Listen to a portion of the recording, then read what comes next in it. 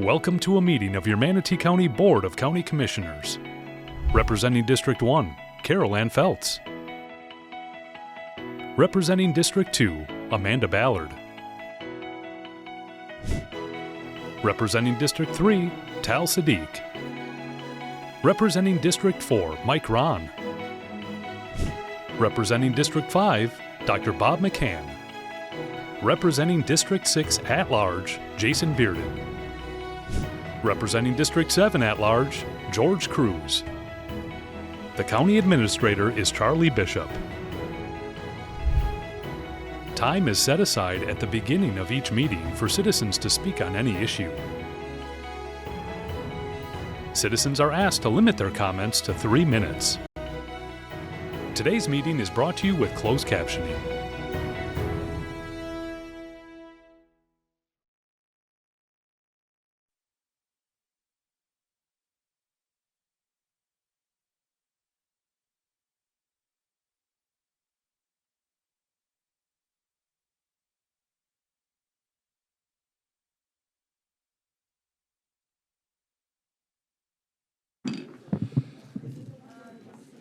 Good morning, everybody. Today is Tuesday, December 16th, and this is a regular meeting of the Board of County Commissioners of Manatee County. We will get started after we go through our invocation and our pledge. Today's invocation will be led by Reverend Brock Patterson of the Longboat Island Chapel. And our pledge will be led by Stephanie Pierre Charles. She's a Deputy Director in our Development Services Department, and she served as a Specialist E4 in the United States Army for 4 years. She was stationed with the 101st Airborne Division located in Fort Campbell, Kentucky, and after active duty, Stephanie continued to serve the 101st as a Department of Defense contractor for 7 years. So please rise for our invocation and our pledge if you are able. Let us pray. Gracious and Heavenly God, we give you great thanks again for another beautiful day in Manatee County. Lord, thank you for looking over and watching over us, and we thank you for the blessings of this holiday season. Lord, we ask that in the busyness that sometimes surrounds us, that you help us to not forget those who are serving us, Lord. Help us to remember our firefighters, our police officers, our emergency personnel, all of the first responders who are taking care of us right now as we speak. And we ask your blessings upon all those who serve us in the armed forces, those who serve us in our backyards, and those who serve us around the world. Lord, we ask your blessings of safety and health upon them. Bring them home safely to their loved ones. And Lord, in these moments together, help us to do the very best that we can do for you, for your world. We pray this in your holy name. Amen. Amen.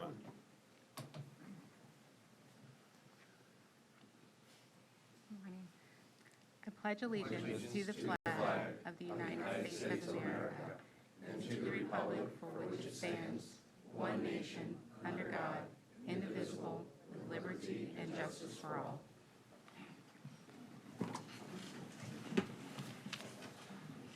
Thank you all very much. And Reverend Patterson, since this is my last day as chair, I just want to thank you. It's hard sometimes to fill all these agenda slots, and you went above and beyond this year. You always give a great invocation. We always enjoy seeing you here. So thank you very much for coming down here so often. Thank you. Charlie, any updates to the agenda? Yes, Mr. Chair. All updates were published with the online agenda. After publishing changes, Item 10, execution of designated fund agreement with Manatee Community Foundation has been updated with a revised title, finalized agreement and attachments. B, additional public comments were received for generic public comments. Item 30, adoption of ordinance 25-41, and Item 38, update on community outreach survey results, Cortez Marina. Thank you. Thank you. And while it's probably not the main one people are waiting for, just to let everyone know, we do have a 1:30 time certain for item number 37, which has to do with the CDBG DR grant. So if you're here for that item, that will be the first item after lunch. All right, moving on to consent. Any items commissioners wish to pull? Commissioner McCann. Yes, items 2, 3, 6, 19, 26, and 46. Hold on. 2, 3, 6, 19. Oh, there you go. Thank you. 2, 3, 6, 19, 26, and 46. All right. I will now open up citizen comment on consent minus items 2, 3, 6, 19, 26, and 46.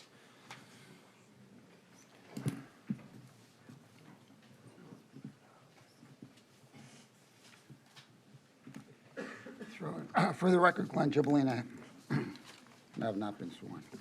So, George, you're throwing me for a loop. Normally, we do future agenda items, so let me, We always do comments on consent prior to future agenda. all right. So, is number 45 on there? You can speak on 45. Thank You you. cannot speak on 46, so don't get ahead of yourself. Okay.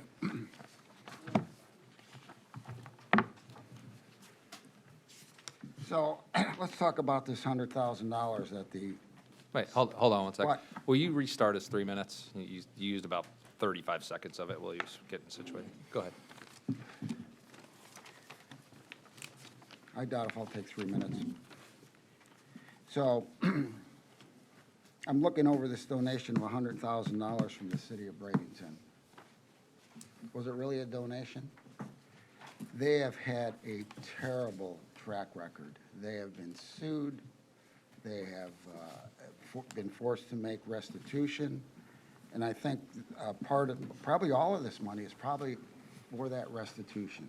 So when they call it a donation, let's look at it for what it is. They were forced to pay it because of their bad behavior. So, you know, let's look at it. They have spilled 1.7 million gallons a few months ago, right? They haven't corrected their bad behavior. I would like to know exactly where these funds came for. I don't think that it was a generous donation on their part. I think they were forced to do it. They've had sewer problems for decades. They never had the vision to move forward and try to correct some of those problems.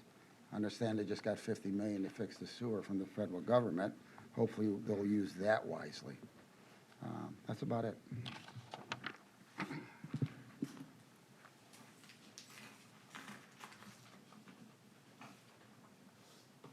All right, any other public comment on consent minus the items pulled? Seeing none and nobody is on the phone, I will close public comment and I will entertain motions on approval of consent minus items 2, 3, 6, 19, 26, and 46. So moved. Second. I have a motion to approve by Commissioner Ron, seconded by Commissioner Sadiq. We'll do it verbally. All in favor, please say aye. Aye. All opposed? That is approved unanimously, 6-0 with Commissioner Bearden absent. I believe. He's not on Zoom, is he? I don't see him.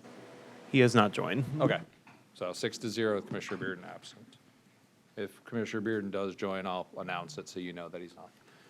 All right, now moving on to citizen comments for future agenda items. I have 2 people signed up. The first one is Joyce Jordan, second one is Glenn Gibolina. So Joyce, you are first.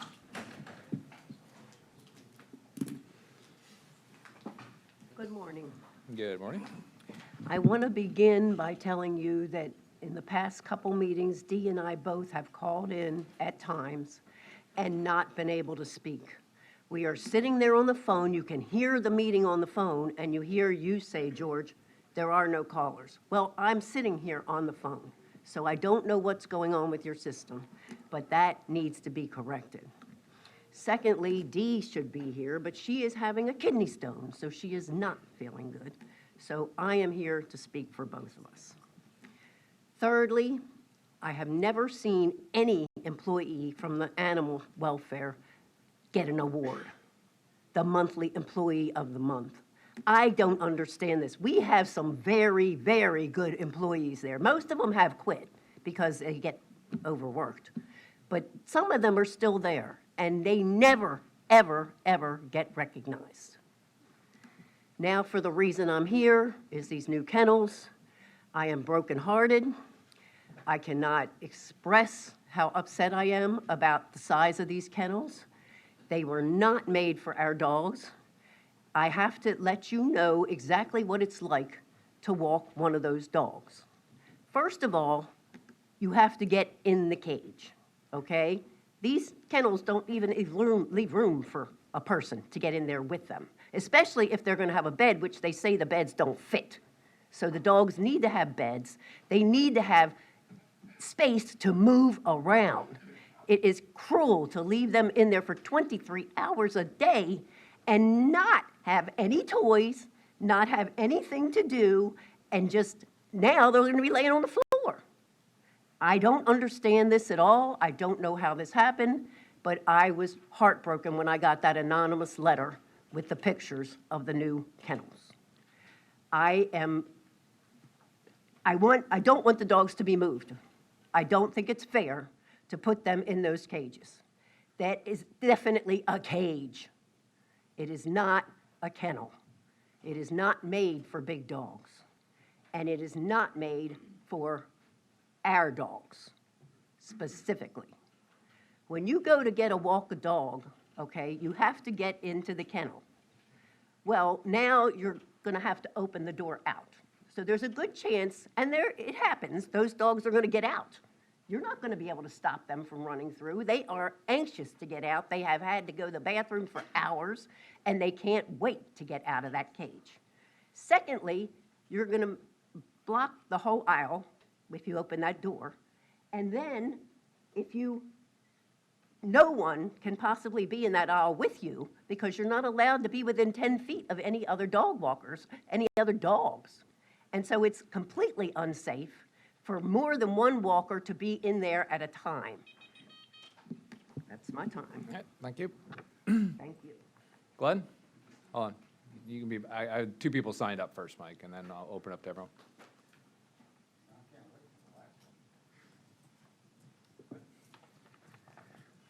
For the record, Glenn Gibolina. You know how we're 20, 30,000 units short of workforce housing?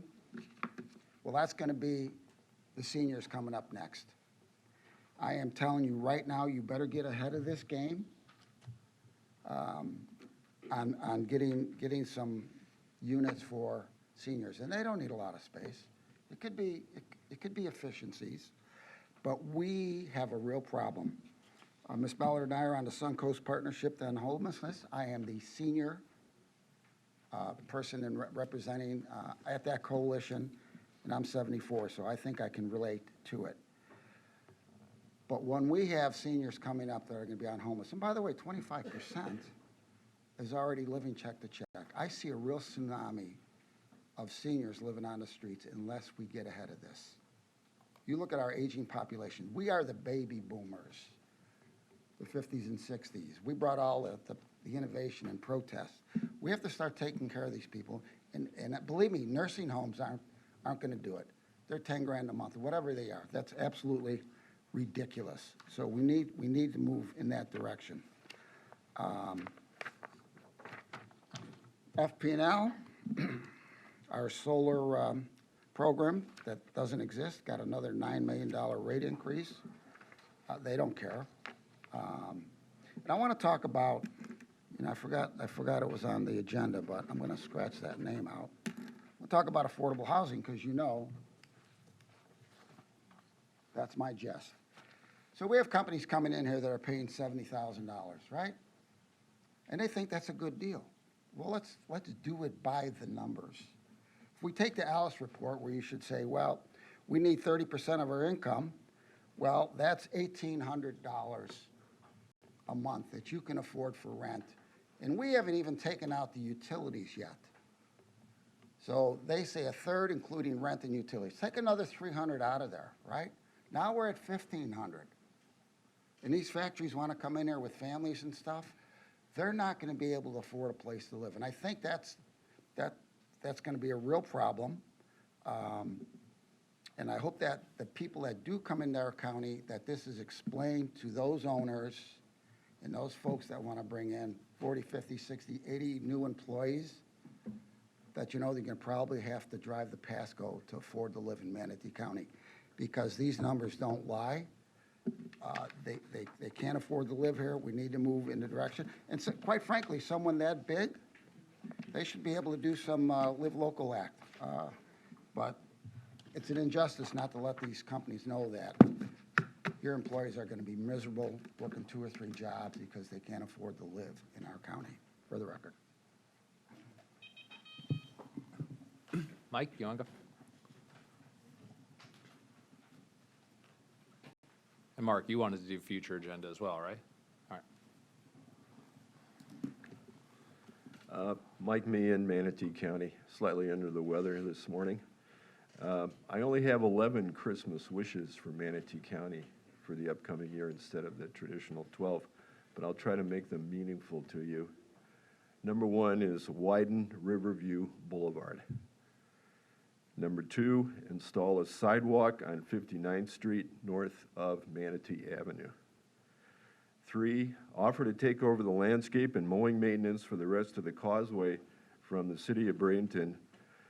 Same for the COB sewage operations.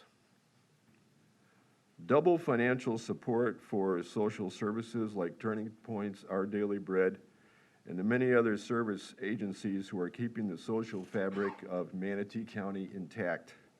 You have the money. Current unrestricted cash is $790.2 million. Provide property tax relief in the form of lower millage rates and a variable property tax credit. Continue to financially support low-income apartment and home financing. According to the assessor's office, 243 new low-income apartments were added to the tax rolls this year. Per Commissioner George Cruz's excellent article on housing, reform zoning and reduce unnecessary building regulations to increase low-income and affordable housing availability. Begin to seriously address the pervasive bacterial contamination in North Palmasola Bay. According to Suncoast Waterkeepers, 10 months out of 12, it is unsafe to use, to walk, swim, paddle, whatever, in North Palmasola Bay. Praise for the world-class beauty in North and South Robinson Preserve, and continue to maintain and nourish the revitalized and beautiful highway medians. And finally, continue to seriously evaluate and value Mr. Glenn Gibolina's remarks to the Commission.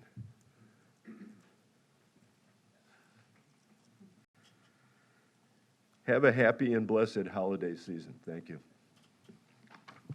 Thank you, Mike. Did you bring us copies of that list like you usually do? All right. It's a very good list.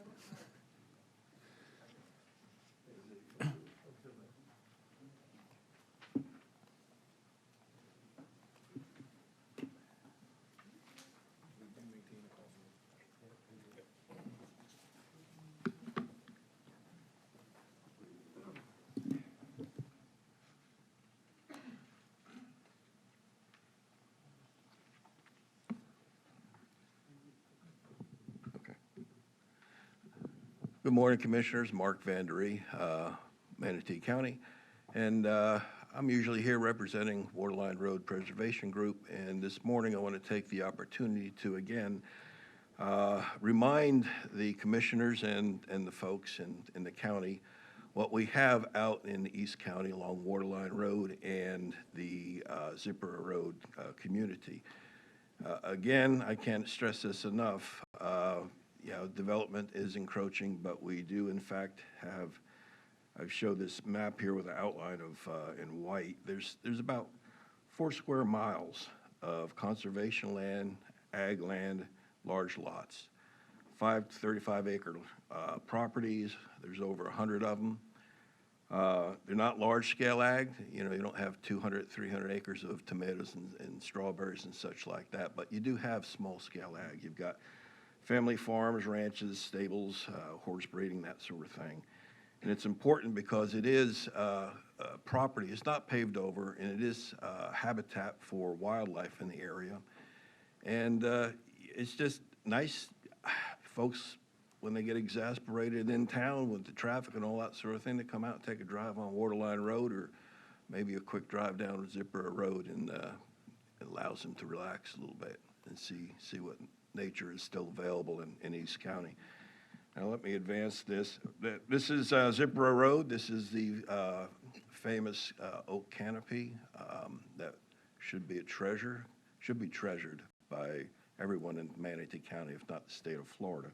It's, of course, like everything else out there, being threatened by overdevelopment. Here's another shot of that. We got pasture land. I've taken all of these photographs myself, except for 3 of them, and these are all along Waterline Road and Zipporah Road areas. We have exotic animal sanctuaries. This is Sam Branch Creek. That's an old Sweet Bay magnolia, probably 100 years old or more. Now, the creek got beat up pretty bad by the hurricane, but it's resilient. It's coming back. It's God's plan. It knows how to restore itself. The concrete doesn't.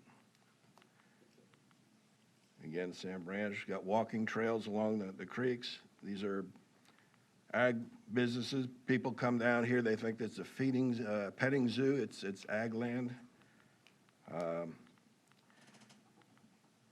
Wildlife sustaining itself. Got critters. Caracara. We have mating pair of caracara. There's the baby from a couple springs ago. Caracara. Farm pond gators. Of course, yeah, the road floods, you know that. We have problems with that we're addressing. Wild turkeys, breeding eagles, gopher tortoise. Yep, baby gopher tortoise. How about that? And those are the skies that we used to be able to see up until about 8 years ago. So please be considerate of what we have out there. It's a treasure. Thank you very much. Thank you. Any more public comment in the room? See none. I can't see Zoom at the moment. I got a picture of a sky. If you're on the phone and you're intending to do public comment for future agenda item, you're going to have to raise your hand. Otherwise, I'm closing public comment. Yep, there you go. All right, caller 697.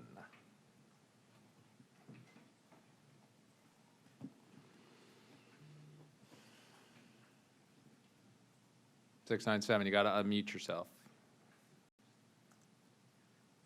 There you go. Good morning. It's Dana Sable, Manatee County resident. I'm calling to ask that we can get the, for future agenda item, to put the shelter on so we can have a meaningful conversation. As you know, a number of residents are concerned about going from 4x8 kennel sizes down to the 3x3. I think I've been reading with some information that's put out that we were going from 32 square foot to 9 square feet. That's very concerning. But there's a lot of other issues. Primarily the one that I've been going back to for a couple of years is what can we do regarding getting some sort of a temporary mandated ordinance for spay and neuters that's to help cut back on the amount of dogs that we are seeing. I have some research that I've provided to the Director Johnson. We really need to stop this warehousing of long stay dogs and try to work together as a community to reduce the population. Some states lately, I've noticed in the news, have New York and Washington have created some better ordinances that prevent prejudice with breeds and prevent the people from banning animals to live in lower income areas. That might help. There's just a lot of things that we need to talk about, and I'm looking forward to having a real meaningful conversation starting in January. Also, well, I can't talk about that because it's on the agenda. I'm looking forward to seeing how this turns out, but regarding the shelter, I would just like to say that in 2024, when Ron said that you guys would start, reinstate the shelter advisory board, this year has gone by and it wasn't done. And I do think that a lot of the small failures that we are going to see from this new shelter build could have been avoided, and a lot of these pitfalls could have been worked out if you had allowed the volunteers or the community to sit on that advisory board. The people that are actually handling the dogs daily should have had some insight, should have been able to offer insight as to what to do and how this should look for daily flow. I'm really concerned that the narrow hallways are going to make feeding times and walking times harder because there's no room to pass. I think I saw a 36-inch hallway. They have several feet in the other one. In the other, we can do 2 dogs at a time and pass safely. So some of these things could have been avoided if we really had gotten this shelter advisory board going, and that's a disappointment. I'm looking forward to the ribbon cutting ceremony tomorrow. I am hoping to walk through and see things be better than what it appears online that they are. And I wish you all a happy holiday. Thank you. You too, Dana. All right, caller 858.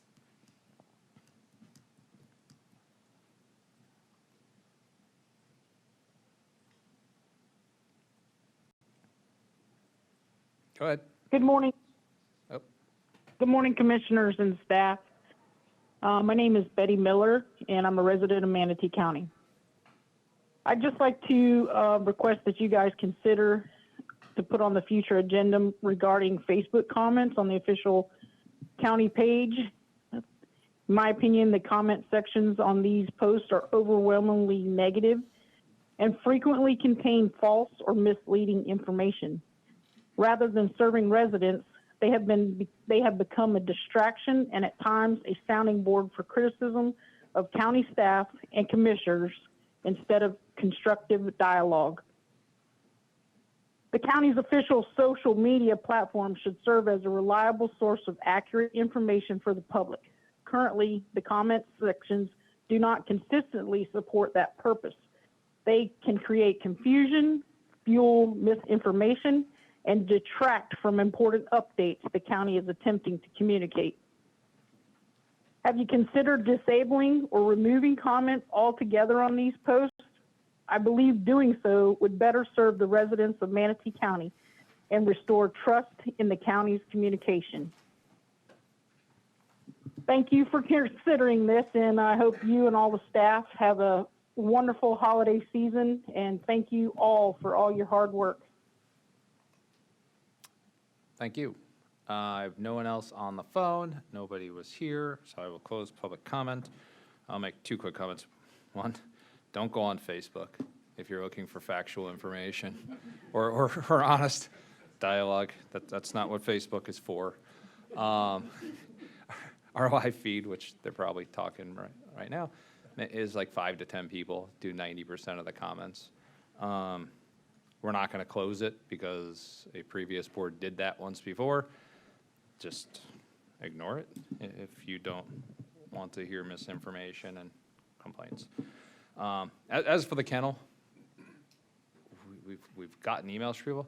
Look, I'm not sure what people want us to do. First off, these were prefab kennels purchased by a company who literally makes kennels for dogs. It's not like we made these ourselves.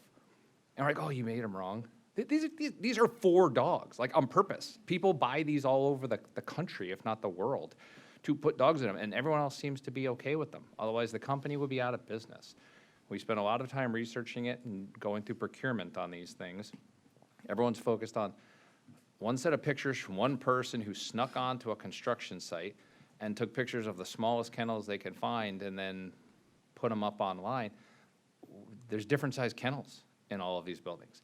And what people are failing to realize is, first off, there's trade-offs in everything. There's trade-offs in how many boat ramps we have or launches we have at a boat ramp. There's trade-offs on sizes of everything we do, how many baseball fields we put. There was supposed to be 3 pools out at Lakewood Ranch. Now there's 2 pools. We were supposed to finish up the second phase of the parish park last year, and there's still only 1 phase.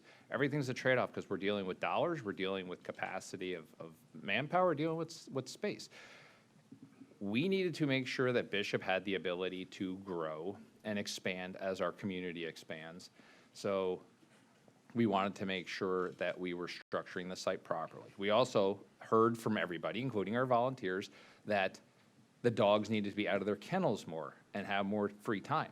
So what we did was put a lot of dog runs out there.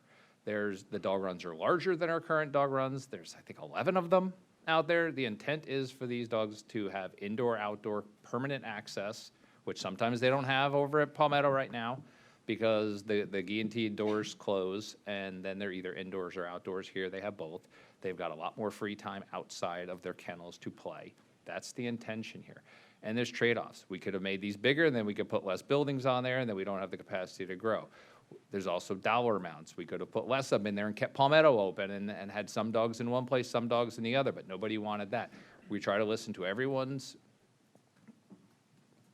complaints, everybody's suggestions as best we could to do this. I've been through these kennels 4 times, and they look fine to me. That said, I'm not an expert, and I'm not a volunteer, and I'm not going to claim to be, but everything I've heard, these kennels, the smallest kennels are 3 times larger than the recommended allowable minimum size. The largest kennels are 10 times larger than what they are. We also do, in fact, have the additional kennel space inside Bishop itself. So if there's overly large dogs, we do have access to larger spaces. We are working on the adoption center as well, which is going to have additional kennels that are larger in size, which is going to be done in the spring or next summer. That is right next door on the same facility. There's lots of options. To say that there's going to be some 100-pound Mastiff that shows up and they can't fit in there, we have other locations on site for this. I hear your concerns, but we also have to look at reality. We've spent millions of dollars on this. We've put the site plan, we've put we've laid the pads, we've run the utilities. These are here. I don't understand what people want us to do now with all these comments and emails. Should we just scrap millions of dollars worth of kennels, start over, spend another 12 to 18 months going through design and procurement and buy different ones to put them in and redo all the site plans and wait till 2028 to move the dogs over so that the kennels are 6 to 12 inches larger? You know, this is tax dollars we're looking at, and we try to balance everything for everybody, and I think we did an amazing job. I think Sarah and her team did an amazing job. I fully support what we did over there, and I think it's going to be a drastic improvement. To say that the kennels at Palmetto are bigger or the hallways at Palmetto are bigger, and therefore, then stay in Palmetto, but you don't want to. There's trade-offs. The reason they're bigger is because it was an old concrete building. The net benefit of these are substantially better than the net benefit that we have at Palmetto. The dogs are going to be moved over here, and we are going to close down Palmetto, at least as it relates to our animal welfare. You know, there's little to be done now. There's other space on that site. At some point, we're going to expand.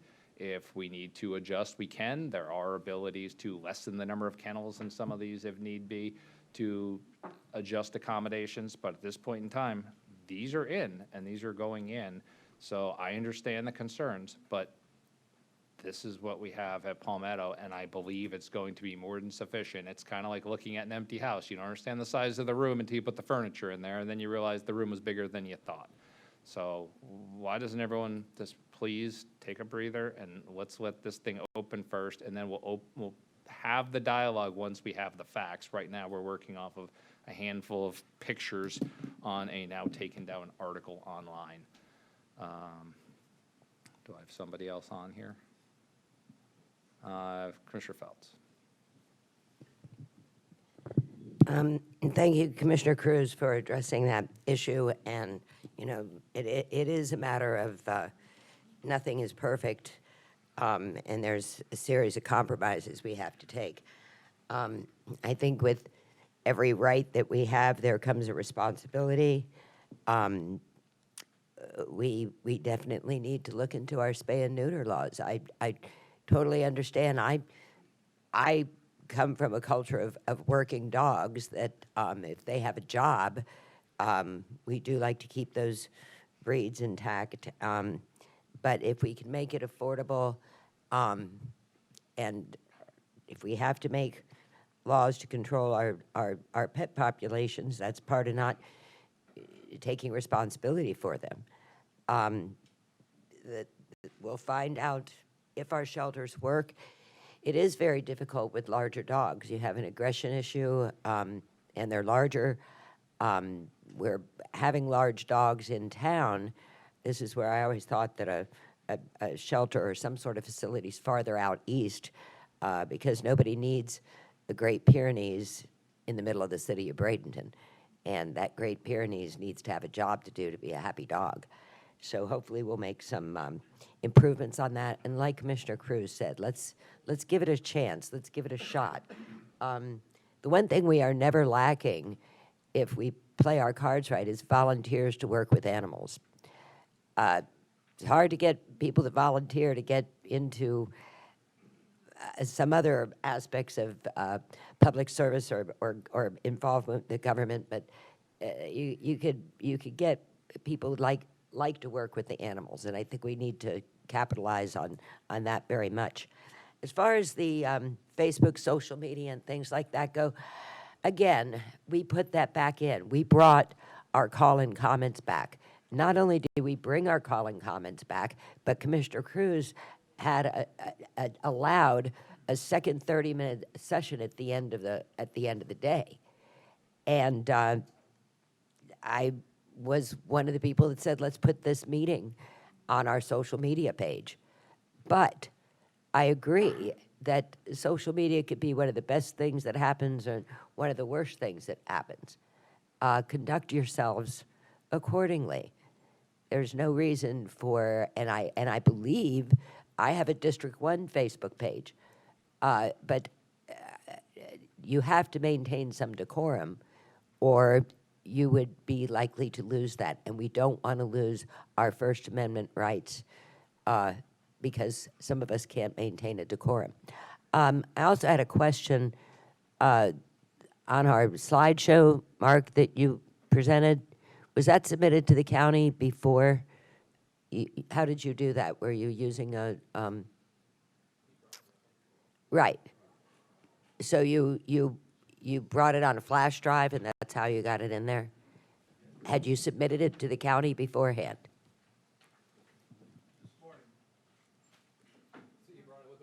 Right, because can you expound on what we talked about this morning? Because you just told me this morning that we were not supposed to be able to bring things in, and I think this would be an example to clarify that. I was just to clarify before Pam does, I was asked by the clerk whether or not I would allow it, and I specifically allowed Mark to do it. That was a chair decision that could have been overridden by the rest of the board. Right, and I had a similar situation where someone was told they could not bring a PowerPoint presentation, a video, unless it had been submitted to the county beforehand to make sure there were no bugs or things in that. And I just wanted, Commissioner Cruz, would you clarify? That's the standard practice for future reference to the public, is we typically don't allow it, but I trust Mark. He comes here all the time. If he's going to affect our computers, then I'm going to cut his speaking time next time he shows up, and I don't think he would want to risk that. So I gauged who was making the request with what the request was, so I allowed it. Well, I received a legal opinion that did not mention that the chair could override that. But if that's, would you please just establish the policy? My chairmanship ends as soon as humanly possible today. So maybe Commissioner Siddiq could establish that policy come January 1st. We don't have any more public comment for me to comment on at this point. I guess I just want to know what is the policy at this point The in policy is time? you're supposed to submit it ahead of time because somebody could maliciously slap something in there that we don't know, or maybe we do know and they don't know, and they could infect our computer system. So the policy has always been not to put cameras, not to put phones on the overhead because you don't know what's going to pop up on the screen, and not to allow people to use their PowerPoint presentations off of thumb drives during meetings. That is the standard practice. You can submit it ahead of time, and then the county can assess it and have it all teed up. This is not standard practice. I made an exception to the rule. Or would that just be the chair would make the decision as far as No, it's still whether to standard allow it? practice because it's in IT's best interest not to allow us Right. to do it. But again, this wasn't a random person walking off the Right. street. So the policy is we submit it ahead of time, but if not, does the chair reserve the right to make that decision, or does anybody have the right to make that decision and decide that it's safe? I don't know the answer to that. I mean, I don't reserve the right to make any decision that isn't in the best interest of this board, because any decision I make up to and including recessing and adjournment can be overridden by 4 people on this board. Nobody overrode my request to allow him to do it, so Yeah. we proceeded. So you're saying if it's somebody that I would trust or know that I don't think that they're thumb drive or whatever, or their file not submitted, would I be able to request? I think we just, that- I think that the better thing is, maybe Commissioner I like the Siddiq- idea of just we- submit it I- ahead I of think time. I just think we need to come up with a more formal, we don't have a policy one way or the other. We don't have a written policy. I think we just need to define a written policy so the public's aware as well, because if the public was aware, they would submit it early, but we've never made anybody aware of the formal. It's always been an informal. Okay, well, as we're getting more into the technology, and I think Yes. we're having more of our public is wanting to bring up evidence and submissions, that it would behoove us to solidify that policy so that it doesn't contradict with legal opinion. Agreed. That's all you, Commissioner Siddiq. Commissioner Ballard. I'm not going to spend too long on this, but I don't think that we should have exceptions. I think that it's too open to interpretation, personal opinions, et cetera, et cetera. And just because we like somebody, we don't know if their device has been compromised. So I think that we should set the policy, make it very clear to the public, and make sure that anything like a slideshow is submitted in advance. That's just my opinion. May I weigh in? Yes, ma'am. There's no official policy about the timing of the submission, but there is a portion of the board's policy, and it's pursuant to Resolution R-25-013, which talks about any photographs, tapes, discs, or other recordings, documents, exhibits, or diagrams, petitions, letters, or other materials presented to the board in support of or in opposition to an item to be considered shall be entered into the record. And it says handouts, there need to be at least 12. I know that routinely we don't see 12 copies, but our rules actually say that anyone submitting something is supposed to submit 12 copies so that we have adequate copies for the clerk, the board, and county administration. In terms of, just so the board can have some context and some background, I was included in an email correspondence last night that involved this question, or yesterday afternoon, forgive me, that involved this issue of a citizen wanting to present a video or a PowerPoint presentation. And the county administrator brought me into the discussion and expressed his concerns from an IT perspective, which I don't think are small. Because if you allow someone with a flash drive to now tap into the county's network, you have the potential for now compromising the entire system. Now, it may be that no one has any intention to do that. Maybe they're even unaware of the fact of what's on that flash drive, but that does put the entire county at risk from an IT perspective.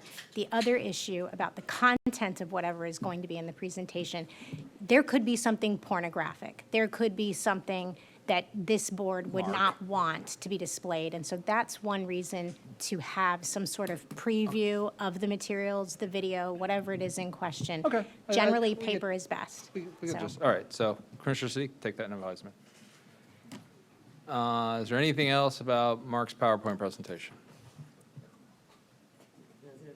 All right, seeing none, we will move on. First, we have an advisory board report, item number 28. Advisory board report is before items removed from consent, and I have an item number 28. Acceptance of the submission of the Board of County Commissioners for fiscal year 25 annual report of the Infrastructure Sales Tax Oversight Committee, and it says Sheila. There you go. I was wondering what Leland was doing here. Good morning, how's everyone doing? Forgot you were on that board.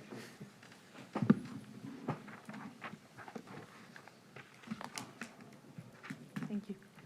Good morning, Commissioners. Sheila McLean, CFO, Manatee County. And here with me, I have Mr. Leland Taylor. He is the chairman of the Infrastructure Sales Tax Committee, here to present the annual report for the infrastructure sales tax in itself.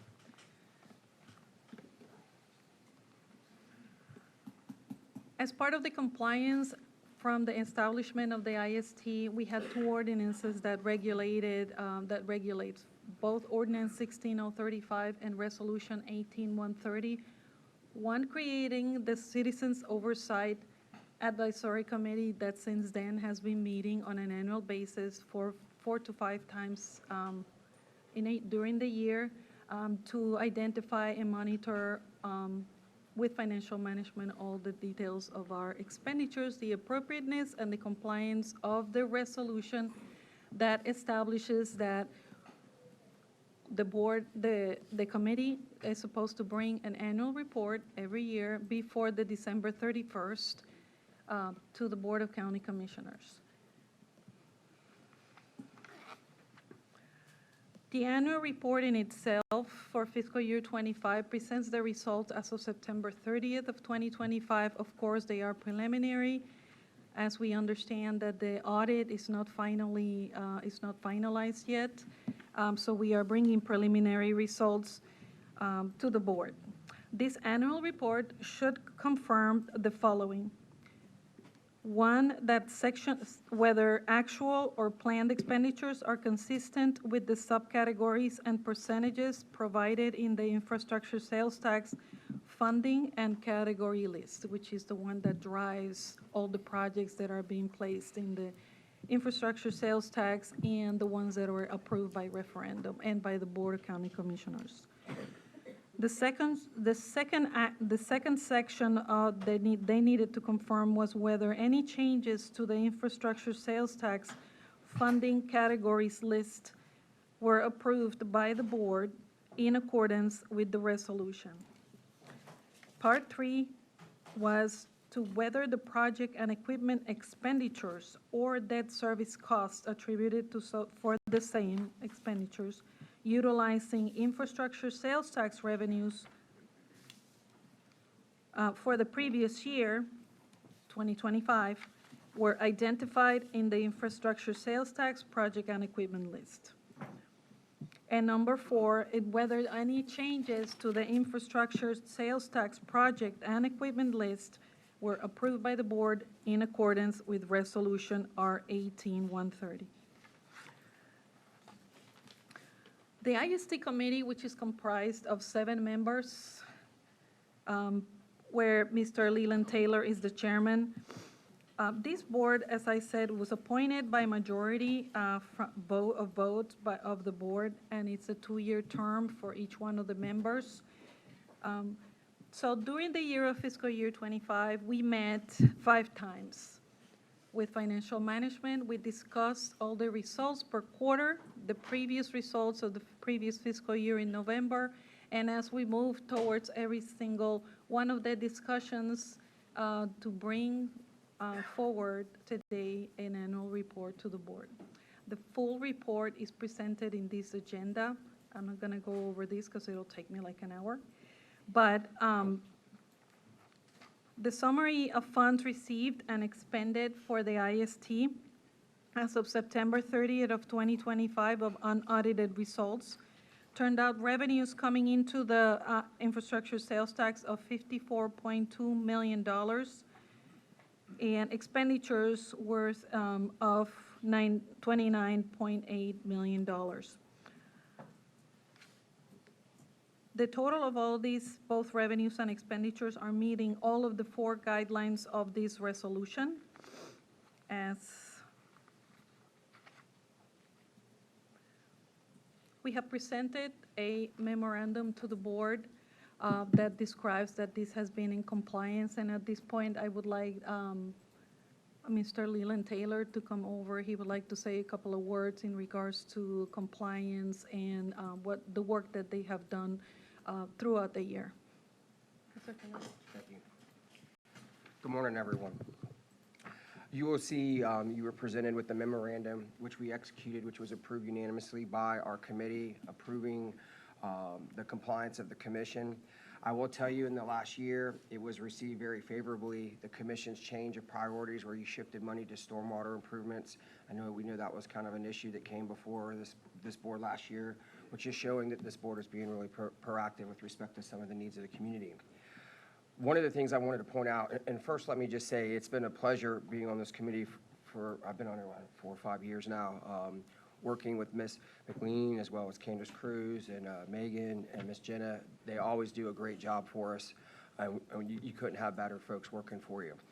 One of the things, though, I think that we wanted to talk about a little bit this morning, and it's been a hot issue, is the funding of local government and your priorities. We asked staff earlier this year, because politically we've heard a lot of folks talk about congestion, roads, and traffic, how much or what percentage of this IST actually funds the building of roads. And you may be surprised to learn that this local option sales tax funds 45 to 50% of your roads. So if this sunsets as it's due to sunset in 2031, so we're about 5 years away, you're going to lose a significant funding source for our infrastructure. And it's just something we wanted to bring to your attention because as we move forward, at some point the board will have to look at reauthorizing this. I know there's probably a lot of talk on how you're going to fund in the future and what happens on the state level, but this is really a great funding source for which is distributed evenly. So it doesn't just, come from property owners. So our tourists that come to town, just like we don't have an income tax on the state level because we fund through sales taxes, so too a lot of our roads and stormwater and our other projects that are funded by IST come through this half-cent sales tax that exists. So we just wanted to bring it to your attention again because I'm certain in the years to come or in the near future, you're going to be looking at how you either reauthorizing this or doing something different to continue funding the various services that you all provide to our community. And we appreciate your time, and thank you very much this morning. Thank you, Lou. Is there anything further? At this point, I just want to say, like I said before, the full report is presented in this item 28 on this agenda, and that any other of the material that we present for the IST as per our ordinance is supposed to be presented in the website under IST, under financial management. At this point, I would like to ask approval of this agenda and the annual report for fiscal year 2025. All right. Before that, I have Commissioner Siddiq on the board. But there is a motion up if anyone wants to click it. I'll second that. I have a motion to accept by Commissioner Ron, seconded by Commissioner Siddiq, but Commissioner Siddiq is on the board.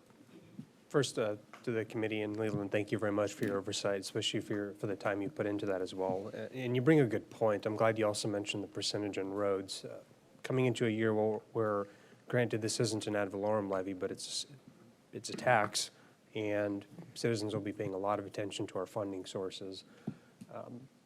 Glad you mentioned that we do need to look at this before 2031, maybe 2030 is a good year. That's just gives that board, whatever it might look like, 2 cycles from now to make that decision perhaps, or 28, if people want to get ahead of that. One thing that I would like to see from our staff coming into next year, because I know we'll have a work session on property taxes, but it might go into a couple other buckets like this one, is it's not quite easy for your average citizen to understand where the money is gone historically. You kind of have to dig that. So on your website, for example, I was just pulling it up before this, we go, there's an FY26 dashboard link, there's the equipment list that you presented, and then there's the, there FY26 to 2030 documentation, not a lot of historic documentation. You have to kind of dig for that. But it'd be important to understand for this board and for the public, what is this successfully funded? I would say for having looked through a lot of smaller projects, whether they're parks or sidewalk projects or trails or, well, not trails, but, well, yeah, there is a trail, 9th Avenue Northwest. This is almost entirely funded those projects. And then for others like 44th Avenue East, it's funded a not insignificant amount, and then debt has come after. I would say it's IST debt, not really general fund, some grants, and then a myriad of other sources. All that to say, it'd be nice to see a cleaner presentation of the projects that is completely funded. What is it and that have been completed? That's something I'd like to see for next year, or at least somewhere on the website. I don't know how hard that is, but it beats going through hundreds of different project cards on our CIP dashboard to find out in the bottom right corner, okay, that's how much IST funds went in. So just something on the website to show on that page, what are the projects that are successfully funded? No project too small. I'd just like to see that. If I may, Commissioner, in the CIP presented, the one we just presented, 2630, there is a whole section that is isolated from the entire CIP that is labeled IST, Infrastructure Sales Tax, and in it outlines all the projects that we have brought in this year. And then also we have on the website, I'm sorry, the list of all the projects that have been impacted by category and subcategory within the infrastructure sales tax. So I will provide that in the upcoming work sessions as well, if you will, the ones from the largest to the smallest in dollar amount, if you will. But I will provide such. Got it. And I appreciate you calling that out. It just highlights how much of this is buried, but it's such a massive tax. And by the way, we're only taking advantage of half cent, not the full cent you can levy. But yeah, I think it would be nice for the public to understand after close to 9 years, 10 years, well, 8 years now roughly, what is this successfully funded? We don't need to really go into, well, I'll leave it up to the board, how much detail we want to go into, but I'd imagine the public would be very surprised to see how many projects it is fully funded and how many have been completed over time. But as far as future outlook, yeah, I think the documents are sufficient. I've seen them in the CIP, I see them on the website. Just want to see what is completely funded, that's all. But it doesn't have to be just a one-time thing we can put on the website. Thank you. All right. Oh, now I got people on the board. Commissioner McCann. Could we go back to the slides? Sir, Go back again. This one? I want to go back to the amounts that are on there right now. How much did we take in and how much did we spend? In fiscal year '25, we received $54.2 million in IST sales tax. If you notice, they're all broken down by category and subcategory, so you can determine which one. Obviously, it was transportation, because it received 77% of the total of the IST.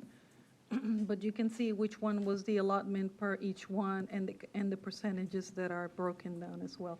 On the expenses, we received a total of we spent a total of $29.8 million. And where's the rest of the money now?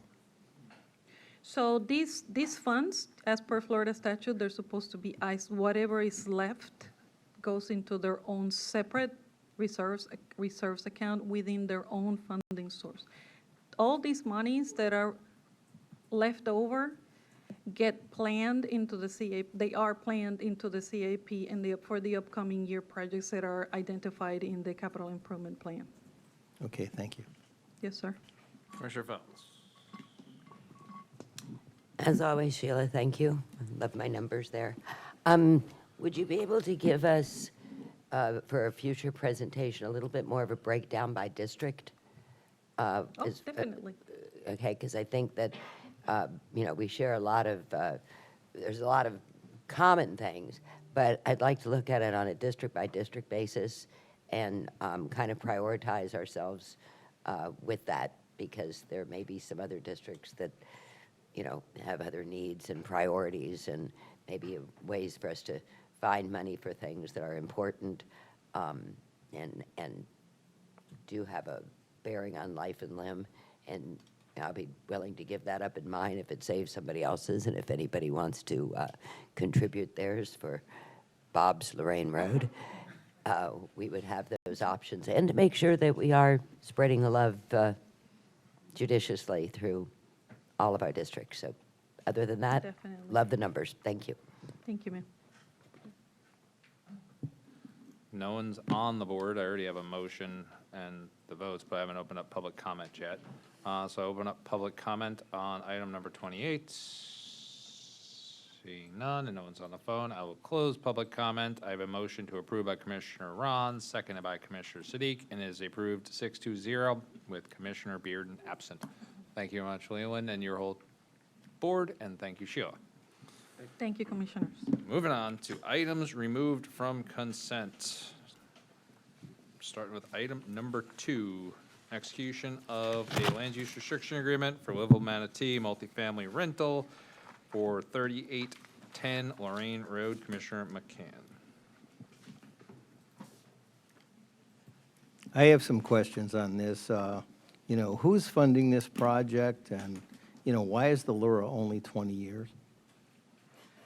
Good morning, Commissioners. Helena Yeekman, Affordable Housing Development Coordinator. The LURA is 20 years because that is the duration of time based on there not being any funding provided by the county.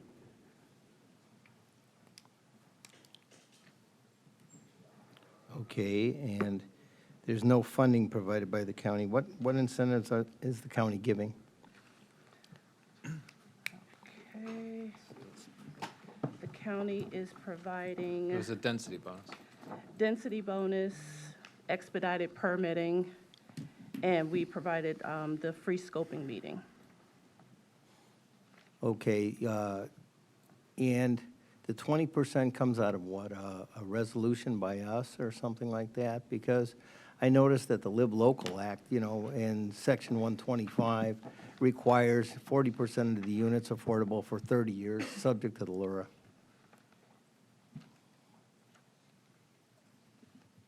So the What- 20, What's the enabling authority to give the 20 years? the 20-year LoRa was based on the updated LoRa template that we are utilizing from a 2022 working session with the commissioners. Okay, so this is local, this is not going by state statute, correct? Correct. Okay, thank you. Yeah, just for the history of that, because I was the one who helped push some of this. We have Livable Manatee, which predates Live Local, and they're two entirely different programs. Livable Manatee used to give impact fee waivers up to 120%, and used to have very short 10, 15, sometimes max 20 for most of them, time periods of affordability. We adjusted it to only give financial benefits if someone does 80% or less, because they're more actually affordable. And we tiered how long the LoRa has to be based on how much money they got. It could be 20 years, 30 years, or 50 years if they get over, what, $500,000 or something, where the impact fees, it's got to be 50 years. We left the 120% in, but they get no financial benefit. They just get the density bonus. And so that's at 20 years, which is the lower tier of the financial component. We have discussed on this board, Commissioner Bearden's brought up, I brought up, Commissioner Siddiqu's brought up, to remove the density bonus for 120%. However, as of now, we have not formally brought Livable Manatee forward to modify that resolution. So that resolution was still in effect when this project was approved, so they're going based on that resolution, and I'm assuming in 2026, maybe in that February work session, that will be a topic of discussion of removing that 120% going forward. Yes. But that's the history of how we got to the 20 years for Livable Manatee.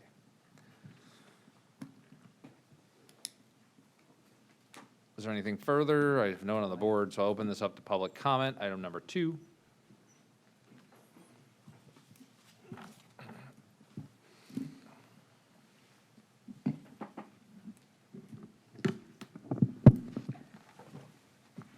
For the record, Glenn Jablina. This is such a bad deal. I don't even know how it even came before this board. Let's look at the facts. Lorraine Road is already overcapacitated. This alone, this application should be denied. And let's look at the developer. Hey, listen, every time you go to 80 to 120 and they don't want any money, they just want the density.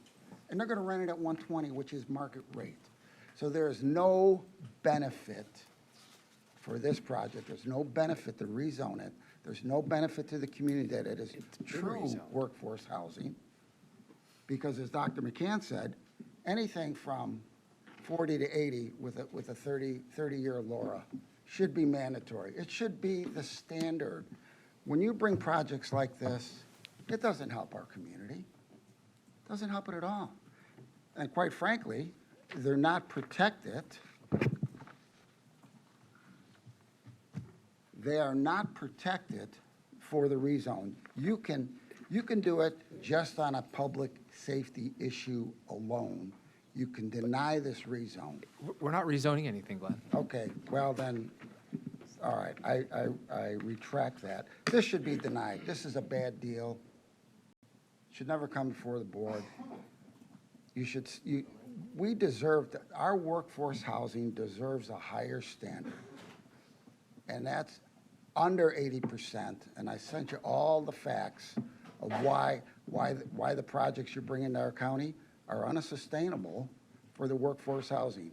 This 120 is not even workforce housing, not even close. And if you look at the owners, they're in Michigan, right? They got no skin in the game here. They're an out-of-state developer that wants to come in and get the higher zoning and gouge our community on the high rents and get that extra 25% without giving anything back. This is a terrible project. It should be denied. Is there any other public comments on the LoRa?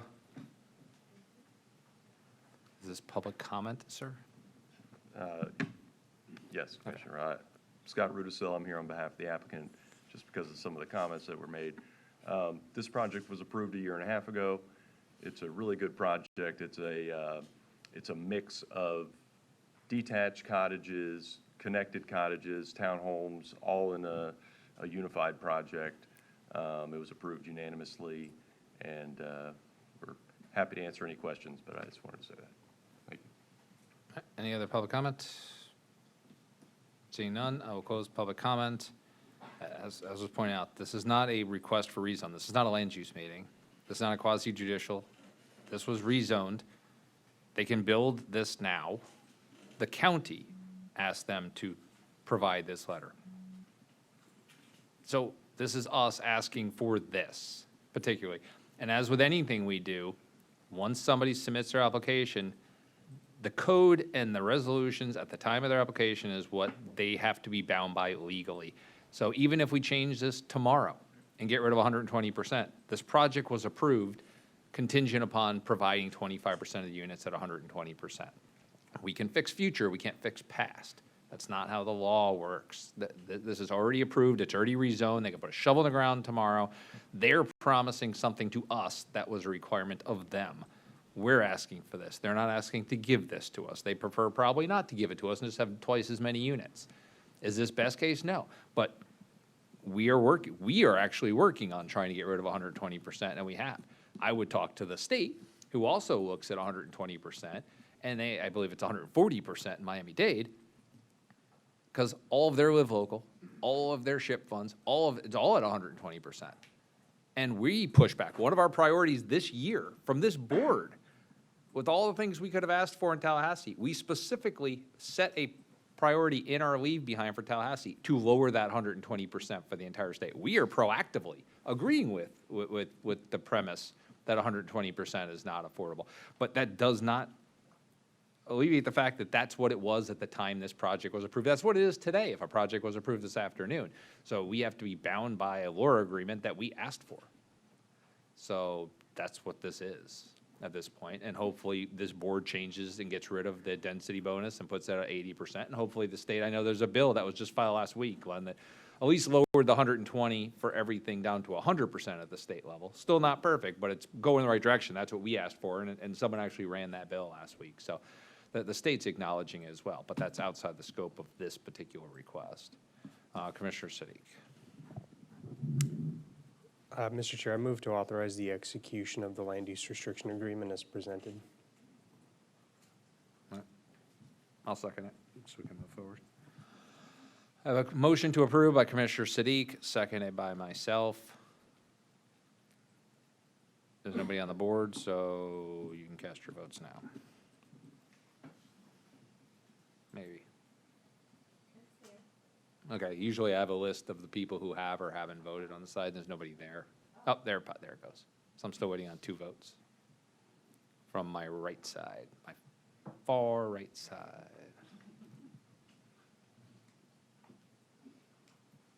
Did you vote? Oh, okay, it's all weird and delayed. As approved 5-1 with Commissioner McCann in opposition and Commissioner Bearden absent. Moving on to second consent item removed, item number 3, Commissioner McCann.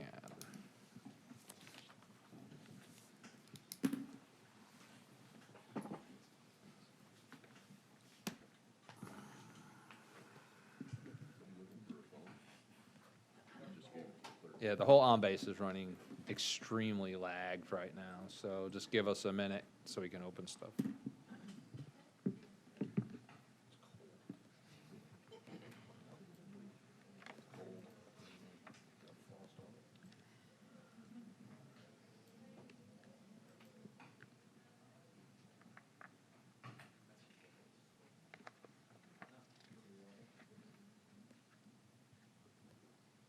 think this is IT trying to keep me from finishing my time as chair. I think this in this revised one, number 3. Mr. Chairman, I think in this fourth revision, number 3 is changed, so go ahead and just move on from this one. Take that one off. We pulled it, so we still need to open up public comment and vote on it because it Okay. wasn't approved previously. So there is no commentary or request for presentation. Item number 3, I have no one on the board. I will open it up to public comment. Seeing none, I will close public comment. I will entertain motions to approve item number 3. Motion was made by Commissioner Ballard, seconded by Commissioner Ron. You can cast your votes now. As approved 6-0 with Commissioner Bearden absent. Moving on to the next consent item pulled. Item number 6, Commissioner McCann.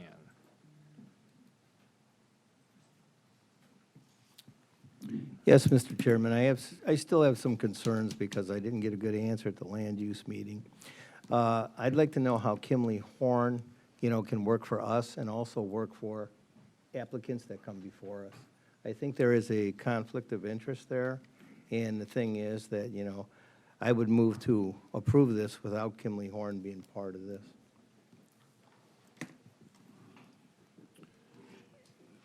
Yeah, Mr. Chair, this isn't an item for Michelle to answer. Kimley Horn has multiple departments throughout their firm, and structural engineers is one. But that's not a question that Michelle can answer. And Jake is out sick right now with procurement, I'm told. He's sick with procurement? Jake is out sick. Man, this sounds serious. Yeah. Think- Jake's out I think sick. that's what but- Mike Meehan had. Yeah. Kimley Horn has been a longstanding consultant for Manatee County with not only land use, but other services to include architectural and engineering. Yep, so Michelle Worley, Construction Services, Property Management. Just like other architectural engineering firms, they have different departments that work on different projects, different services. And so Kimley Horn is just one of many that have different departments. This has gone through our procurement process for an RFQ, so it has been, everything has been presented to a committee for them to review all firms that came after it against qualifications. They meet the qualifications, so they have made it to the short list for this contract. So you're saying Kimley Horn has different departments that don't talk to each other? No, Can't a confirm that. firm has different departments that work on different types of projects. And just because they have a service with us with a negotiated rate on this one, doesn't mean that it implicates them on any other project that they're working on with us or any other county. Normally in a law firm, if one of the lawyers is conflicted, the whole firm becomes conflicted. So how could it be that, these people don't talk to each other? Did we sign any conflict waivers with them? I'm not saying they don't talk to each other. I'm just saying a work assignment on this contract is completely different than a work project they're working on. So the services they provide on this is for structural engineering. If they are working on a different project that has different services like architectural, electrical, they're completely different departments. While they talk to each other as peers, their contracts are different. I understand that, but again, it's the same firm. And, our state rep is actually one of their, officers in their firm. And, he was on the board previously. He was on the planning commission. He had to recuse himself several times, and he actually stepped down from the planning commission because of conflicts of interest. To be fair, he stepped down from the planning commission because he ran for House.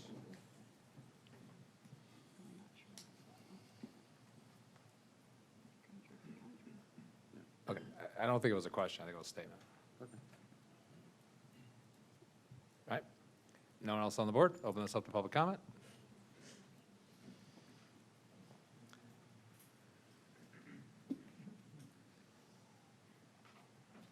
For the record, Glenn Giblina, I definitely see a conflict of interest. I don't care what you say. The 30,000 view, those people talk in that office. You can't tell me anything different. So, Dr. Bob, I'll make it easy for you. terminate the agreement with the county to Kinley Harm, and we don't have a problem.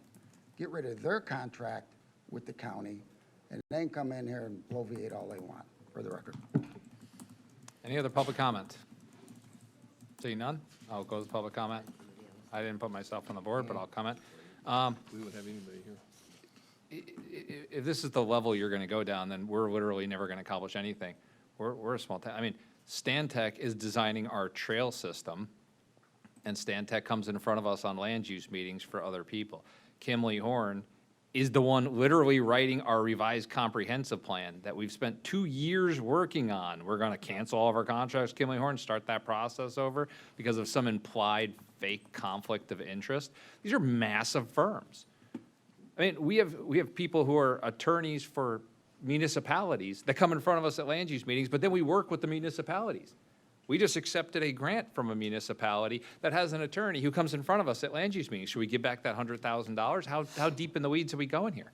Woodruff, Ripa, there's only like 5 companies that even build roads around here. They all work for developers. We're not going to use those people for that. We're going to do a procurement that says that anyone who has any involvement with anyone in Manatee County can't bid on our projects. You know how much our projects are going to cost when we have to go up to Ocala to find somebody to build a sidewalk for us?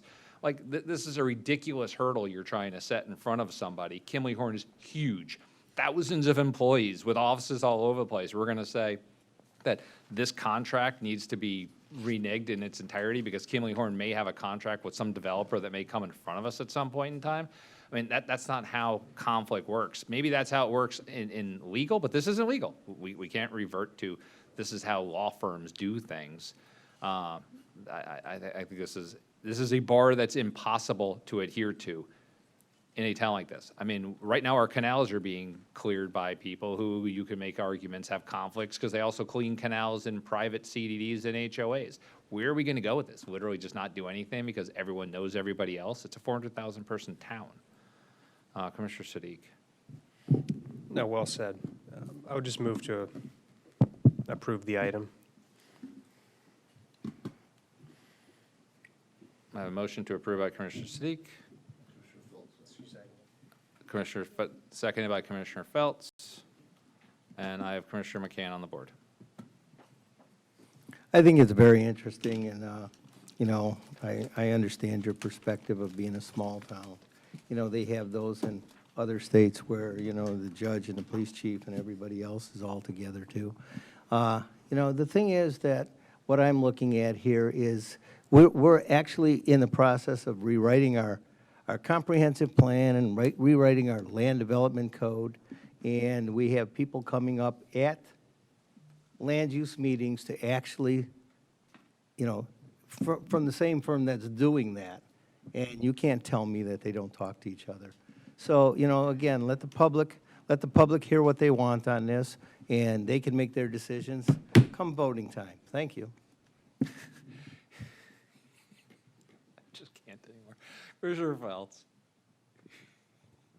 I think that there's a lot of aspects to this, but the problem is, again, we are dealing with large firms. Whatever you eat today is controlled by 5 major corporations.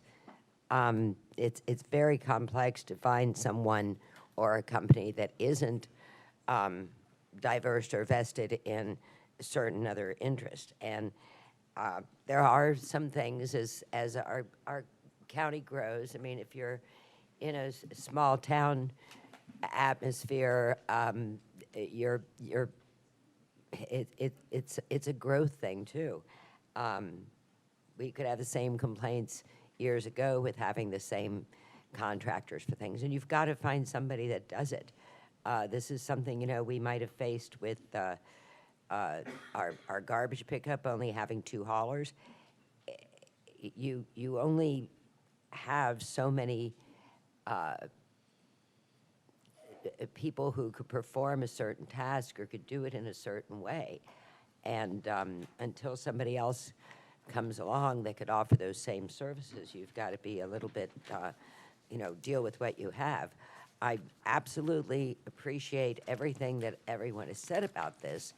Yes, there are some issues of, you know, but it's what we look at. You know, Stantec's here today for us, here presenting for an applicant on a development project tomorrow. But until there are other people that step up or other companies that are willing to put in a bid to work with us, and those companies are available, you've got to find somebody to replace them. And it's a very narrow field of people who have the ability to offer these services to us. So I think it's something we'll keep in mind in the future and give other vendors options to provide services to the county, but it's a slim field out there with some things that we try to do. All right, thank you. I have nobody else on the board. I have a motion to approve by Commissioner Sadiq, seconded by Commissioner Feltz. You can all the votes have been cast. Let's see what happens. Is approved 5-1 with Commissioner McCann in opposition and Commissioner Bearden absent. Item number 19, Commissioner McCann.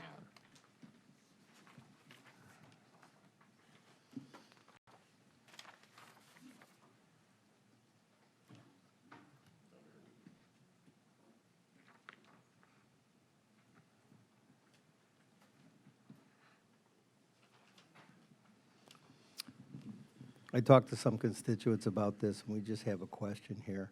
This road that, Silver Falls Run Row, it looks to me like we're taking over a road, and we're just taking the maintenance of this road away from the stewardship. Is that correct? Peter Morrow, Property Acquisition Division Manager. The right-of-way is being deeded to the county. Okay, so the road is being deeded to the county, so it now becomes our road, correct? Yes, sir. Okay, so we maintain it.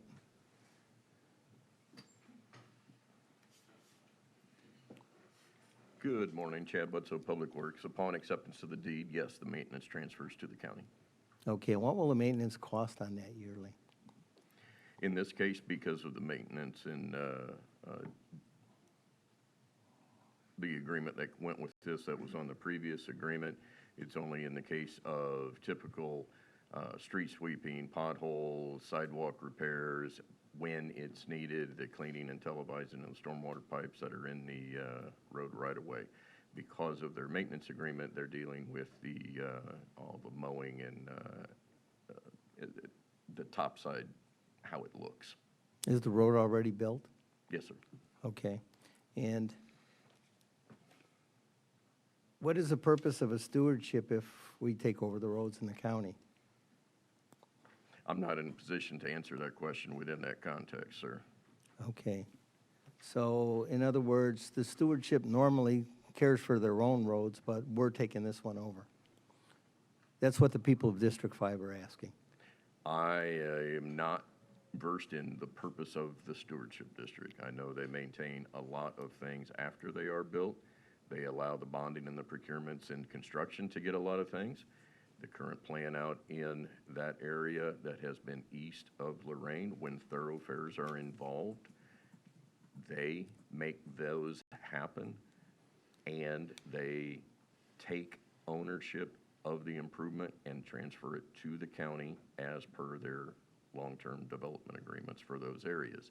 The local roads, they typically have sold off large chunks of lands to individual developers, and the developers build their local roads, whether they be private or public, and the same process applies for those local roads. In this case, Silver Falls is a local road, not a thoroughfare, so it's following what they have done in the past on the thoroughfares, but as being a local road, there's no even chance of any impact fees being involved. It's just like a neighborhood being built according to the plans that was designed and presented for road circulation and appropriateness. They've done what they've done, and we're here to take over what they said they were going to build. Okay, thanks. Commissioner Feltz. So what was the, this was you said it's a local roadway built to supplement the development there, but at this point, this is a natural occurrence that we take it over at some point? Yes, ma'am. The It's an identical situation to a subdivision that had a site plan that was approved. All the utilities and the roadways are complete, and we're essentially recording a plat, essentially where we're taking over maintenance of this. The lands around this aren't being subdivided specifically, so the deed for the land of the roadway is coming to us via a deed instead of a plat. So it's virtually the same thing. I think the question is if the stewardship district has established a way of creating these roads, but this is a natural progression that at what point that they're completed, but that the county takes over the maintenance of them. Correct. Maybe I'm getting in, or not studying the backstory. So as the plans were submitted for these subdivisions, there's intents with what is going to be a private road, what is going to be a public road. And all the standards and design and inspections are appropriate according to those. Being a public road, it makes the traffic circulation much easier to analyze because there's no chance of there being gates on those. And that's where the expectation of this was planned from the beginning to be a public road. They have just completed the requirements of the construction, and it's the last step in the puzzle. So essentially, at some point, the county ends up taking responsibility for all of the local roads within a stewardship district? Roads that were intended to be public from the beginning. So at some point, the county takes over all the public roadways within a stewardship district. You're putting the qualification on the stewardship district, and not being an attorney, I feel uncomfortable answering it that way, but from within the plans, all the roads that were intended to be public, whether it be via plat or via deed, they turn into being public. So at a certain point, the purpose of the stewardship district becomes, or the purpose, function, or responsibility of the stewardship district is gradually transitioned to the county's hands. Again, in Public Works, am not speaking from what's the purpose of a stewardship district. Well, if anybody else on the board would like to opine about stewardship districts and where they end and where we begin to take on their roadways and maintenance, because nobody ever disestablishes a stewardship district once the county has taken over all that they have built. And anybody? Well, I have the attorney on the thing. She's waiting for you to finish, so I'll go to Pam next. Maybe she can answer. Yeah, thank you. Pam? Thank you, Mr. Chair and Commissioners. This stewardship district was created pursuant to Chapter 2005-338 Laws of Florida. And specifically, among the purposes for which the district was created, as are most stewardship districts, it's to establish a financing mechanism for the acquisition and the construction, the maintenance, the operation of infrastructure and other public facilities necessary to develop the lands within the district. Some stewardship districts choose to maintain complete and total control of all the roadways within their district that they develop. Other stewardship districts may come to the county, like this in this instance, and say that they feel that this particular road is best suited as a public road, a road that the county controls and maintains largely, but they may wish to do certain additional cosmetic, higher level maintenance, landscaping, decorative signs, things of that nature, which I believe is what's going on here, Mr. Butso, and I see you nodding your head. Go, please. That was last meeting came where last the maintenance meeting. agreement took place. Right, and so in this instance, we have a stewardship district which has developed and built a roadway within its district boundaries, which it would like to turn over to the county and make a public roadway, which we would maintain a portion of that roadway, mainly the functionality, and the district would be responsible for any enhanced cosmetic maintenance, signage, things of that nature, pursuant to the agreement that this board approved at the last board meeting. Does that answer your question, ma'am? Yes. And the public benefit for this is rationalized by it being a public road. it's not like it's going to be a gated road or limited. So the public benefit is that this would be a public road, which would justify the county taking over it. Anybody could The use public that benefit- road from District 2, they could come over there. It's not like it's just a stewardship district road. So that would be the justification for taking it over. Well, sure, and the public benefit also stems from the fact they literally built the road.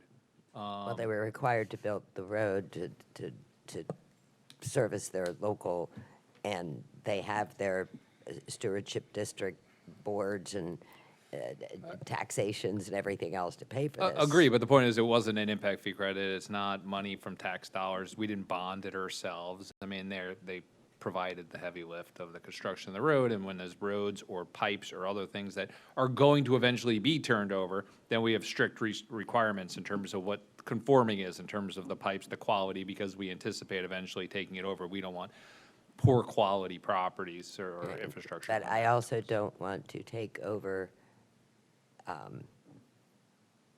things that maybe, if the stewardship district still exists and they're still taxing and having their own, for us to take over everything eventually is going to be a big burden that I think we should just be prudent about and make sure that there is an actual public benefit.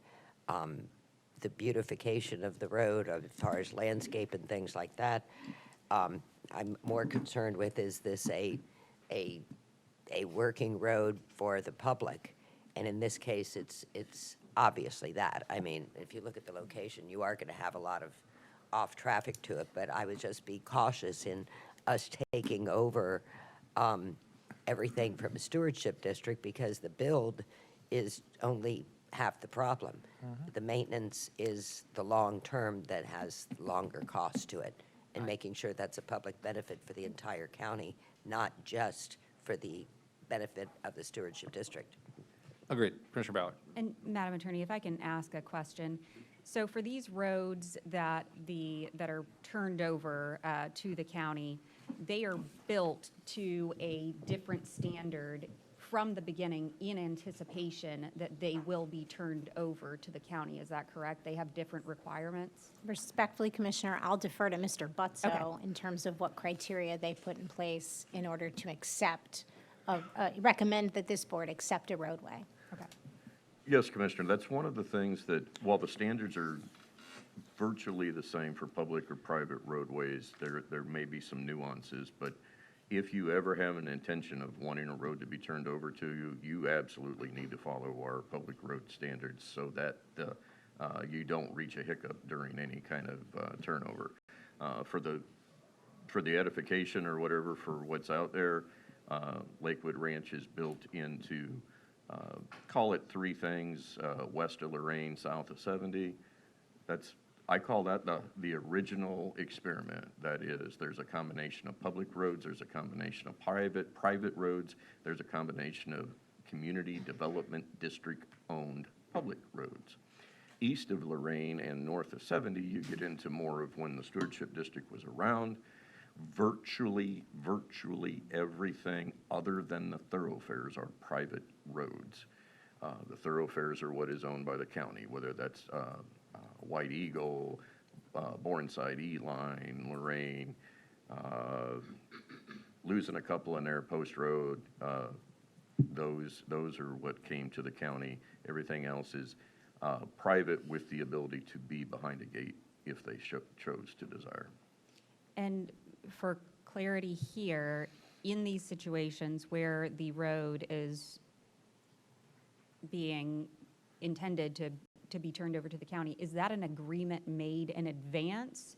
Or do they come to the county later and say, this road meets the requirements, now we'd like to turn it over?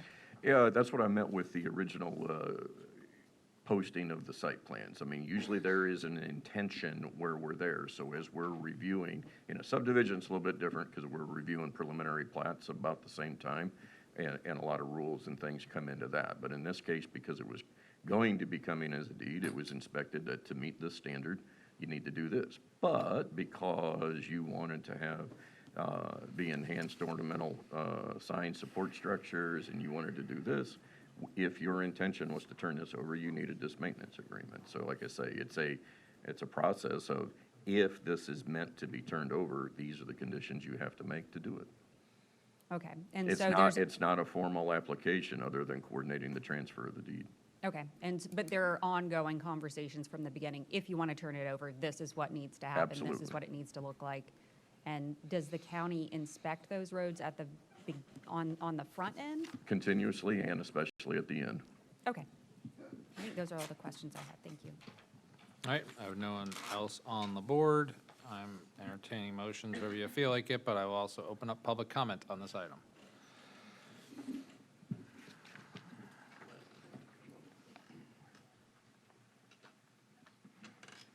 For the record, Glenn Gibelline, I'll keep this short and sweet. So, it wasn't in the original agreement to give the road over, right?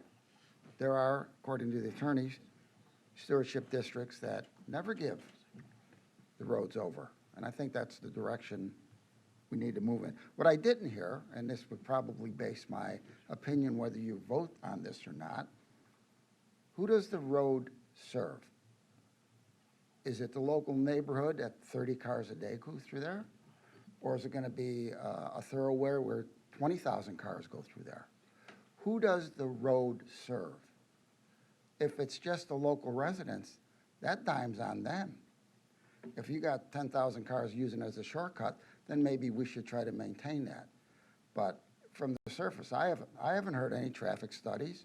I haven't heard anything, oh, well, it's going to increase in traffic because blah, blah, blah. None of that.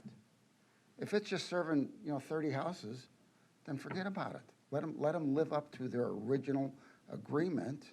And I think any future agreements on stewardships should be put in writing as well. I just think they built the road, it starts to need to maintain. They're going to dump it on the county as taxpayer dollars. I don't buy it. It's our money. They built it. They should maintain it. Thank you.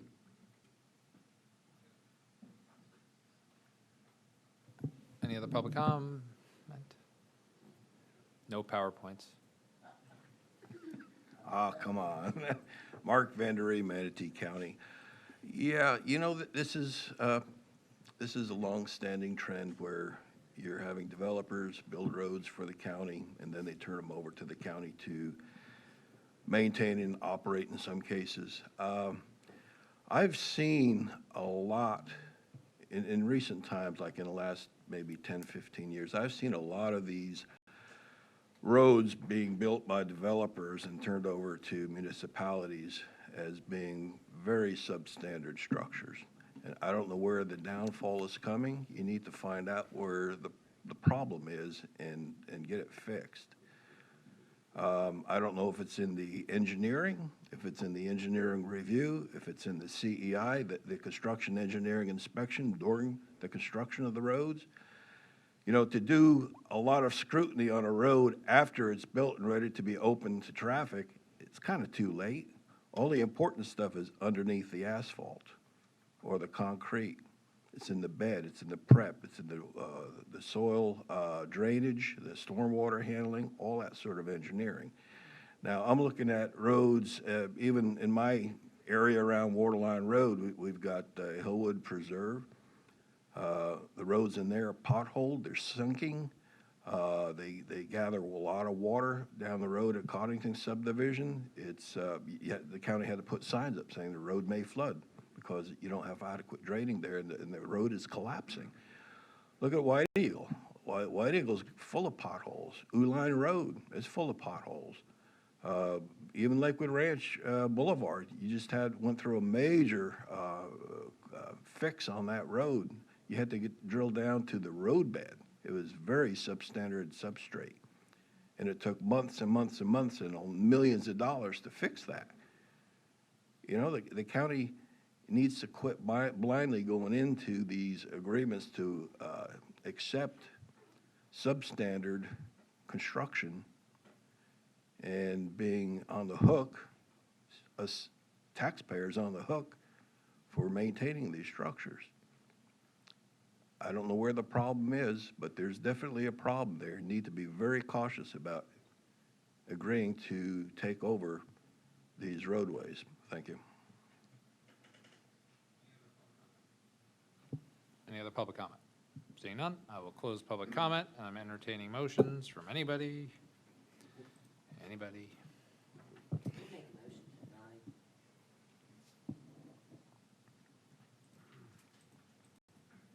I have a motion to deny, I'll second it. seconded by Commissioner McCann. No one's on the board. You can cast your votes now.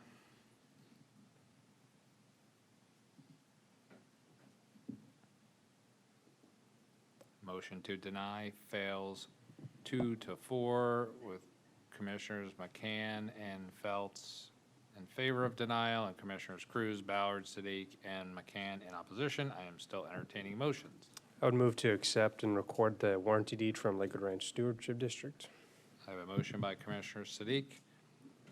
Apparently, I'm seconding everything today. Oh, we got a second. All right, second by Commissioner Ballard. Well, we're supposed to be verbally motioning and seconding. It is. It is. Mike's just complaining. And that is approved 4-2 with Commissioners Feltz and McCann in opposition and Commissioner Bearden absent. I was hoping to get through consent before recess, but now we're 10 minutes past. So we're going to take a 10-minute recess, come back for the last two consent items. We'll be back at 10:50.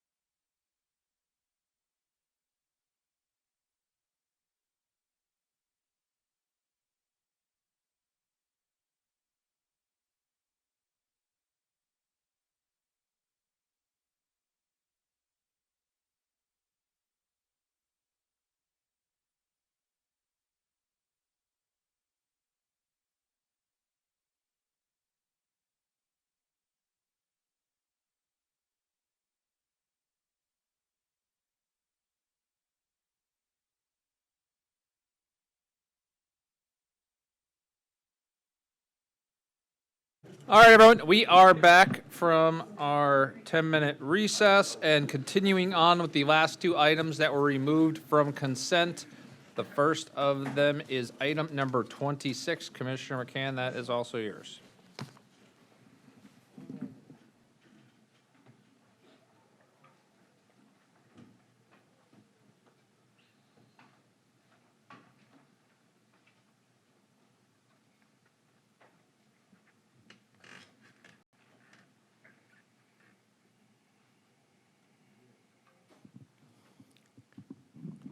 Can I get a presentation on this one, Scott?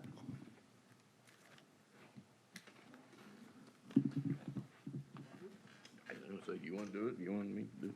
The Commissioner Chad Butzo, Public Works, Maintenance and Construction Agreement. So it's taken care of with the widening of 4-lane from the roundabout south to University, where they're going to take over the maintenance of mowing and be clarity. They already were taking care of the mowing of the both right-of-ways, the median, and the additional landscaping they may choose to install in the right-of-way, and the irrigation for the same, and the sign support structures that are within that stretch of Bourneside.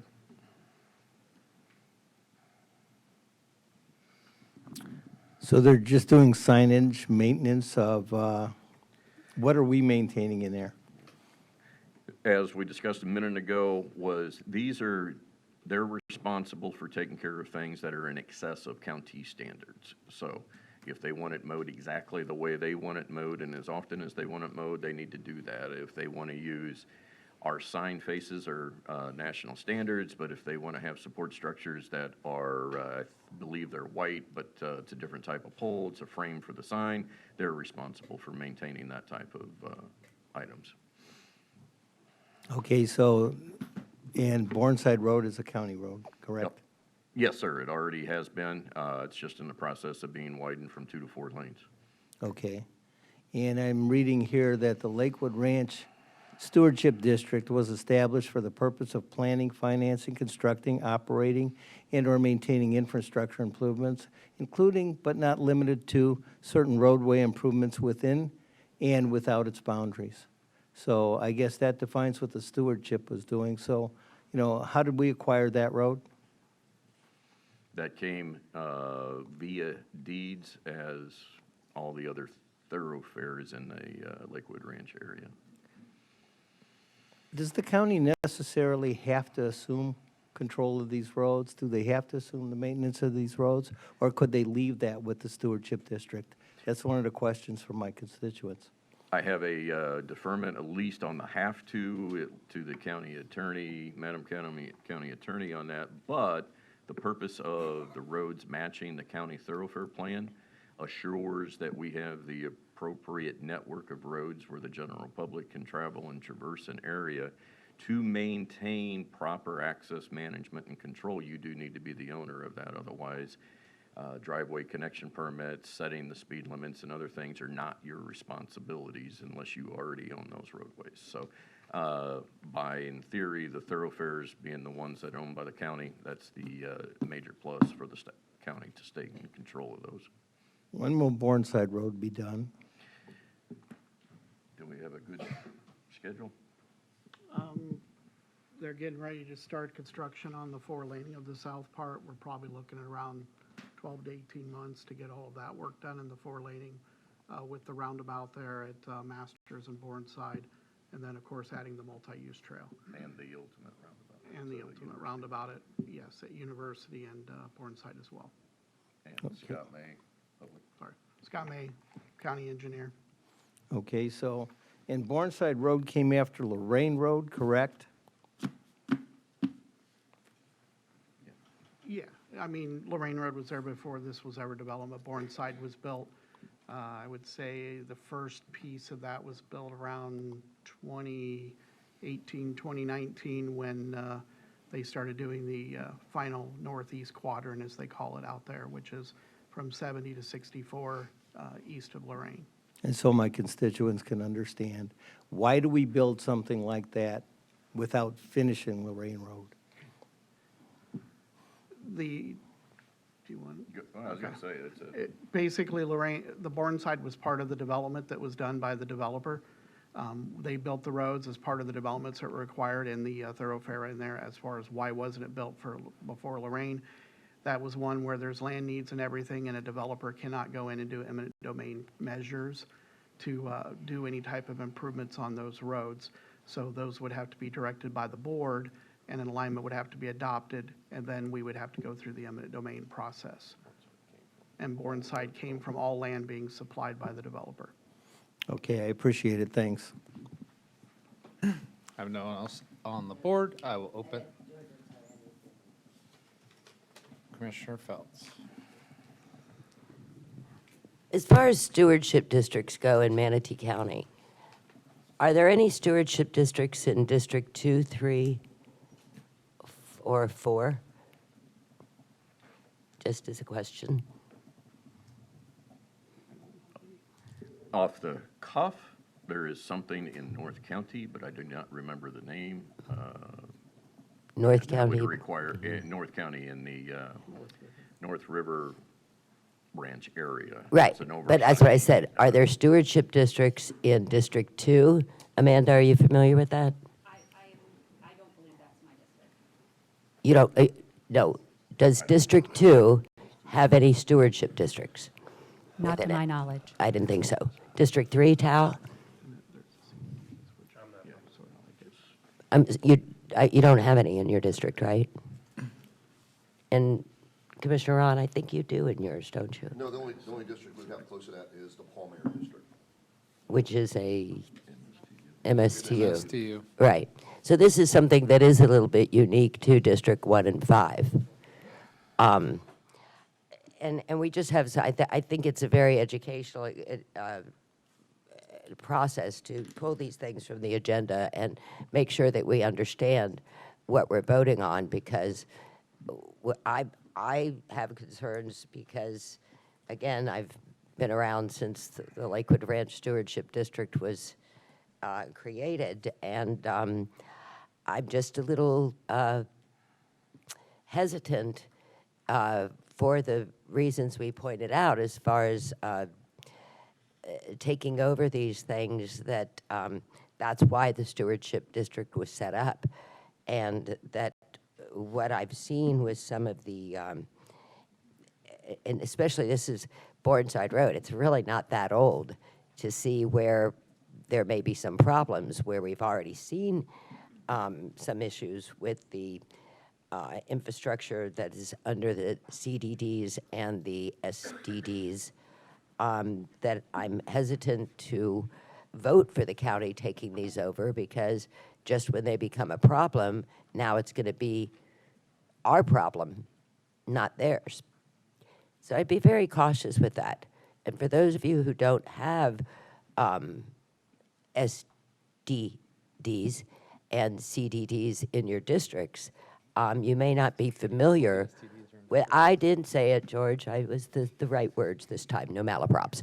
But I really caution you, because this is something that is unique to District 1 and District 5. This is something that is unique that we've created to facilitate our growth, but it becomes a great problem later on that maybe our commissioners in 2, 3, and 4 may not be familiar with, in that nobody knows who's responsible for what, and in the piecemeal way of which it's taken over. Our citizens are, in District 1 and 5, we hear a lot from them that they come to us and come to find out, well, no, this particular area is under your HOA, and this particular area is under your CDD, and this particular area is under your SDD. Oh, this one might be the county, but that side of the road is not the county. I'm just cautioning you to know what we are doing here and why we are doing it, and to understand that maybe in Districts 2, 3, and 4, you haven't experienced the issues that we're having, or that, as was brought up on the structural and engineering level, that some of these places that we're taking over at a time that, why would they be asking us to take it over unless it's created some sort of problem? as far as their structure or maybe within their budget. But these started out as they wanted a stewardship district. They set up a tax. They set up their own governing structure and saying that they were going to do all that so that they can have a development or a community. And for those of you who don't represent districts that have STDs and CDDs, we really appreciate you allowing us to pull these things from the agenda to give an education to the public on the challenges that this could create in the future, and some that we're dealing with right now that you may not be as exposed to as Commissioner McCann and I are, as far as the future and past issues that we've had with them. Thank you. All right, I will open this up to public comment. Seeing none, I will close public comment. No one's on the board. I'm entertaining motions for item number 26.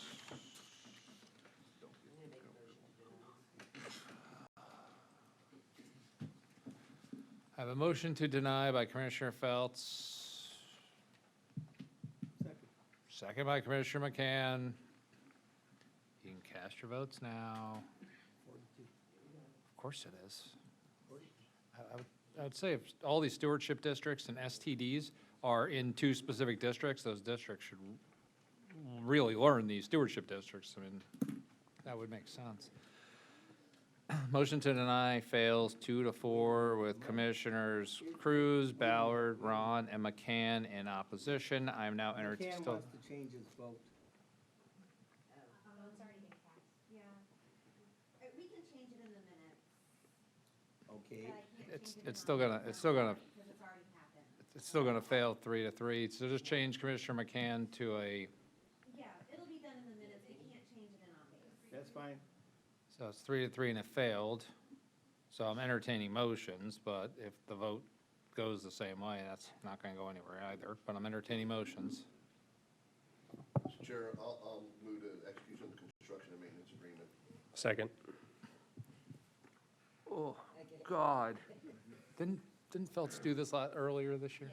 Yes. You're on the board. Did you want to speak about how you're voting both ways at the same time? You voted yes on the last, to deny, and now you just, you seconded the motion to approve. No, I voted no. It was 4-2. Oh, that was a clerk thing. You were yes on the board. Yes, Commissioner Siddiq was listed as a yes vote to deny the last vote. You were. Okay, then Okay, I have a vote. Nonetheless, let's move forward because this is dragging.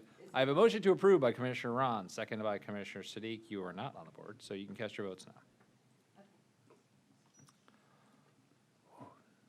This is a lot. That is approved 4-2 with Commissioners Feltz and McCann in opposition and Commissioner Bearden absent. Moving on to the last item pulled from consent, item number 46, Commissioner McCann.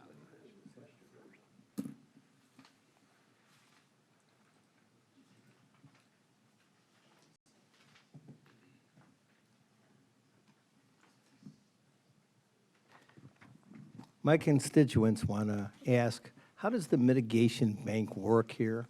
And, how does that actually affect the area in District 5 that's having the problem right now?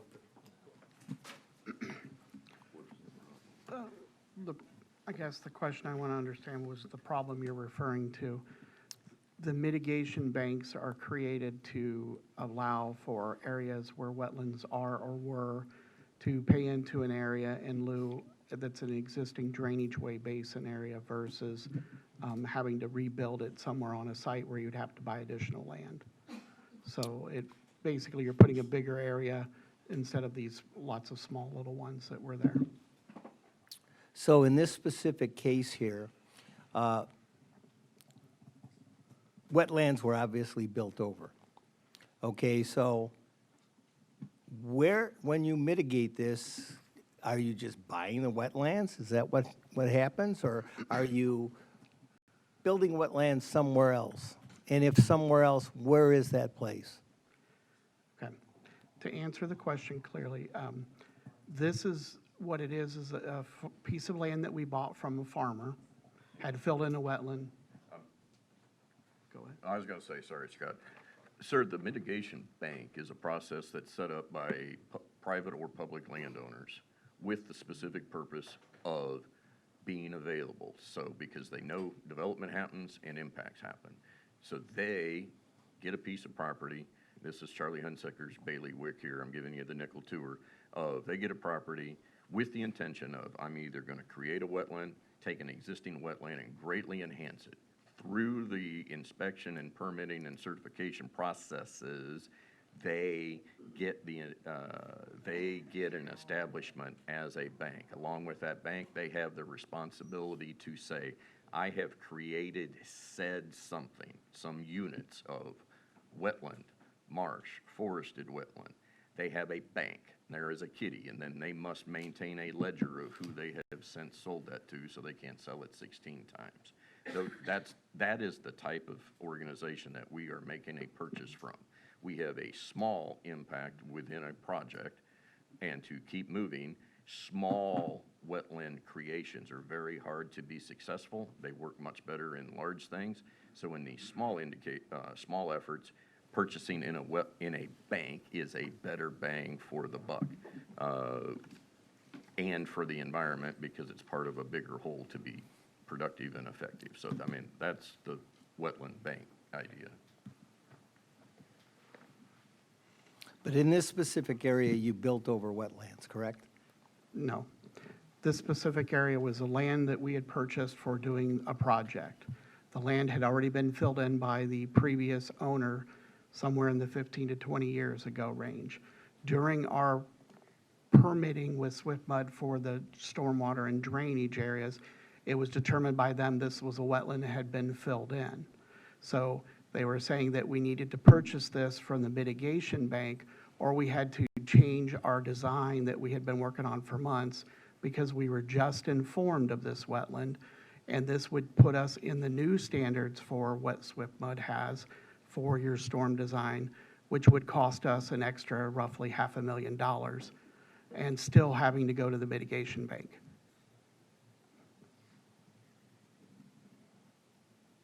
So nothing was built on a wetland in this area? No. Not by us. Not by us. It was filled in by a farmer during a previous period of time of 15 to 20 plus years ago. And we just discovered this when Swift Mud was reviewing our stormwater permit. And when we bought this land from the farmer, we didn't know something was filled in? You would have to go back through the history of there where it was, and it was something that hadn't been there in 15 to 20 years. And when you buy the land and it's not showing it as being wetland, it's not on any of the recorded documents of that, then it is something that we did not know. This was something where Swift Mud went back through their records and looking at aerials through however long and seeing there was one that existed at that time and saying we had to mitigate for it. And when you mitigate, what actually happens? You pay for credits, and then what happens with the wetland? The wetland basically is filled in and the work is done for the construction of roadways or whatever is there. And as Chad alluded to, we don't build small little mini wetlands in areas because they generally fail. And so they've created these banks where larger wetland areas are created to provide better services for it. That's all I have. All right, no one's on the board. Open this up for public comment. Seeing no one, I will close public comment. If anyone can make a motion anytime. Motion to approve. I have a motion to approve by Commissioner Ballard, seconded by Commissioner Siddiq. Cast your votes now.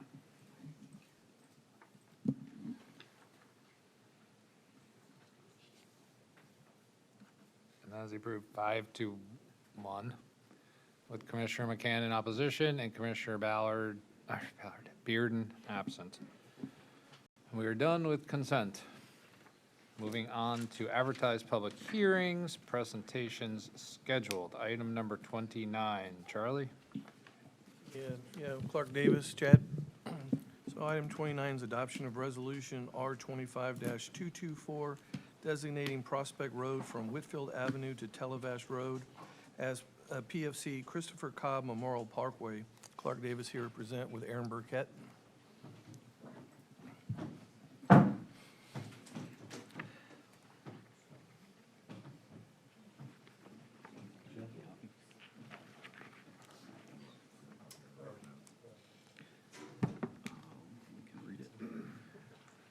Good morning, Aaron Burkett, Traffic Operations Division Manager.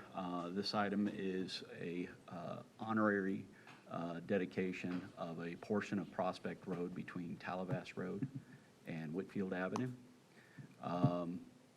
The item is for approval of the honorary designation and for establishment of the established resolution contained in the documents and setting of signs in the right-of-way. I'm going to make the motion now to approve. Second. I have a motion to approve by Commissioner McCann, seconded by Commissioner Feltz. We're still doing a presentation. It's a presentation scheduled. Go ahead. Just the resolution itself, Mr. Chair. Oh, it's just a resolution? Yes. Okay, I have Commissioner Ron on the board. Thank you, Mr. Chair. Thank you for Commissioner McCann bringing this forward. I've had several Marines that have served with PFC Cobb reach out to me that knew him very well, that served in the command with him. And this is an honor to have this part of Prospect Road in the district to be named after him. So to his family, thank you for his service. Thank you for him giving the ultimate sacrifice for our great nation. And we appreciate you. And thank you so much for being here today. All right. I have no one else on the board. I'll open this up to public comment.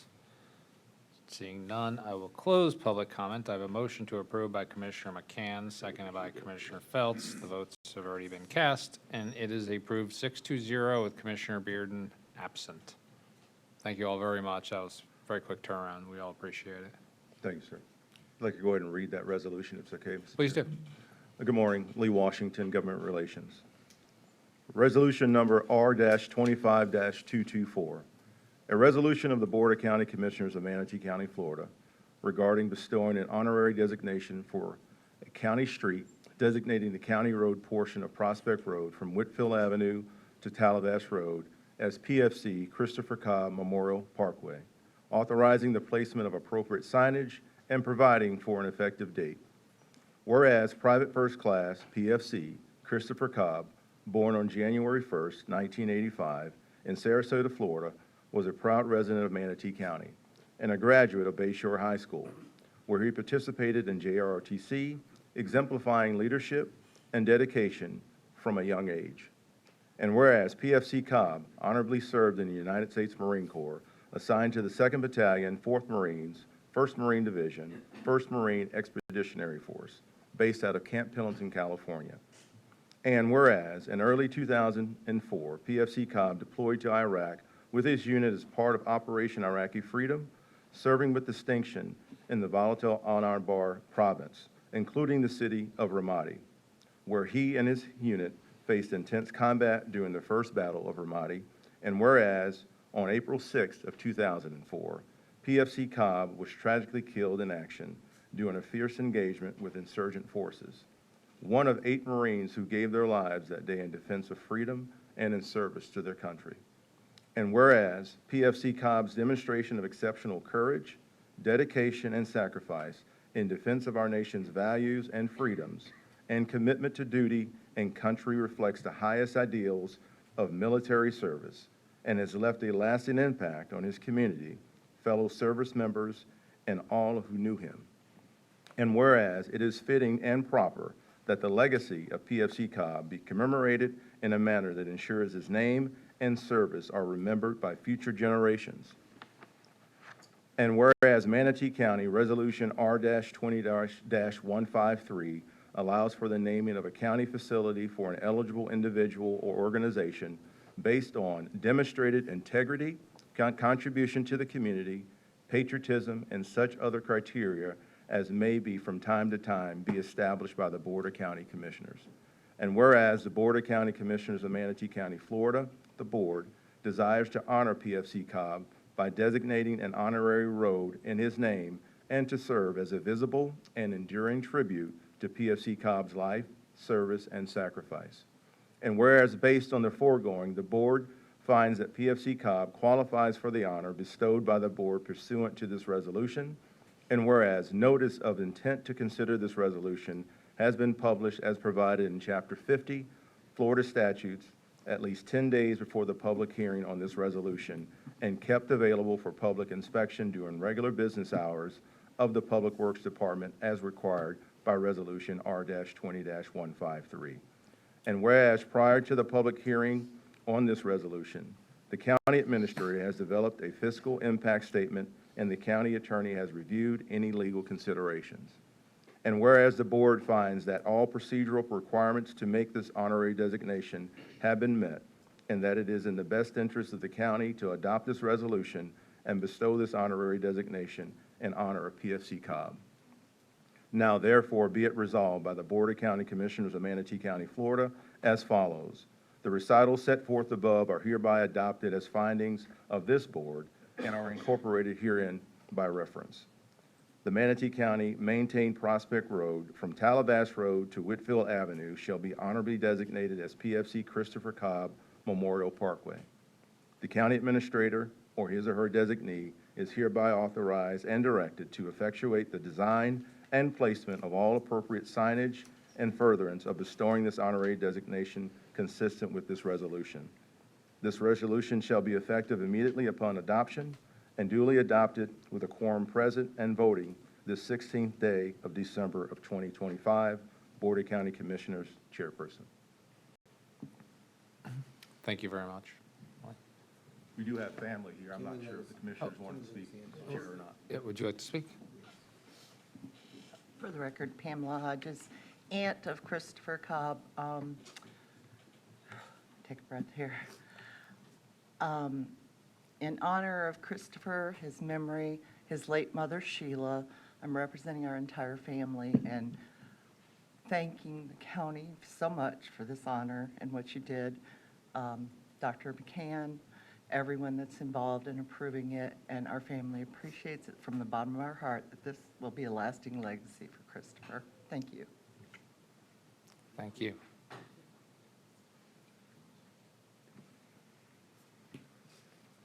Joe Felice from the Commandant of the local Marine Corps League.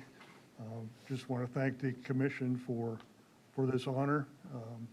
Honoring one of our fallen is a great thing that you did, and much appreciated by not just the Marines, but all who have served. So thank you, sir.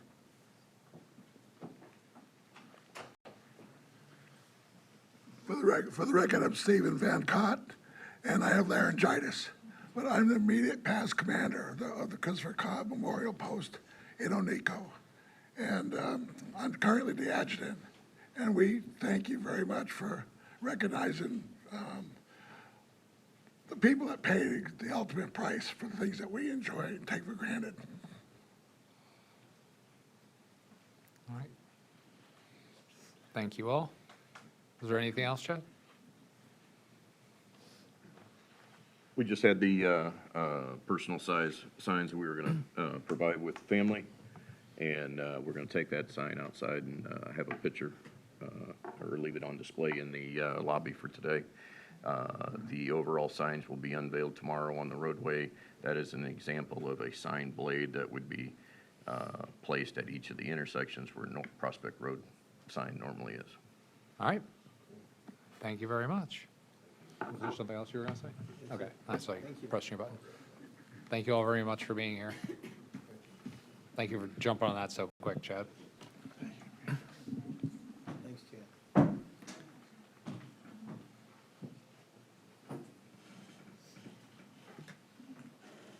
All right, moving on to item number 30, amending existing speed limits.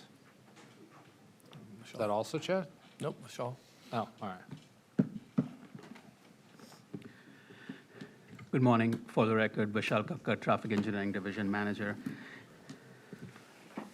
We were here 4 weeks back on November 18th to request an authorization to advertise for this public hearing. So we have, I want to say, 10 roads, but multiple segments. They're all on thoroughfares that we are requesting speed limit changes. And so this is a public hearing for that. And everywhere the speed limit is going down. And we support this change, of course. How much of a detailed presentation do you seek? Are there any questions? No one's on the board. I have no one on the board. I'll open this up to public comment.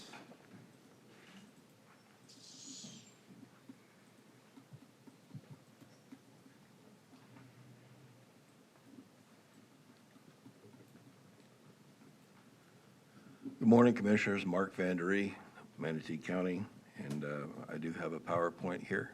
Thank you very much for allowing me to communicate, not censoring my First Amendment rights here.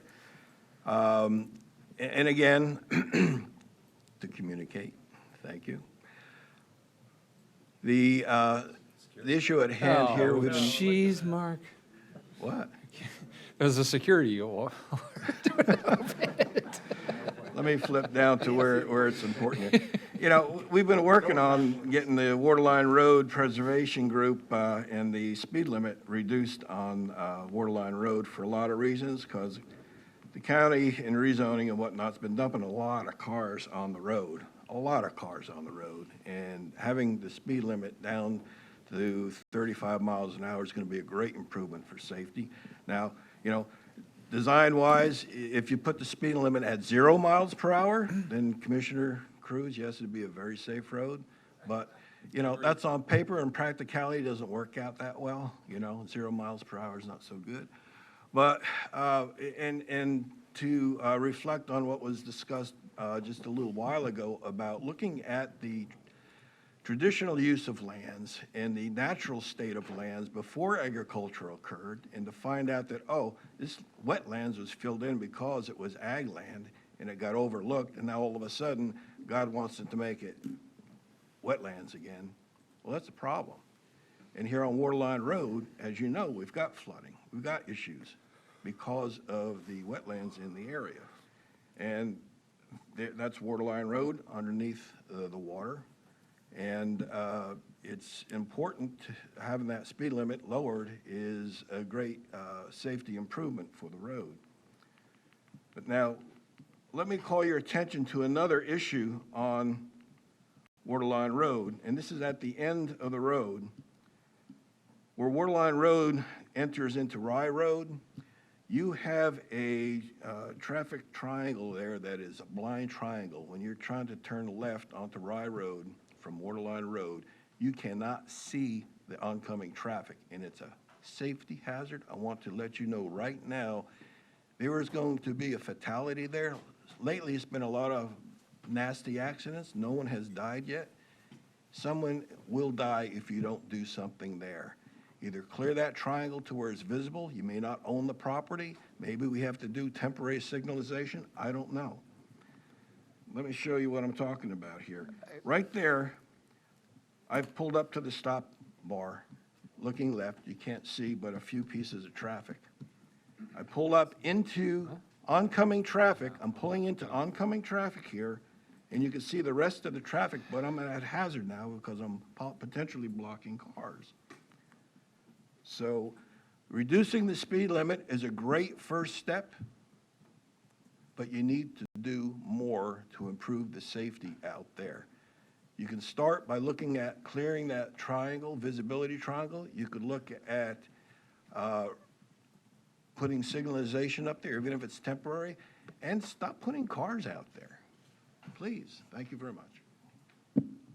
Thank you, Mark. Any other public comments? Seeing none, I'll close public comment. I could fix that triangle with a 0 mile per hour speed limit. Ooh, a roundabout. Nice big 6-lane roundabout right there. All right, I have Commissioner Sadiq on. Mr. Chair, I move to adopt ordinance 25-41, amending our code of ordinances. I have a motion by Commissioner Sadiq, seconded by Commissioner Feltz. You can cast your votes now. That's approved 6-0 with Commissioner Bearden absent. Moving on to item number 31. Julia? Charlie, you want to tell us what it is? Yep. Yeah, so item 31, authorization to submit the 2024-25 Consolidated Annual Performance and Evaluation Report, CAPER, to the United States Department of Housing and Urban Development. Julia?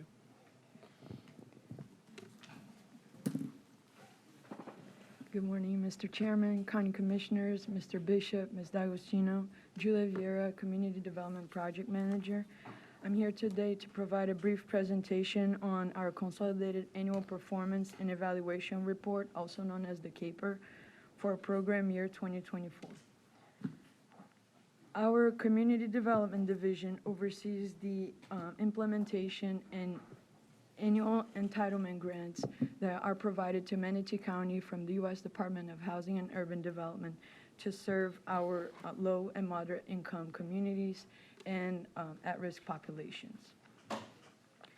The consolidated plan is the end of the fiscal year report that describes the projects that were implemented during the year and the accomplishments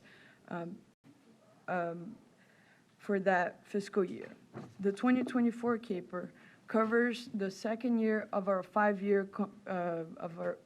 current five-year consolidated plan and reports on the federal grant programs of the regular annual Community Development Block Grant, also known as the CDBG, the Home Investment Partnership Program, also known as HOME, and the Emergency Solutions Grant, also known as ESG. For program year 2024-25, Manatee County received $1.8 million in CDBG, $550,000 in home, and $162,000 in ESG funds. During the program year, we also received some additional program income for both CDBG and home.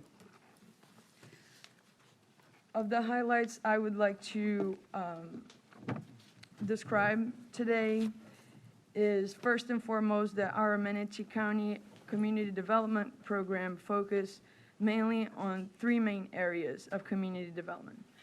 First is addressing the housing affordability crisis in our community. Second, supplant any social services offered to low-income and at-risk populations. And third, allocate investments to improve infrastructure and buildings that provide social services to our target areas.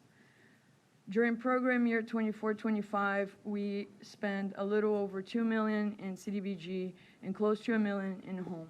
And we're very proud to say that for the first time in 5 years, our program was finally able to go back to a regular and efficient level of expenditure and meet the HUD CDBG timeliness test.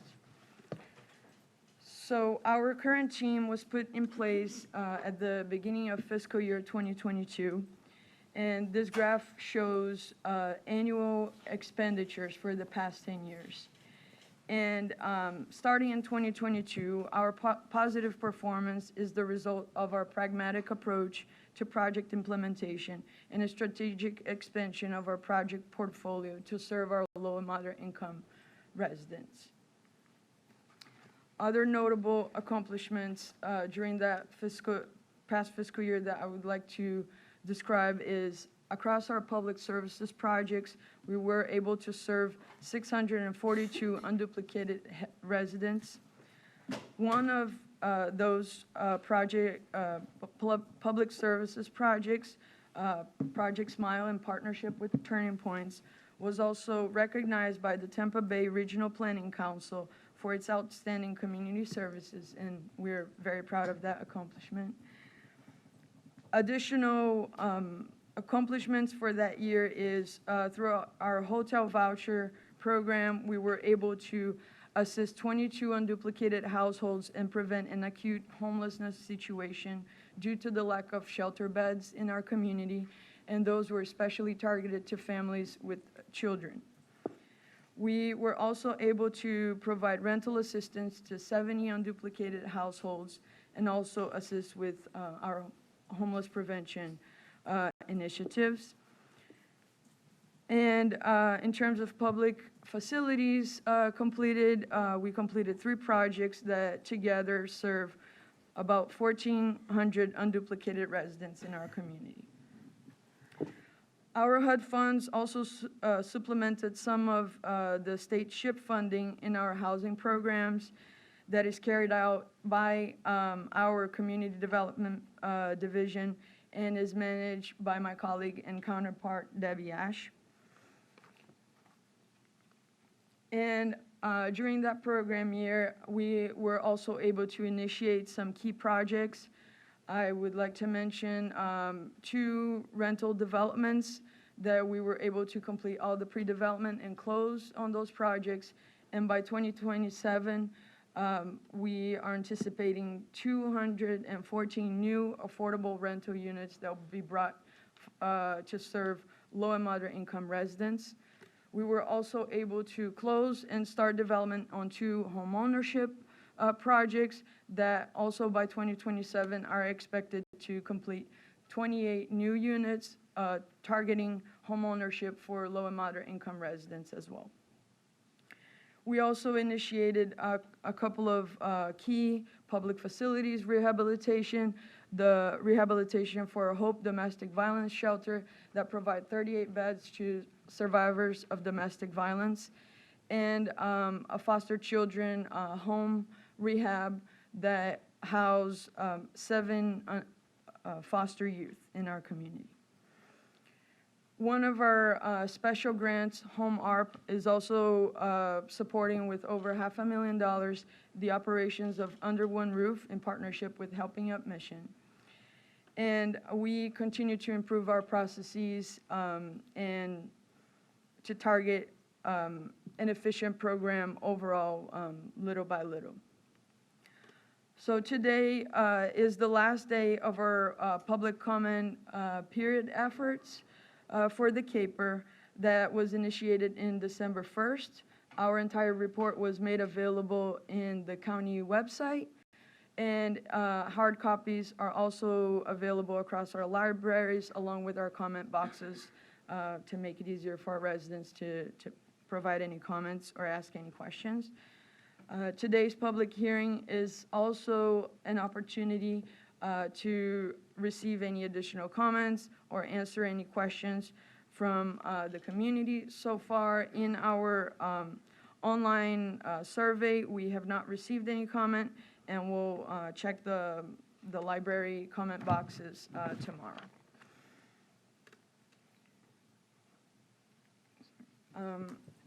In addition to today's public hearing, we're also respectfully requesting your authorization to submit our 2024 CAPER to HUD. And this is my contact information for any additional questions or comments. Thank you. Thank you. Commissioner Siddiq, on that board. Thank you. You answered my question about how many people submitted comments. Do we typically have such a low amount of public comment on this issue? On the CAPER, usually yes, is more on the annual action plan that we receive more comments here. Got it. Okay. I don't have any more questions, but I would move to authorize staff to submit the program year 24-25 CAPER to HUD. I will point out how much more efficient you're being in making motions now that you're taking over. You could have done this like 12 months ago and helped me out a lot.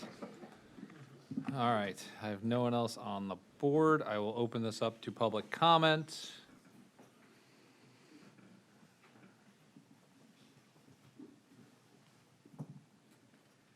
For the record, Glenn Giubilina, great programs. I still think they're underfunded. Turning Points does a phenomenal job. A lot of the organizations that you presented. The rest of the government should be so efficient as this group right here. They watch their nickels and dimes. They allocate where it needs to be allocated. They're doing a great job. Need more funding. And I'm telling you, there's already a housing shortage. You need to include more funding for our seniors. I'm telling you, that day is coming. You got to get ahead of the curve. Thank you. Thank you. Any other public comments? Seeing none and no one's hands raised on the phone, I will close public comment. Nobody's on the board. Have a motion to approve and submit the caper by Commissioner Siddiq, seconded by Commissioner Ron. Votes have already been cast. Is approved 6-0 with Commissioner Bearden absent. Thank you very much. All right. Time is it? 11:36. All right. What's that? Moving on to item number 32 under the regular agenda, approval of emergency funding recommendation for Boys and Girls Club in Rabonia. Go ahead. Good morning, Commissioners. I'm Christy Hagan, Children's Services Coordinator, and I'm here with Melissa, who's one of our contract managers, and John Agnelli, I think that's how I say it. Yeah, perfect. With Boys and Girls Club. So in September, Boys and Girls Club reached out and asked about the process for emergency funding. We, in turn, provided that information. They submitted an application and a letter of intent. I believe you all have that. And the CSAB reviewed that application in their November meeting, and that's what's coming to you. To fund $182,322 for Boys and Girls Club to expand their services to cover the Rabonia Community Center area. The funds are already in the Children's Services budget. There's no need for a budget amendment. So any questions? We have program information if you have questions on that. Commissioner C.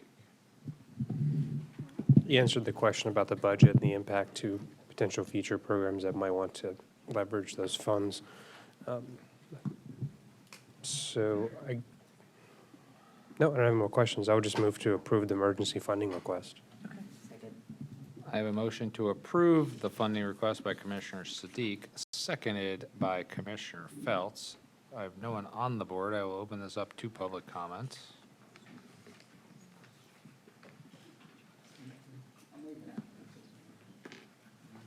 For the record, Glenn Giuliano. Rabonia, near and dear to me. It's my sister city. Rabonia, it floods. So does New Pierce. Rabonia, no sewer. So does New Pierce. No sidewalks. Same as New Pierce. So I can relate to this community. Rabonia has sidewalks. They're very nice. We put them Really? over store. Yes, Oh, okay. we just did it a couple years ago. Can you bring them to my place? No. In any event, you know, I go way back to the community center when the school district gave it to the county in disrepair. It was unbelievable that the condition, they let the school district let that building get in. But you've raised the bar, you have spruced that place up. I think you put in a new kitchen in for about 50 grand. And what better organization to bring these programs to Rabonia as the Boys and Girls Club. So the money's going to be well spent. They're professionals. I fully endorse this movement. As Tal said, doesn't affect the rest of the budget, so the money's already there. And the kids will be happy in Rabonia. Thank you. Thank you. Any other public comments? I have one hand raised on the phone. It's 573.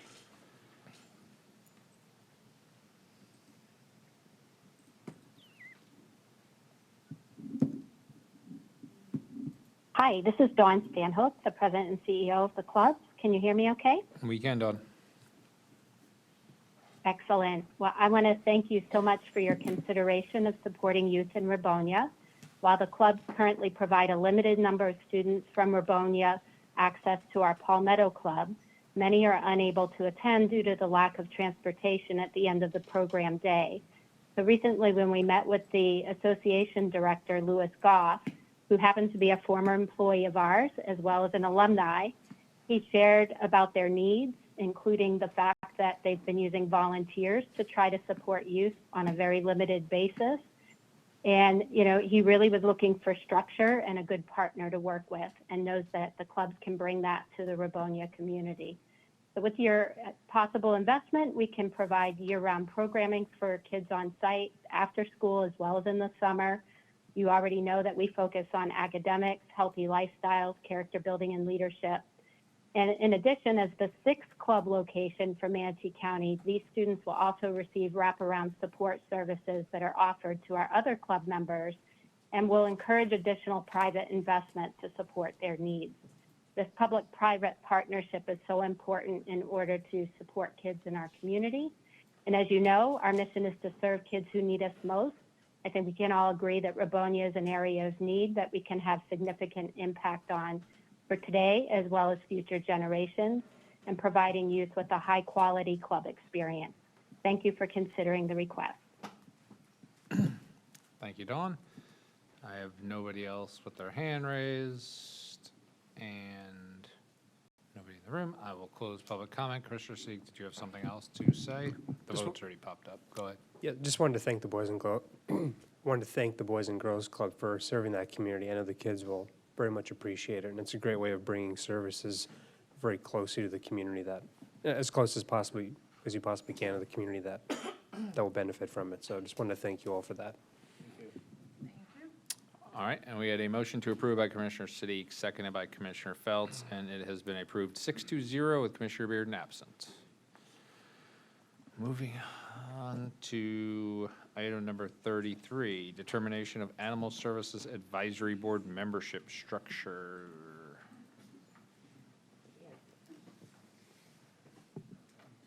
Good morning, Commissioners. For the record, Dr. Sina Johnson, Chief Veterinarian of Shelter Operations for Manatee County Animal Welfare.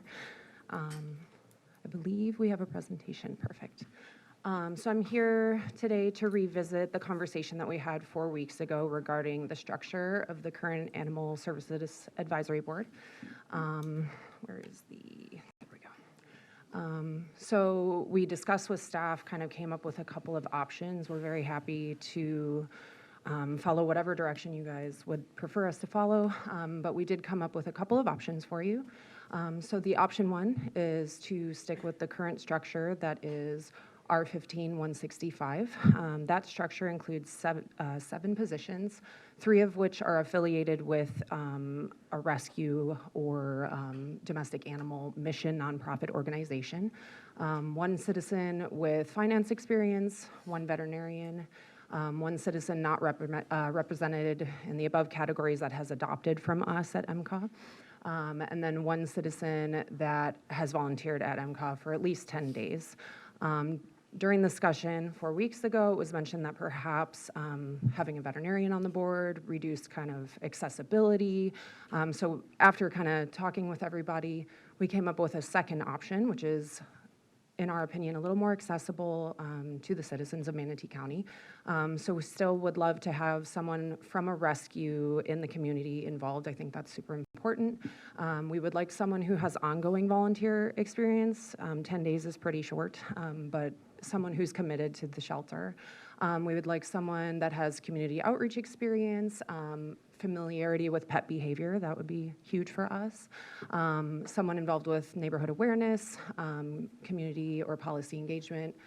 Someone who has a big voice in the animal advocacy genre, and then someone who has project coordination or project organization experience. I think overall, these options, although are specific, they're more accessible, so there's lots of people who can give their experience based on their background. And again, we're happy to proceed with whatever direction you guys would prefer. Yeah, that's a lot of stuff. Boards typically don't work well when you just throw a bunch of stuff in front of us and ask us to do something on the fly. You're going to get 7 different opinions, honestly. I mean, the original board makeup is what's been around forever. I mean, it's the one that Ed put in place a long time ago, so we're not reinventing a wheel. My only thing, and I think I mentioned it last meeting too, is the marginal cost of adding people is pretty low. We've got a lot of boards that the state passes down to us that are very specific, like the Affordable Housing Board. Like, you have to be somebody who sells affordable housing and someone who does finance for, it's very specific, but it also excludes people who want to have a voice on that particular, where I'm just saying, because I know it well, because it doesn't have some catch-all bucket of people who just want to help their community. Here, all of these are super specific. I mean, you're probably looking at 50 people in all of Manatee County even qualify for these 7 seats, excluding the other 449,950 people. Like, that can't even apply because they don't fit in here, except for maybe that last one at the very, very bottom, if they go volunteer for 10 days. All of our citizens and volunteers are competing for 1 spot. I'd rather have more seats and go from 7 to 11 or 9, whatever it is. I'm not picky about it.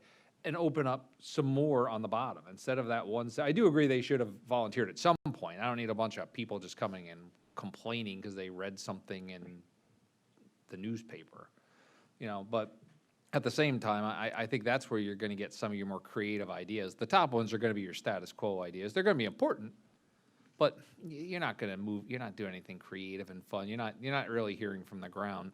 So I'd rather increase that bottom one to 3 or 5 and make it a 9 or 11 person, because I think you're going to get some interesting ideas out of that group on the bottom. Otherwise, I'm fine with it. Cool. Commissioner Feltz. I think at our last meeting, we had agreed to reinstate the Citizens Advisory Committee and also have that complemented by our task force. Do you have a listing of the structure of the task force that we could put in juxtaposition to this? I do not have that on me today. Is it on our website? I'm not sure of the answer to that. Charlie? Anybody? I agree with Commissioner Cruz. I'd like to see it expanded. Okay. As far as the membership goes. The reason I wanted to juxtapose the task force with this is because I believe that's where we were at last time, that we agreed to keep both the task force and the Citizens Advisory Committee. One of the things that we were addressing with the task force was that we were going to be broadening that animal services situation to include wild and livestock as well. I think your structure on your Animal Services Citizens Advisory Committee would definitely be best met by increasing it with the volunteers that are actually currently serving us. Again, I really would like to see the juxtaposition of our task force. We can't get this up here? I do not have access to it right I'm now.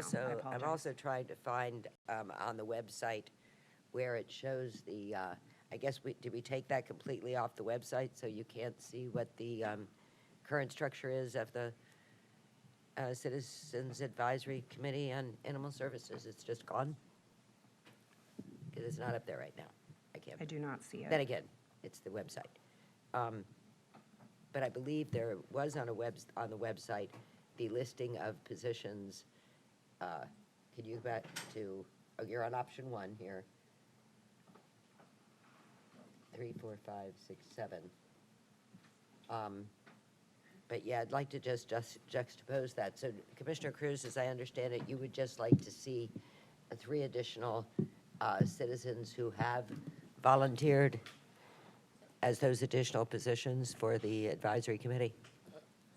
No, I said either turn that 1 citizen on the bottom to either 3 or 5, so that would be 2 to 4 more.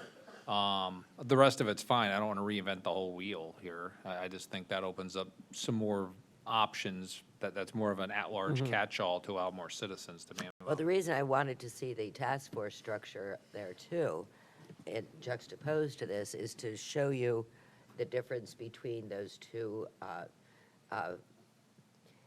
purposes and meanings. I was very excited that we were going to start talking about wildlife and domesticated animals on the task force side, but I don't see that really in our citizens advisory side, unless you get more specific and say 1 person that represents a wildlife rehab. Right. And we do have those. But I'll tell you what, since we're taking baby steps to getting this back together again, and keeping it simple and moving on, because we have a lot to deal with just dogs and cats right now, I will wait and work hopefully with our task force on some of our issues regarding wildlife and livestock that do need to be addressed as well, especially as we are encroaching into the areas where there are livestock and wildlife. But I would set that aside for right now, working with the task force to allow the Citizens Advisory Group to regroup and focus on their dogs and kittens and puppies. But I would like to see that.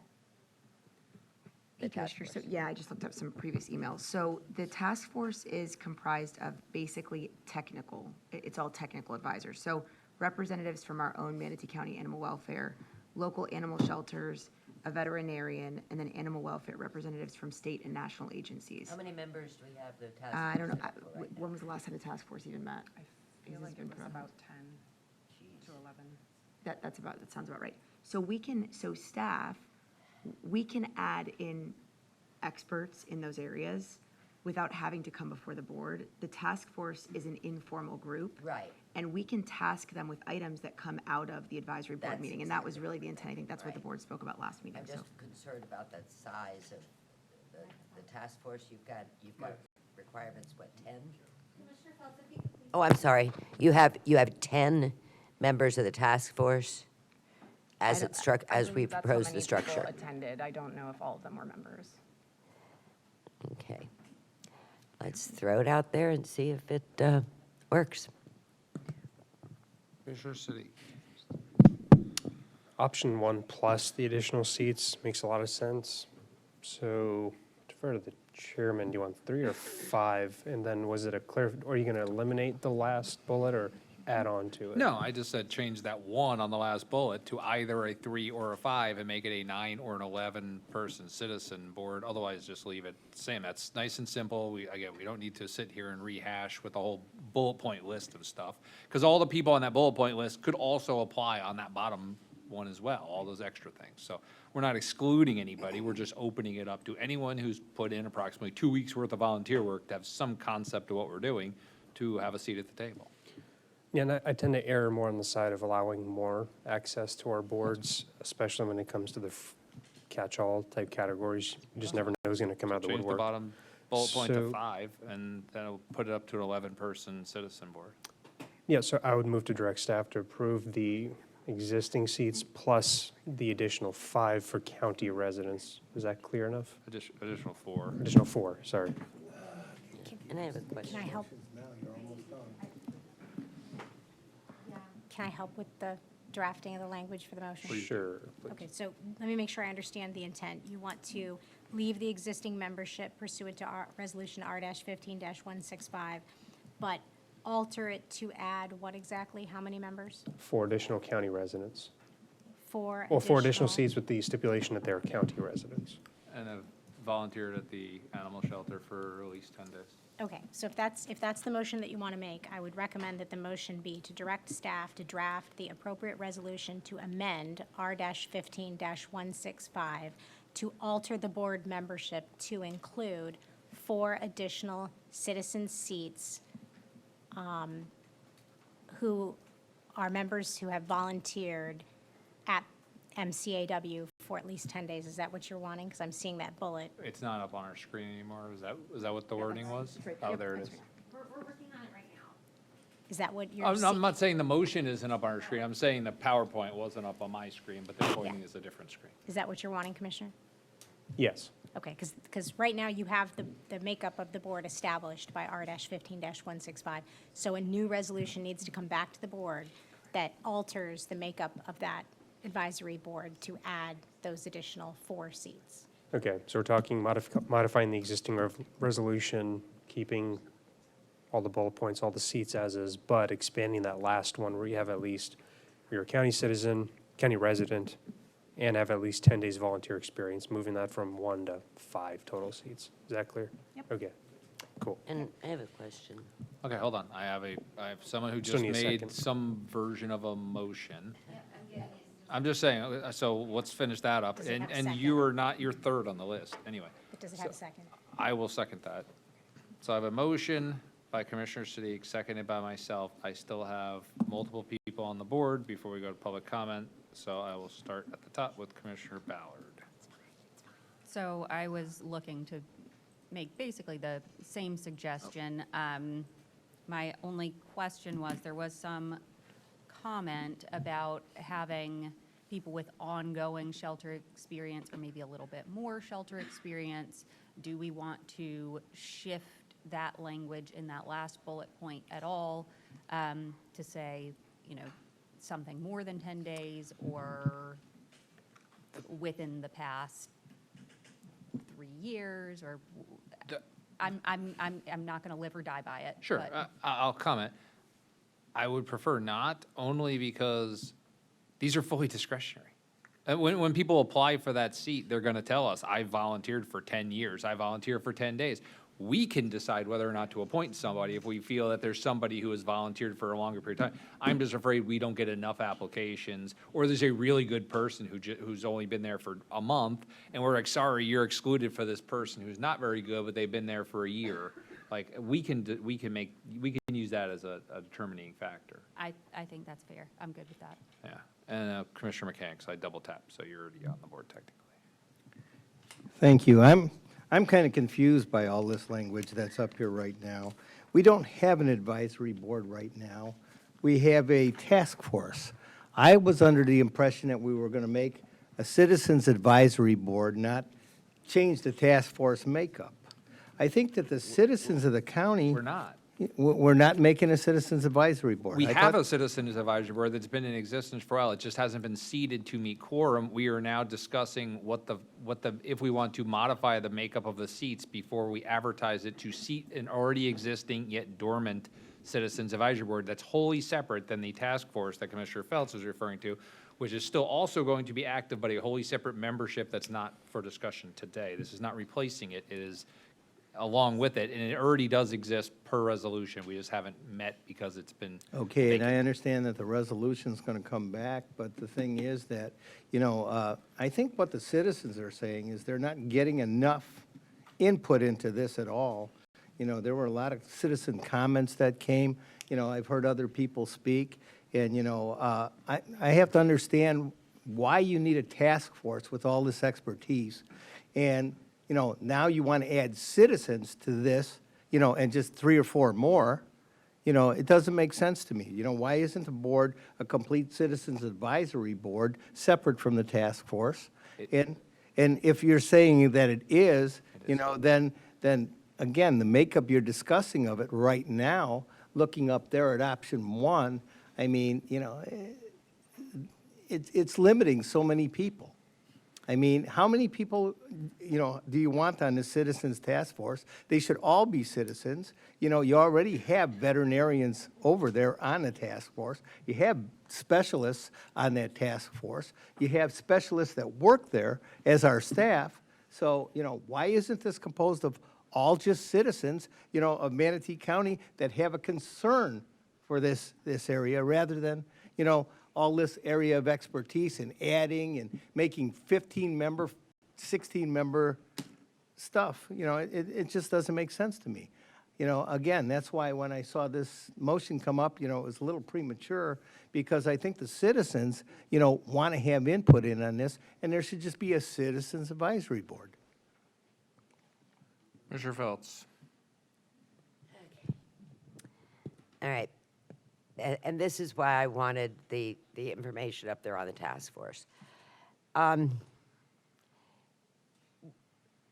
Just to go back and being animal person and all that, we need to reestablish our Citizens Advisory Board. The task force is a whole nother ballgame, and like Commissioner Cruz said, I do want to talk about it. I do not think that we need 2 15-member committees, but we've got to do something in answer to what happened in the past and how to move forward. Our Citizens Advisory Board, we do need the opportunity for our citizens to take part and have a voice, especially the ones that are hands-on in the shelter. Our like I said, animal care volunteers are invaluable. What I'm envisioning and in working with Sarah and everybody is we need to reestablish that Citizens Advisory Board. Is it good? The more the merrier on it. It's free.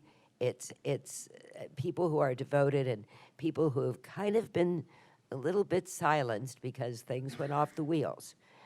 Now, that's why I want to look at this in juxtaposition with the task force to alleviate concerns that we are throwing too much out there.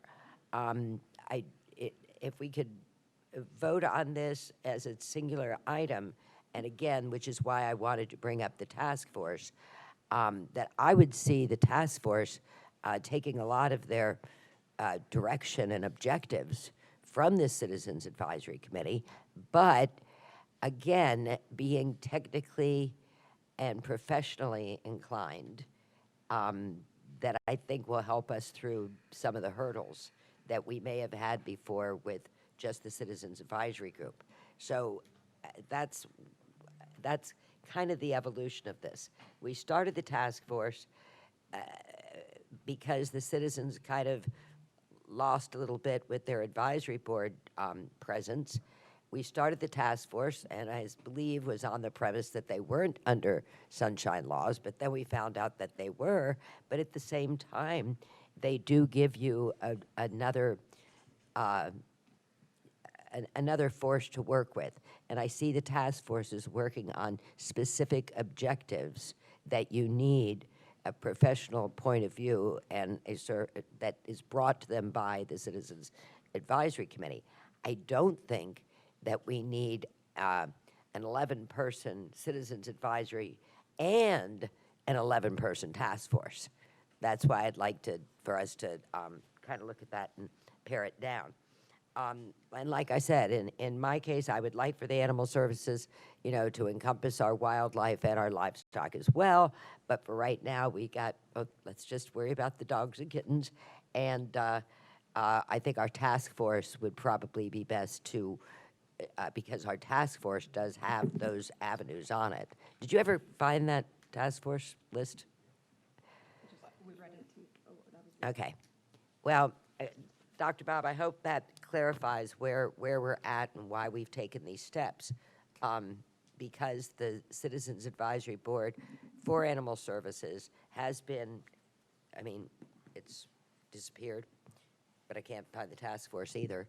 I think the two would complement each other. And I think that going forward with the challenges that we have that have kind of been put on a back burner for a while and met with the challenges of Bishop Animal Shelter and all that, I think both groups could work well together. And I think having a larger group of more citizens involved with the Animal Services Citizens Advisory Group would be a good thing.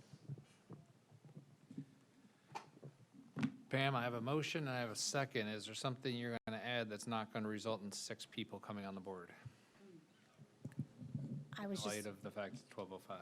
I can't guarantee that, but I was going to try to answer some questions in terms of the procedural history, since there seems to be a bit of confusion. But if the chair doesn't want to entertain those at this time, I can hold my comments. Knock yourself out. Go ahead. Just to try to clear up some confusion, the 2015 resolution that I quoted created a citizen-based advisory board. The Animal Services Advisory Board, which is in fact a sunshine body. My understanding is that that board essentially went inactive around 2021 due to either lack of participation, people not showing up. I'm not sure. I'm seeing heads nodding from Ms. DePole, but I'm not sure exactly what happened with that board, but it essentially kind of fell to the wayside. At some point, there was an informal, not officially adopted or approved by this body, task force that was created. I imagine that was created in order to address the fact that we had a defunct advisory board. So it was county's administration, I think, to put a Band-Aid on and fix the issue they had with the lack of participation. That was not intended to be a sunshine body, and it was not intended to be subject to the sunshine.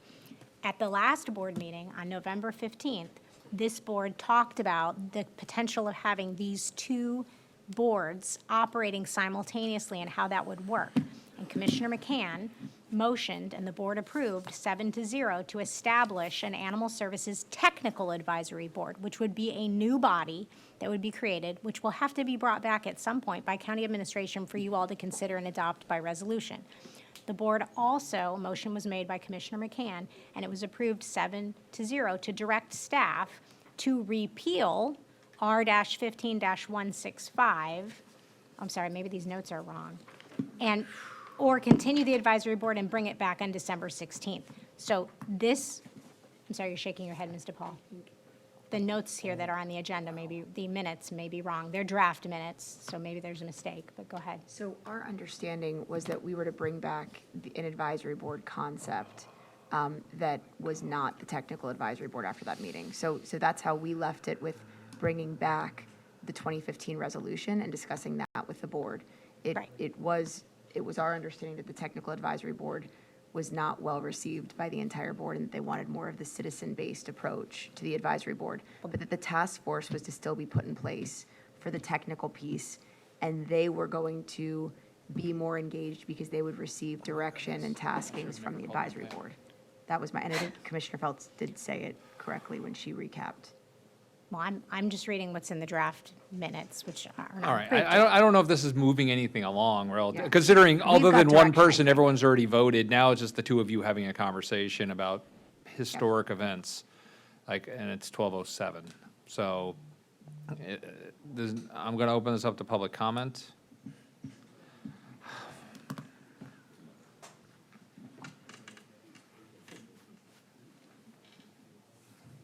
For the record, Glenn Gibolina, here's my advice. Who's ever on the task force needs to be on the advisory committee. Who's ever on the advisory committee, you need one representative to go to the task force. So you don't have this disconnection. Oh, we'll wait till they meet. No, you get one of the 11. They can do dual purpose on the task force, someone from the task force, one person, on the citizen advisory. Just like we have Tell on the Affordable Housing Board. He's an elected official. He sits in on our meetings. You guys should communicate those two. That's my first point. My second point would be whoever you swear in, you should double it. So whoever came in second, swear them in as well, because it is difficult at times to get a forum. And if you want anything done and not waste other people's time because there's not enough for a forum, then you need to say, hey, I can't make it, I'm on vacation, I'm sick, can you fill in for me? Sure, no problem. The more bodies you have there, the easier it is to make a forum. So that would be my suggestion. My third suggestion would be, well, if you're going to do 10 hours of mandatory volunteer time, then you should do it for the nonprofits, you should do it for the veterinarian, you should do it for everybody else that's going to get appointed to that board who has not volunteered. I'm not crazy about that last one, to not volunteer. And the other thing is, if you don't get 3 nonprofits, then that extra seat should open up to the citizens. You should never be without 11 people on that board. So if only 2 nonprofits step up, then you need to increase that bottom line to 5. Then you'll have your 11, right? Because I've been on advisory boards. I've wasted a lot of times driving down there, getting a parking. Oh, we don't have a quorum. Hit the road. Okay, I'll drive back in 5 o'clock traffic. That's the worst thing you want to do. That turns the members off. So you have to have a strong board that's committed, that will show up and interchange out of those 11, put 1 on each board. I am telling you, you'll save a lot of time and a lot of aggravation, because they could say, well, what happened at the advisory board? Well, this, and this. Well, what happened at the task force? This, and this. It's communication between the 2 boards and hopefully to you, for the record. Any other public comments? Well, you're not on. Okay, well, I'm calling public comment. You're up next. Joyce Jordan, former volunteer at Manatee County Animal Welfare. I do insist that you put citizens on this board, because you are trying to cut them out again, which is what happened with the last one, and that is not right. We have a right to speak. There are those of us that have been speaking to you for years about this, and yet we're not going to be allowed to be on the advisory board?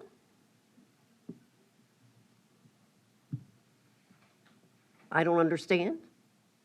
Well, we literally just made a motion to add 4 more citizens on top of the other citizen. So there's 5 citizens, which makes up effectively half this entire board just of arbitrary citizens, not to mention all the veterinarians had to be citizens, the nonprofits had to be citizens. So 10 of the 11 people up there are citizens, including 5 open seat citizens. And we modified this to. It didn't sound like that was what was going to be That approved. is. That is. But I apologize. I spoke while That's- you still have public comment. Yes. That's what I want to say. Okay. Please apply. Any other public comments? I have one hand raised. Is that for this item? Caller 697.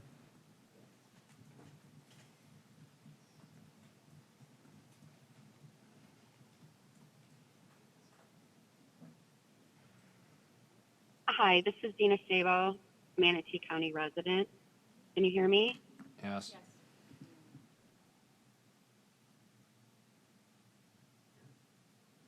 Can you hear me? Hello? Yes, we can hear you. You can hear me? Hello? Yes, ma'am, we can hear you. Go ahead. Okay, hi. Dina Sabo, Manatee County resident. I took some notes while y'all were speaking. First off, real quick, George Cruz and Carol Feltz, I emailed you the membership structure for the task force because I'm a member of it. So I just went through the email to check and I forwarded it to you. Originally, our first meeting was May 5th. Carol Whitmore, Derry Oglesby, Kate McFall, Cameron Moore, and somebody with the email of Dan is, plus Sarah Brown, and I were in attendance on that Zoom meeting. And then we had a second meeting on August 11th where Steve Bell from Animal Control and Dr. Sina Johnson was also present for that meeting. The problem with the task force, in my opinion, is that we were supposed to meet quarterly, and here we are in December, and I just quoted you the 2 meetings, May 5th and August 11th, so there were only 2 meetings. So it's been, when we meet, it seems like we have some good conversations and some goals, but there's a lack of follow-through and, taking the next steps to actually get things done. So I do think the communication between the task force and the newly, reinstated Citizens Advisory Board could be powerful and really have an impact on what the goals are for the county regarding animal control, animal services. Cruz, I appreciate you bringing up adding more citizens onto the advisory board. It should definitely be primarily citizens and volunteers. One of the things that goals that I have for the advisory board is to give a voice to the volunteers that, I still routinely get information from because they're afraid of being fired and they don't want to speak out. And I'm hoping by reinstating the Citizens Advisory Board that this will give them a safe place to discuss their concerns, offer changes, find solutions, and, make everything better and make improvements as needed. So by giving them that voice and heavily seating the Citizens Advisory Board with volunteers and residents, I think is the answer. I definitely agree with that. Mr. McCann, you talked about the citizens wanting this, and they do. We need a voice. It's been a long time coming.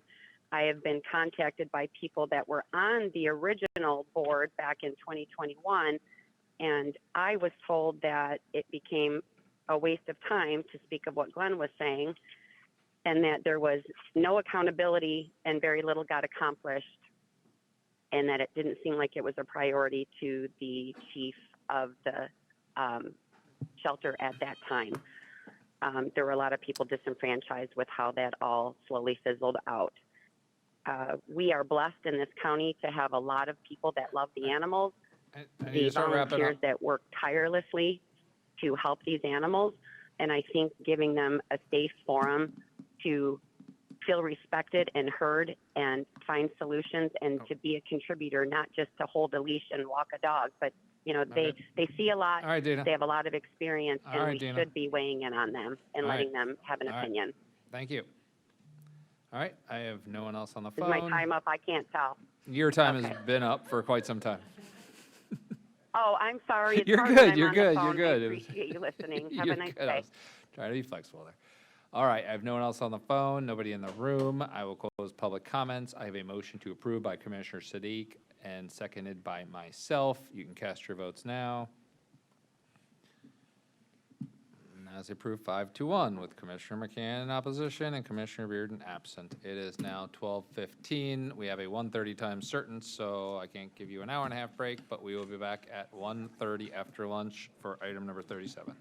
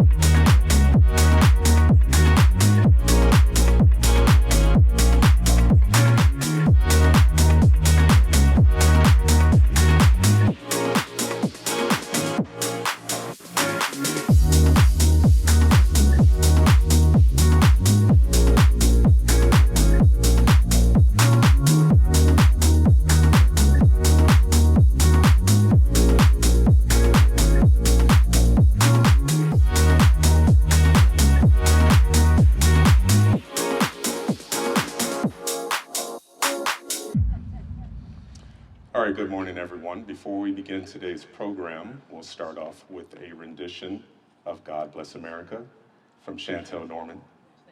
I'm sorry, actually, we'll be doing the national anthem, even better, from Chantel Norman with Visit Sarasota. Thank you.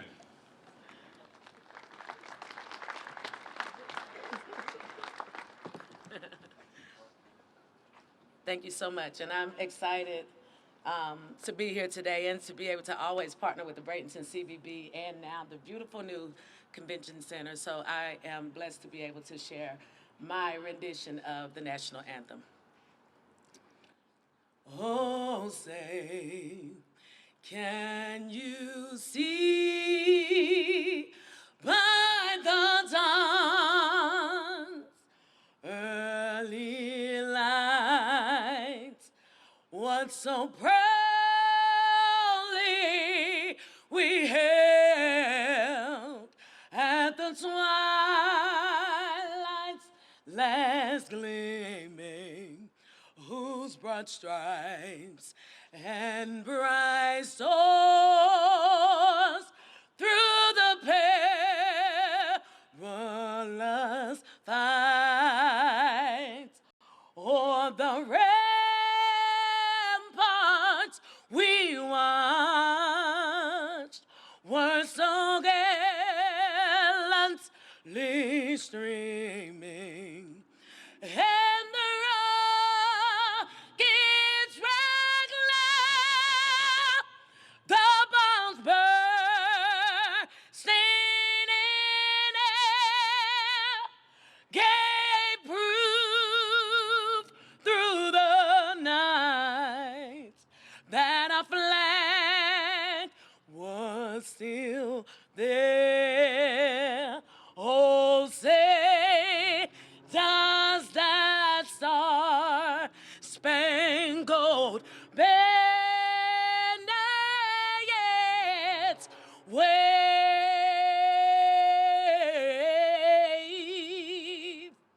o'er the land of the free, oh, and the home of the brave? Thank you.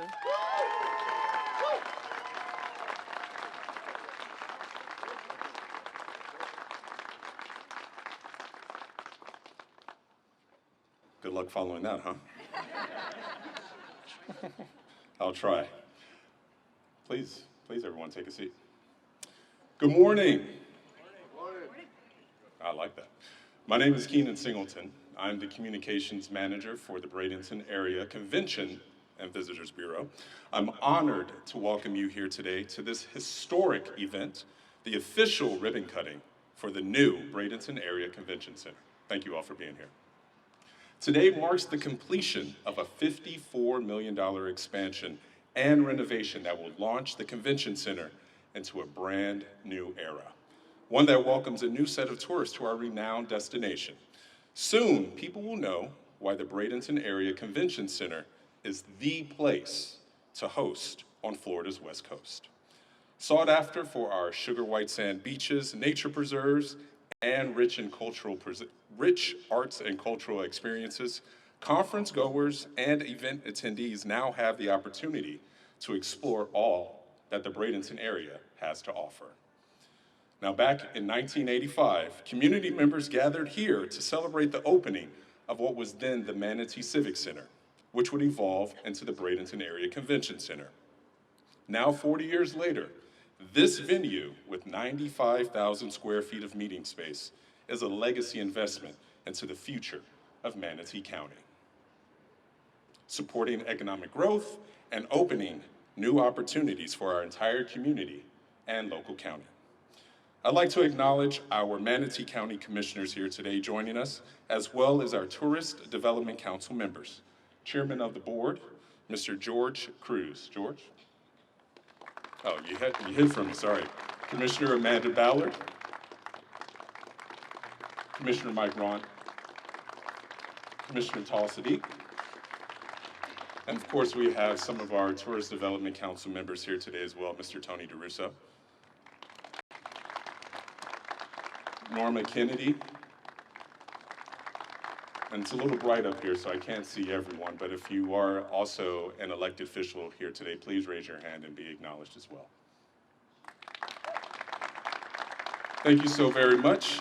All right, we're also excited that the mayor of Palmetto, Dan West, is here in the front row with us, and former Mayor Shirley Groover Bryant is here as well. We look forward to hearing from you both later on today.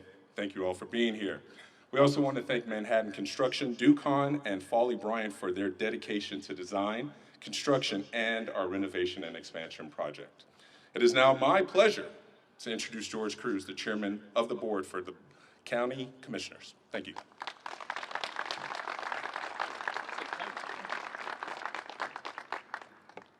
I was told I had 3 minutes, so I was getting in the on-deck circle over there. Now I know how the public feels when they come to my meetings. Thank you all for being here. I'm not going to take up a lot of time. It's just, this has been a long time coming. This has been years in the works through multiple versions of our Board of County Commissioners working, coinciding with City of Palmetto. And with our private sector, we always talk about public-private partnerships, but this is the epitome of what we're talking about. This is a public sector building a facility that's going to create immense economic benefits to this entire region while working alongside a private business who built us the best-in-class hotel, a hotel that far exceeded any expectations when we first met with Tony and his team about what they envisioned for this land over here next to our convention center. So thank you all for coming. This is a great day. This is a long time coming. This is going to be a convention center that we're all going to enjoy many times over, whether it's a chamber event, an economic development council event, or any other gala you may come to. I have an event here next week already. So, thank you all. Thank you to our current board that's here today. Thank you to the past board who is not here, but all of the commissioners. I know Commissioner Baugh, Commissioner Whitmore, Commissioner Servia, Commissioner Bellamy, all of them were instrumental in making sure this happens, and I want to make sure to honor everybody who had a hand in this. So thank you all. I look forward to hearing everyone speak. I look forward to enjoying this convention center. I look forward to the future of Manatee County, City of Bradenton, and City of Palmetto working together. Thank you.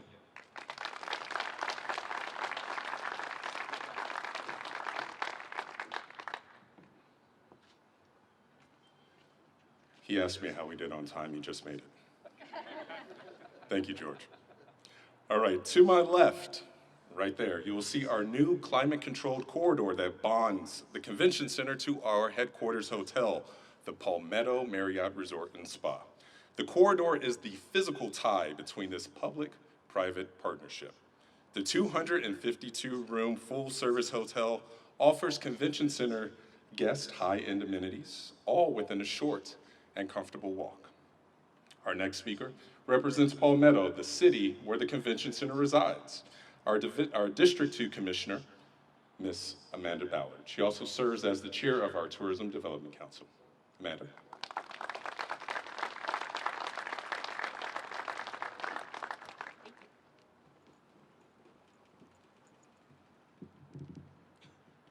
Got to move that down a little bit. Thank you all so much for being here today to celebrate this truly historic day in Manatee County and in Palmetto. I am honored to represent Palmetto, honored to represent, to be the chair of the Tourist Development Council here in Manatee County. This facility represents an amazing investment into Palmetto, something the likes of which I don't know that we've seen, and we stand on the shoulders today of so many who were visionary years and years ago to set this into motion. And I feel so grateful that we had the vision over the years to make this happen, that we had leadership that was visionary to ensure that this came forward and that we are able to have such a beautiful facility that's going to attract so much economic development to this area of the county, which oftentimes feels overlooked and underserved. But this represents a true investment into the community, and I'm very excited to see what the future holds for this facility in Manatee County. Thank you all.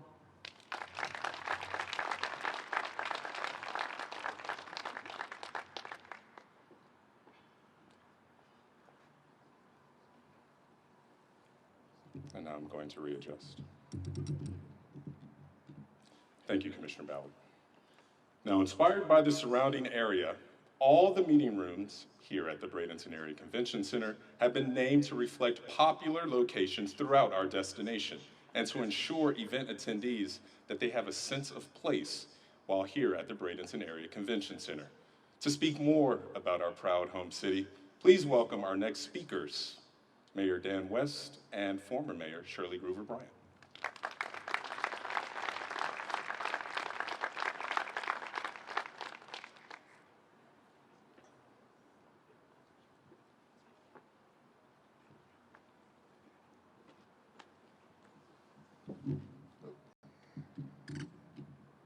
Good morning, everyone. It is an honor and a privilege to be here with all of you this morning on this momentous occasion. It is so exciting. It's a beautiful blue sky, not a cloud in the sky day today, and I think we're going to see a lot of these days ahead at this location. So we are just very excited, and I just want to say, I just listened to the commissioner speak. You know, we do want to say thank you to all those folks who came before us that are maybe not here with us today. I know Ralph Haben could not be with us here today, our former state senator and speaker of the Florida House of Representatives. We just want to say thank you to all those folks who gave so much in the years preceding this. And I wish they could be here today to see what it looks like and what it's going to be. And you know, folks, it's going to be a wonderful things ahead for the city of Palmetto and Manatee County with this located within our city confines. So without further ado, I want to give you the person that has a lot of the institutional knowledge about this for the last so many years, and our former Mayor Shirley Groover Bryant.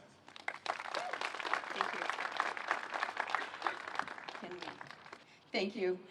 It's such an honor to be here today. I'm very, very disappointed that Ralph Haben couldn't be here because, as Mayor West pointed out, he was the Speaker of the House, and he actually brought the $8 million home to Manatee County. He was very, very proud to do that. When he brought the money home, the powers that be at this level, they wanted originally to name it in his honor, and he said no. He said, I brought this to Manatee County. He brought it to serve Manatee County, Palmetto, the surrounding areas, because he knew the quality of the community would be elevated by having a convention center, a civic center, as he originally called it. But to defray that, the fact that he would not let them use his name, the powers that be named this Haben Boulevard, and that will be in perpetuity. And I'm just so sorry he couldn't be here today. I was so counting on it. I even called Senator Boyd and trying to make sure, and it just was not going to happen. I want to say, you know, when it's mentioned 40 years that this has been in the works, it sounds like a long time, but my recollection goes back, well, I was just a mere child when this started. So that kind of, you know, it gives you some insight into it. But guess what happens when you have people that come forward and they're visionaries and they have ideas, and when at first the discussion came up again to talk about having a hotel right here, and then when it started getting more and more serious about the Palmetto Marriott and all the visionaries that had the same vision, it was interesting because week after week after week, every Thursday morning, all these wonderful people, I'm not going to name names because I'd forget somebody and be embarrassed, but I don't know how many people must have been on those calls every Thursday to keep this ball rolling, and nobody relented. All the different entities worked together. This is what you get when you get true commitment and collaboration by a great community, by a great number of people that are all committed to doing the right thing. And I know there's more to do here, but I'm so thankful that we're here today and celebrating this property and these buildings and what has come together and been developed for this great community. So just want to say God bless everybody that has been part of it, will be part of it, and all those that will be coming to visit this great convention center. Thank you all, and God bless. Thank you for allowing me to speak today.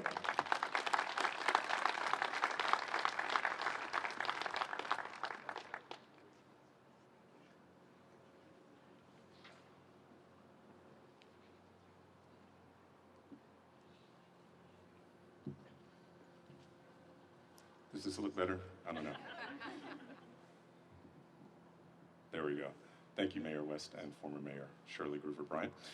Now, following our ceremony today, we welcome you to enjoy some light bites provided by our in-house caterer, Gulf Islands Hospitality. Led by Executive Chef Tony Parker, guests will have the opportunity to get a taste of the Bradenton area by experiencing our unique Floridian flavors and tropical influences before ever placing a toe in the sand.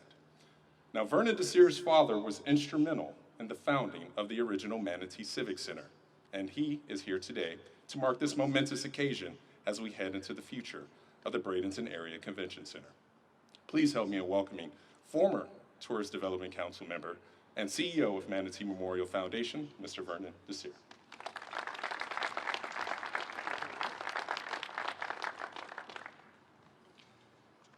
Keenan, I have to begin by saying it takes a bold person to wear shoes like you were wearing. So I think we're in good hands.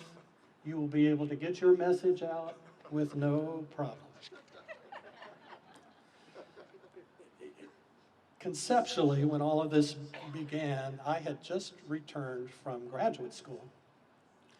And I was surprised because I lived in Louisville at the time, and there were many places to go for concerts and conferences. And, you know, being in that era, you attended a lot of conferences as you were trying to determine what you wanted to do with your life. So I returned and was, you know, a little perplexed by that. And then as I became very active in community events and organizations and wanted to serve, because that's what my father always taught me to do. He said, you serve, you give back. I started to complain about the size of places. We had some nice facilities, but if you were a family and you wanted to attend the graduation of your student who was getting ready to go to college, you really couldn't have more than maybe 1 or 2 people because there was no place large enough other than a football stadium to hold that many people. And of course, in June, when graduation is occurring, the weather is tough. So I remember saying to my dad at that point, I said, you know, get some people together and try to figure out how something could be at least started here of discussion on moving forward to do something to bring the community together, to have a place where not only the local people could be, but you could bring guests in from other parts of the country and be able to celebrate this beautiful area that we live in. And that was in the late 70s, believe it or not. So as a result of that, and we're working with Senator Price and Commissioner Pat Glass, Stu Gregory, there were a number of us that just started having little sessions where we thought, let's see what this could become and how we could deal with it. And I was really only there at that point because I had done a lot of events and could give them some expertise on what, you know, would be necessary to make this feature what you wanted to draw attention to get here. So I commend those people back in that day, and I commend the commission at that point, of which Mrs. Glass was a member, for having the foresight and the excitement that we felt to put the pedal to the metal and get going. We then realized that we needed to get Speaker Haben elected speaker so that those things could happen as well. And so God bless Senator Price for all of his efforts working with Lawton Childs and Wilbur Boyd, a lot of names you may not know at this point if you're new to this community, but they just wanted the dream to come true. I just can't tell you how happy I am just to be here. You know, when you think 40 years ago, the theme for the day was Paint the Town Blue. And the roof of the Civic Center was a very bright blue. And everybody got involved. It was so exciting to just see the response from people. Even though it had been a difficult challenge, the people came together and really wanted it to be what it has become today. We wanted it to be almost what you're seeing today, but of course, back at that point, we were a population of less than 200,000, and it wasn't quite in the vision of everyone. Some of us were already there, but not everyone. So We had to wait a little while and do it in bits and pieces so that it would come. But Speaker Haben went to bat for us. He was elected, and his gift back to this community was, as Shirley Groover Bryant said a while ago, Mayor Bryant, $8 million to get it going. But prior to that, the Kiwanis Club of Bradenton put $500,000 in seed money so that this could be thought of by the community as something very serious. You know, sometimes they say, put your money where your mouth is. So that we went to the Kiwanis Club and they said, we see your vision and we want this to happen. So I also want to say thank you to all of those men and women in the Kiwanis Club for believing in what was about to occur. Speaker Haben is not feeling well today. He was due to be here. This would have been a real triumph for all of us to just see him again and to be able to thank him in person. But I know that he's feeling the love today because so many people realize that without that wonderful gift from the state, without the Kiwanis seed money, none of this would be here today.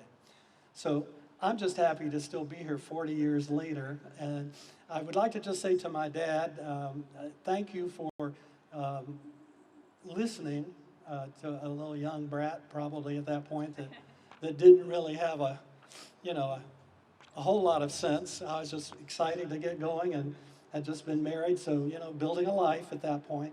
But he listened, and he realized that what I was saying, was important. Communities, in order to bring people, have to have space, and they have to have space that's workable and functional. And so that was the goal at that point, was to make it a multifunction, beautiful facility that we could do all sorts of events. And so I've been thrilled to be here in an athletic event, in a convention, in many events from the community, all of the DeSoto events from the past. For years, we're all limited as to what we could do until this was open and the space was made available to have larger crowds. And then most importantly, thanks from the families that now can all go to their graduations and see their kids graduate. Elliot, I want to thank you for continuing the dream. It was not always easy to share something from that far ago with other people, but Elliot believed in what we were doing. Elliot understood how important it was to have a place to share, not only with the community, but for your families and others around the state and nation. So I thank you for all of those years that you listened and continued to push to get all of this done, and I'm grateful to the commissions historically as well as presently for realizing that, the most important thing is community, is having a place for us to share, be together, and enjoy what God has given us, which is a beautiful, beautiful space. So, although we're not painting the town blue today, it's a beautiful blue sky, and I'm standing here looking at it, so I feel like the roof is now almost over here. But thank you for being here. Thank you for recognizing what some wonderful people decided to do over 40 years ago. It was more like 50 years ago until this was built 40 years ago, but it was about 50 years ago that we really worked so hard to get it all done. But the cities of Palmetto and Bradenton, and then the county, all got behind us and supported what we were doing. So it was a miraculous day, a beautiful day. My father passed away right after that, so it was a little bit of a bittersweet time for us, but he did get to see it finished. And so I'm grateful to God for that and for the many blessings that he's given you. So many, many wishes for grand days ahead to all of you, and thank you for listening.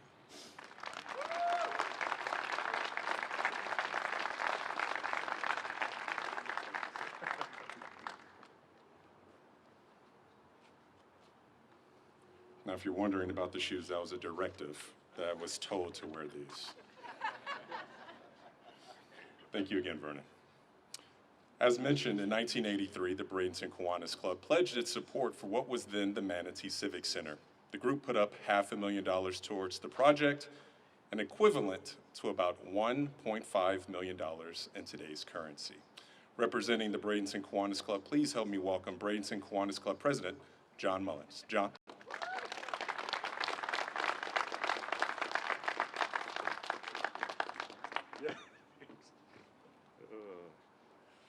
George just asked me if I have anything left for my speech, because most of it's already been said, but that's all right. Good morning, everyone. I'm Jonathan Mullis, president of Bradenton Kiwanis, and I'm very honored to be here today on behalf of the Bradenton Kiwanis as we open this next chapter in Manatee County. But as has been mentioned, when this convention center, then the Manatee Civic Center, opened in 1985, it became a place where the hope for Manatee County could be, where what Manatee County could become, started to become reality. But that story began much earlier, and has been mentioned. In 1978, the Bradenton Kiwanis put up $500,000, about $1.6 million today, in seed money to get this project started. That contribution came from one of the most unique examples of civic entrepreneurship, the long-term operation and eventual sale of the Bradenton Trailer Park, now called the Bradenton Tropical Palms. This is where the Bradenton Kiwanis converted profits from the stewardship of that property into actionable funds to support this community, including this convention center.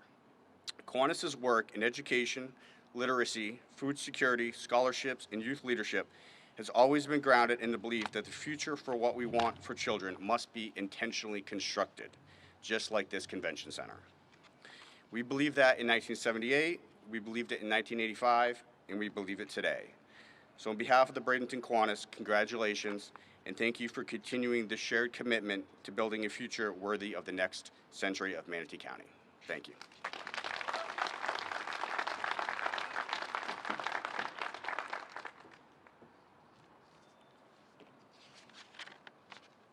Now, at this time, I'd like to welcome all of our speakers back up to the stage, and we'd like to also honor several speakers here today with some awards. Can I have Vernon Desir back up to the stage, John Mullins back up to the stage, and unfortunately, Ralph Haben, who was not able to be here today. We'd like to hand you guys some awards.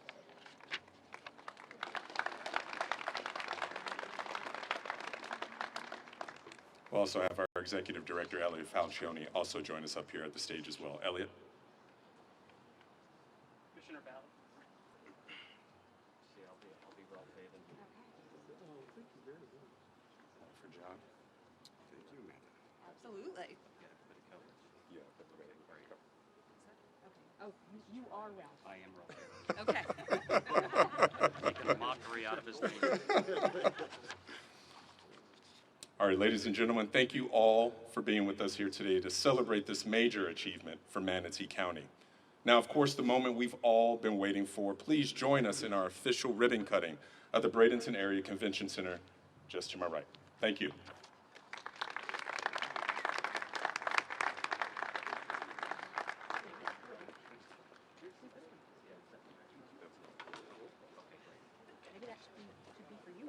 No.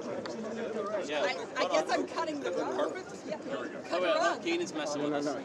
Oh, okay. There it is. Cut his shoelaces. I'm starting to wonder.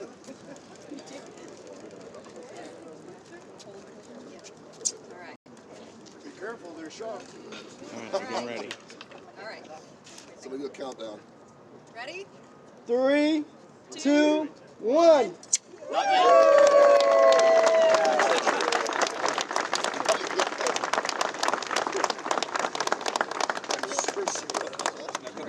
That was the rehearsal.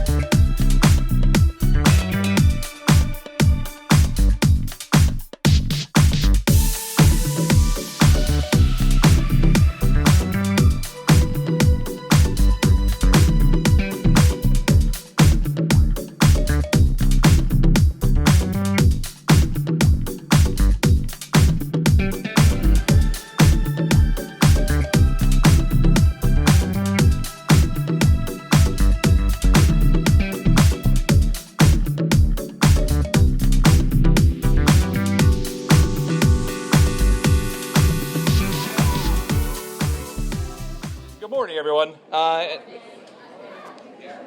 This is a great celebration. This is one that is very exciting for the community, one that's very exciting for the Board of County Commissioners, and one that I think shows it's a testament to what this board and Manatee County as a whole is working to do for the quality of life of everybody here in Manatee County. And I'm really honored to welcome you here. This is a place that is dear to me. I've been to multiple events under this pavilion. My kids went to school at Wakeland across the street, and this is where we used to come for our ice cream swirls as a celebration of finishing the school year. So it's great to see that with a lot of effort and thoughtfulness from Commissioner Ballard, we were able to retain what this is to so many of you here. So this is a key passing ceremony, and it officially marks the official purchase, not the legal purchase, but the official purchase of this property to allow us to transform it into the long-standing legacy project for the good of this community and all of Manatee County that it can be. But before we get into it, and we have some great speakers here today, we're going to start as we all do all things by honoring God and country. So here with the invocation and the pledge, please help me welcome Jack May, President of the Manatee Patriots.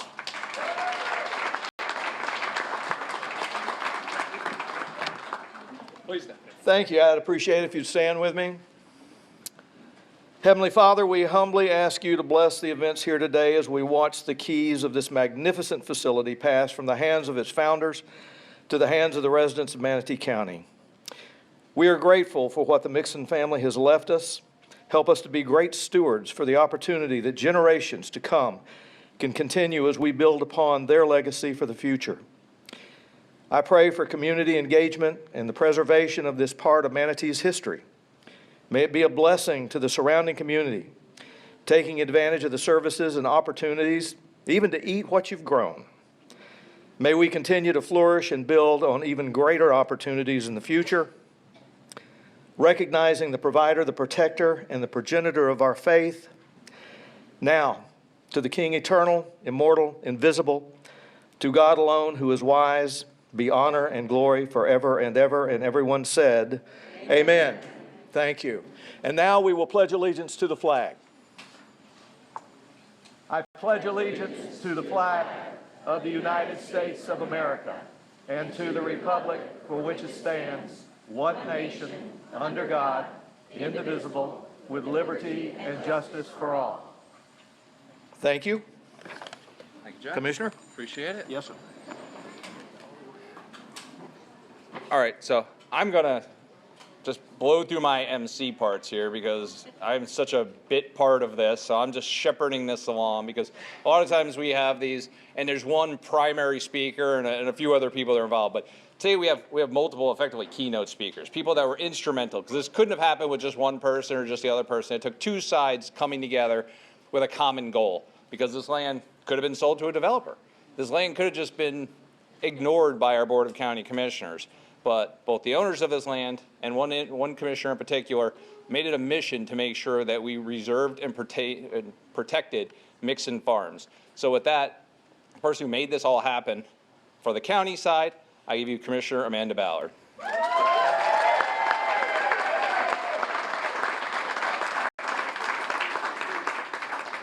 Thank you all so much. It's such an honor, and I'm so humbled to be here today for this passing of the key ceremony to dedicate this property to the citizens of Manatee County. And I will say this is an absolute labor of love in really three parts, because it's the Mixon family who were dedicated and dogged in their mission to make sure that this property was preserved for the community. And so I just want to thank them for really pushing and making it happen and not giving up. I want to thank the community who came together and pushed our county commissioners and let us know how much you all wanted to see this happen and how important this piece of property was and is and will be in the future for our entire community. And also, I want to thank our entire Board of County Commissioners. It took a lot to get this done, and we have a board that listened to the people, and the people said that they wanted this space to be preserved, and we made it happen. And so I'm thankful and I'm grateful for that. This piece of property has been so important for the people of Manatee County, and honestly, people all over this country for almost 100 years. Mixon Farms was founded, I believe, 84 years ago, and so many people have so many amazing memories in this space. Everything from weddings to special events. I remember coming to a beautiful Mother's Day brunch here about 5 years ago, meeting Santa Claus with the kids, just having an orange swirl ice cream, picking up some fruit. This space has been an absolute community keystone for such a long time. And when the Mixons came to me in 2023 and said that they would like to preserve the property for future use, I knew that it would be a mission to get it done. At first, we didn't have buy-in from the commissioners, and we had some stumbling blocks, and then we came back together in early 2025, and we said, you know what? I think there's a chance. And so I started pushing, and I kept pushing, and the community kept pushing. And so I went out to different places and said, look, this is what this could be. You need to tell your commissioners, you need to let people know how much the community wants to see this space preserved. And through the effort of the community, we managed to get it done. And so I appreciate all of you so much. And I will say that to start, we are already making such a difference and providing an amazing community resource. We have a farmers market that will be opening here on site, which I'm just absolutely ecstatic about. This area is a little bit of a food desert, and so it will be such an amazing community resource and an amazing place for people to just gather, be together, have fun, and get fresh local food. So we're doing that almost immediately. We have a family movie night that is planned for next week, and we will be doing events like that regularly. We're going to be preserving the event venue for people to continue to enjoy their weddings and special events. And but for the future, we have so many other big plans. So we are really excited that we will be able to create a library and community center in the space. So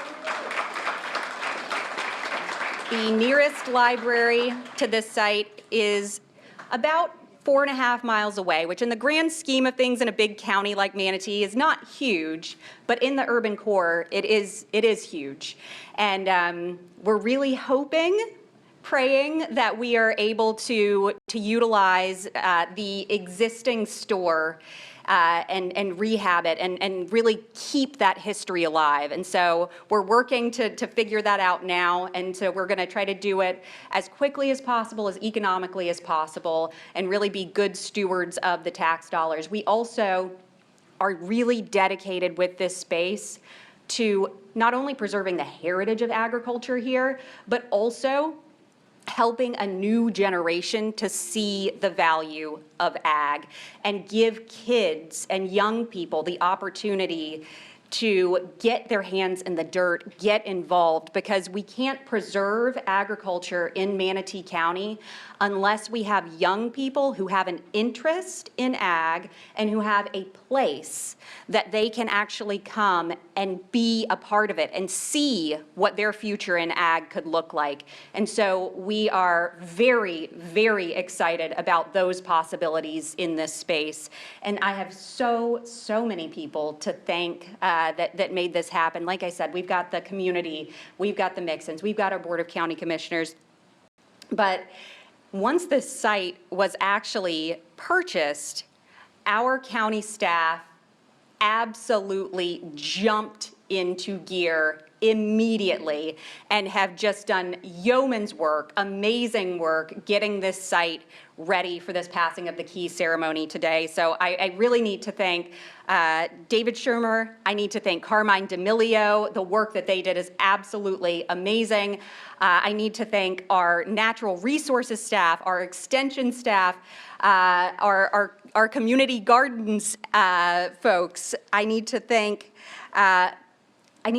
John and Danielle Taylor and the FLNGLA, the time and the resources that they have put in to making this a success, and truly a community-initiated project has been absolutely amazing. They donated $7,500 worth of plants that we're going to be planting today. So that is just amazingly exciting. I also, I of course want to thank my family, my husband, for encouraging me and saying, don't give up. You can make this happen if we keep pushing. I also want to thank one of my best friends, Alyssa Gay, who grew up right down the road from this site and talked to me so many times about what a site like this would have meant to her when she was growing up right down the road, you know, kind of trying to figure out her future. A site like this would have been instrumental. And I know that so many kids in the community will see the benefit and enjoy the benefit of this farm going forward. And I'm so excited for that. I'd like to thank New College of Florida for their partnership. We're really excited to work with them, get some regular interns who are working here, helping our staff, increasing our manpower, and giving those students some amazing support in the future. I also want to thank the school district of Manatee County. They have a bunch of Southeast High students out here today, as well as some middle school students who are going to assist us with our planting today. So thank you all so much for being here. And now I'd love to bring up Kevin Chapman from the School District of Manatee County.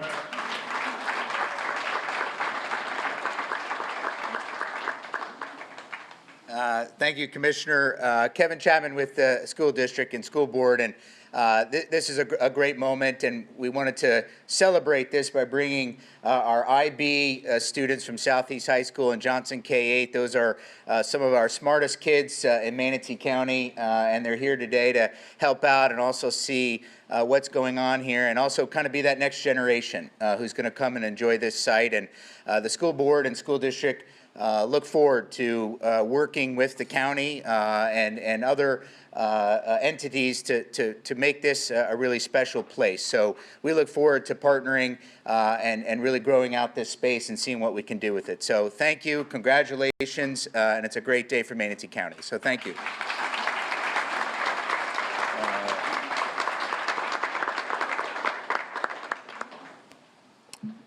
Thank you both. I don't know if you caught the joke, or maybe it's just me because I've known her now for years, but when Commissioner Ballard thanked David for telling her to stick with it, I don't think there's anything Commissioner Ballard has ever done that she didn't stick with. I mean, from under one roof to community gardens to bookmobiles to now Mixon Farms. If she has an idea on that board, pay attention, because there's a very good chance it's going to happen at some point in time. So thank you very much for shepherding this along. But you also mentioned the new generation that's going to be able to come out here. And you can't really bring a new generation out unless you have the let's say, past generation. And too often on our board or in our community, we hear about people with ag land that are going to transfer it to somebody purely for profit reasons, and they're going to build something on it. They're going to do something that maybe people in the community don't think is in the best interest. But every now and then, you get a family like the Mixons who say, look, my number one priority is not profit. My number one priority is retaining the heritage that we helped build. helping that new generation along. And it takes people like Jen and Dean to see the vision of Manatee County and realize that there's a greater good than just selling off your land, because I know they had the opportunity to do so. So this would not have happened if it wasn't for Jen and Dean saying, we want to make sure Manatee County is thriving for that next generation. So with that, I'd like to bring up the Mixons.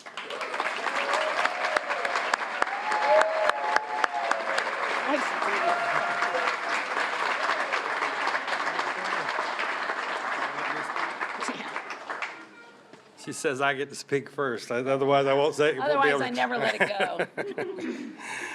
Well, I kind of had to have a map to find my way around when we got here. She was right when the county came out here. We closed on a Friday, and by Monday there was 25 trucks out there, and half the place had already been pushed out. So they went right to work. And as has been said earlier, we are so happy that we were able to preserve the legacy. It goes back, for most of you, you think of us as the Mixons, but with an 84-year-old business, I have to give credit to my grandparents. Moved here in 1917 after the First World War. They started, had 6 kids, and all the kids worked in the business. My dad being the primary one to carry it forward, and my mom, they were the ones that built the original business as far as the shipping and the gift fruit shipping. And of course, I came along and I started working as soon as I could reach the pedals of the tractor. And they didn't tell me it was work. I thought it was fun, but you know, that it's more than just what we did. It wouldn't have been here if it hadn't been for the future, the generations that came along before us. I need to give them credit. My brother worked in the business for years, and my uncle, and so we try to decide what we're going to do now. See, we've got our dancing outfits on. We're gonna start swirling, but we decided I'll blame her for this one. Well, maybe we should get a food truck, because we had so many people that came and said, we miss your ice cream. We want to have your ice cream, and what do we got to do? And it has been, we've been doing it a little over 2 years now, and there's not a day it goes by when we're at an event, somebody comes up and says, my grandparents brought me here, my great-grandparents brought me here, and generations of people that came to Mixons, and they're so happy that we're doing the truck and have that available. And a little advertisement, the truck is out there afterwards. So, and not only family, but we, in our peak time, we had over 120 employees working for us here, and so there's so many people that work with us. A lot of people were part-timers. It wasn't the type of business where we could have a lot of full-time people, but a lot of people came down from the north, and their spouses kicked them out because they were tired of seeing them, and they said they'd fished and gone golfing and played cards more than they liked to do, and they wanted something to do. So we had tons of people like that worked for us, and one of the ones that's working for us is in that truck today. Anita, she's 83. 83 years old. We don't let them go. Once they started working. She's been with us over 25 years, I think, and she ran our deli, and we had several like that when we closed. They said, what are we going to do? So that's part of the reason we bought the truck and got started there. But all wouldn't have happened without our faith. Our family's been Christian and been involved in the community and in our churches our entire life, and nothing would have happened without that. And I'm so happy to see what they've done out here. It's a lot of the things that we wanted to do, but we ran out of resources and time and people that knew how to work. I mean, I had to do it. So, it's been been great to see what's happened and what's going to happen here. So we're glad for this turnout. It was amazing. I mean, people here they appreciate the schools that are coming out. We both went to Southeast, graduated Southeast, so long time ago. Say, we were in kindergarten next Yeah. year. We also were in kindergarten in Manatee Elementary, so we've in the same class. we've been around for a while. So, but Okay. I'll let you do. Anyway, I tell you what, being out here and, because we didn't get to hang out here that much, but one of the things when developers, we got hit with about 20 different developers that, from all over the country, that wanted this. And the first thing they were going to do is bulldoze this.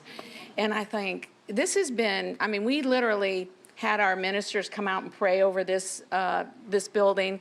And actually in the very beginning, we go to Bayside, and they had their baby dedications here. And so we have cameras everywhere, and to see somebody from India holding up their baby and waving at the camera. So it was able, this place has been able to share so many memories when we had weddings from people from other countries, and we'd have 65 people locked into our cameras, getting to watch and experience the wedding of their child or whatever. But this really, I mean, it was, if you knew his dad, when we bulldozed trees to put in a pond, I don't think he talked to us for a year. And it's like, and it turned out so beautiful, and we've been able to share it with so many of you guys, and we just thank you for coming out. And yes, go to the food truck. We have our ice cream, but we also have our pressed Cubans, BLTs, and grilled cheese. A little ad. But anyway, thank you very much, and love you all.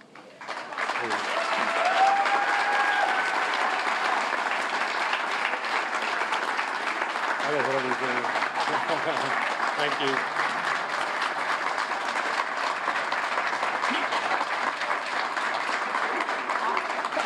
Wow. Thank you. So, people say we're Jan and Dean, but we don't dance or sing, so don't have to worry about that. But I do want to thank Commissioner Ballard. She spearheaded this thing. First indication we had, she said, well, a few nights ago I couldn't sleep, so I got up and drew this sketch out, and it became a little postcard that went around to everybody of what her idea was here, and it was she was in it 100%, and I appreciate everything you've done for us. Charles Meter was a big. Yeah, and where's Charles? Charles here? Yeah, he is. There he is.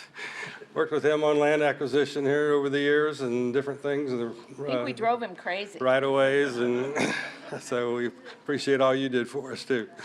All right, thank you. Thank you.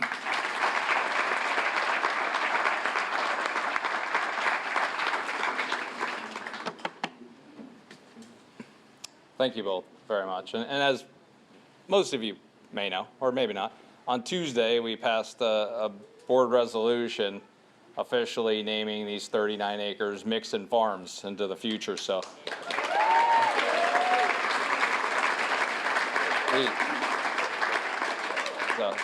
that'll allow those future generations to understand the history of this property, how we were able to obtain it as a county, and just remember a bit of the history, because I think that's important in Manatee County. And too often we purchase something and just simply change the name for convenience or based upon a poll. But this was one that had a 7-0 unanimous vote of the board to retain the name Mixon's into the future. But as we close out, Manatee County was home of the world's largest grapefruit grove at one point in time, the Atwood Grapefruit Company, and the birthplace of Thompson Pink Grapefruit. And we're excited to hear from Haley Burton, Miss Florida Citrus 2025, who traveled here today to join us.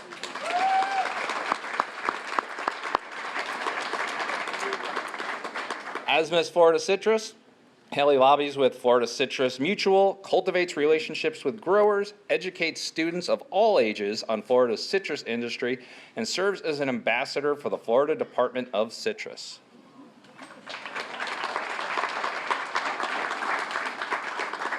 I wouldn't be Miss Florida Citrus if I didn't have props. Potentially, we'll see. My name is Hallie Burton, and it is an honor to speak with you all today as Miss Florida Citrus. This is a title who serves as an official ambassador for the citrus industry and travels nationwide to advocate on behalf of our Florida growers and their families. Miss Florida Citrus recently celebrated its 100th anniversary, highlighting the deep-rooted traditions and history behind both the citrus queen and the industry as a whole. But it's important to note that there is no Miss Florida Citrus without our selfless citrus growers and the continued statewide impact from our citrus industry. And so today we celebrate the strong contributions Mixon Farms has provided for more than 84 years. 5+ generations of Mixon family and friends have grown, packed, and shipped some of Florida's finest citrus where we stand today. I spend my year of service doing what I like to call squeezing the sunshine, which sometimes is impromptu juggling.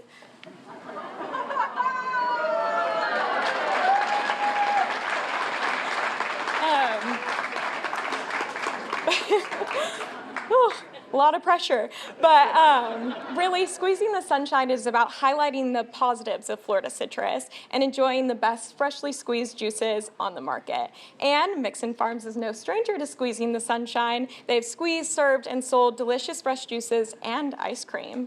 So excited to try that.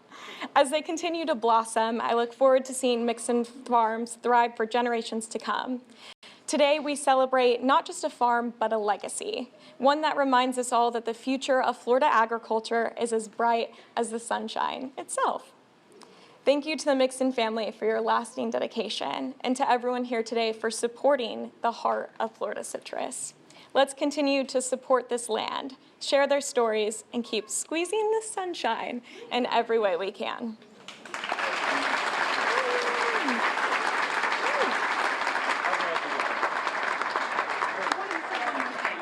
Sure. Commissioner Bell wants to say something, but honestly, I had no idea she was going to juggle. That was a complete guess. So I did want to mention one more thing, and Dean reminded me. So he mentioned my little drawing and how I passed it out to people all over the county. I would like to thank our staff they took my initial drawing and my initial logo, and they transformed that into the official logo for Mixon Farms today. So I just want to say thank you for that. I drove past the marquee for the first time a few days ago. I literally squealed out loud. I had my 2 little daughters in the car, and I said, this is literally the coolest thing that has ever happened to me. And so I just want to thank you all so much for that, and I appreciate you all so much.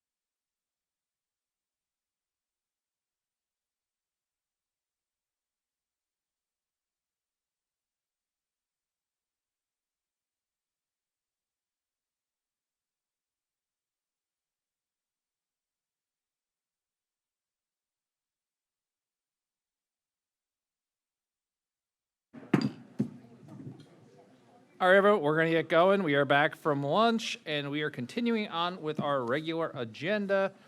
We are now up to our time certain, so we're jumping ahead to 37 because that is a 1:30 time certain update on the progress of the Housing and Urban Development CDBG-DR grant and Lasting Manatee program. Michelle. Good afternoon, County Commissioners, County Administrator, and County Attorney. Michelle Davis, Grant Division Manager for Manatee County. As we close out the year, we want to provide an update to you and the public on our progress and next steps for Lasting Manatee.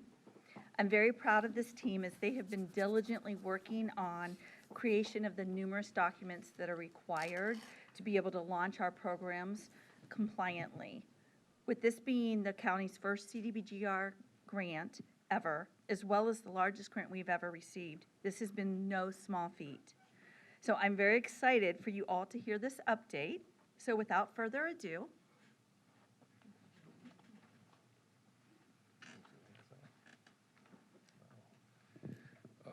Edric Sweeting, Grant Supervisor, CDBG-DR. Odugo Oizu, Communications Coordinator, CDBG-DR. The Community Development Block Grant Disaster Recovery has come a long way since being awarded. Graduating from CDBG-DR to Lasting Manatee with an anticipated program launch by the end of February 2026.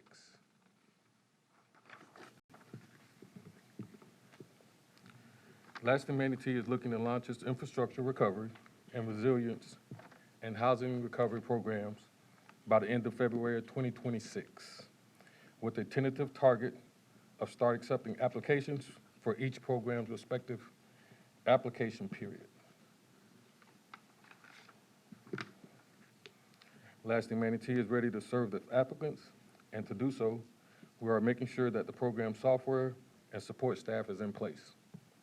Currently, we are working with Neighborly, the current software system of records being used by the Community and Veteran Services to add a DR portal, leveraging the current contract between Benovate LLC and Manatee County.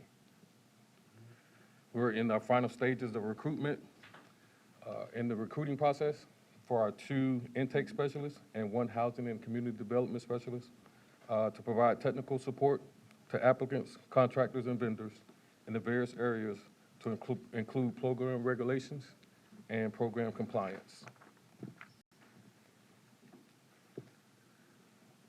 To ensure we are in compliance and in line with all of HUD's regulation and guidance, HUD assigned ICF to provide technical assistance to Manatee in relation to the CDBG-DR award.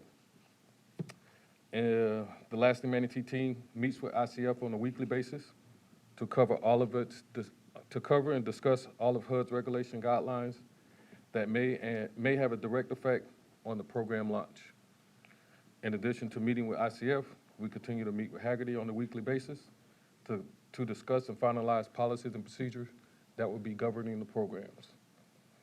On December 2nd, the board approved the contract for Tidal Basin, and we are looking forward to working with Tidal Basin on our first work assignment, which is our HUD-required Tier 1 review, according to Tidal Basin. Completing those environmental review for the program launch by mid of late February isn't a problem. And with that, I turn it over to our communication coordinator. So with the same intensity that we're building our capacity internally, we're making sure our outreach goes to that same level. Outreach is key here with the CDBG-DR funding.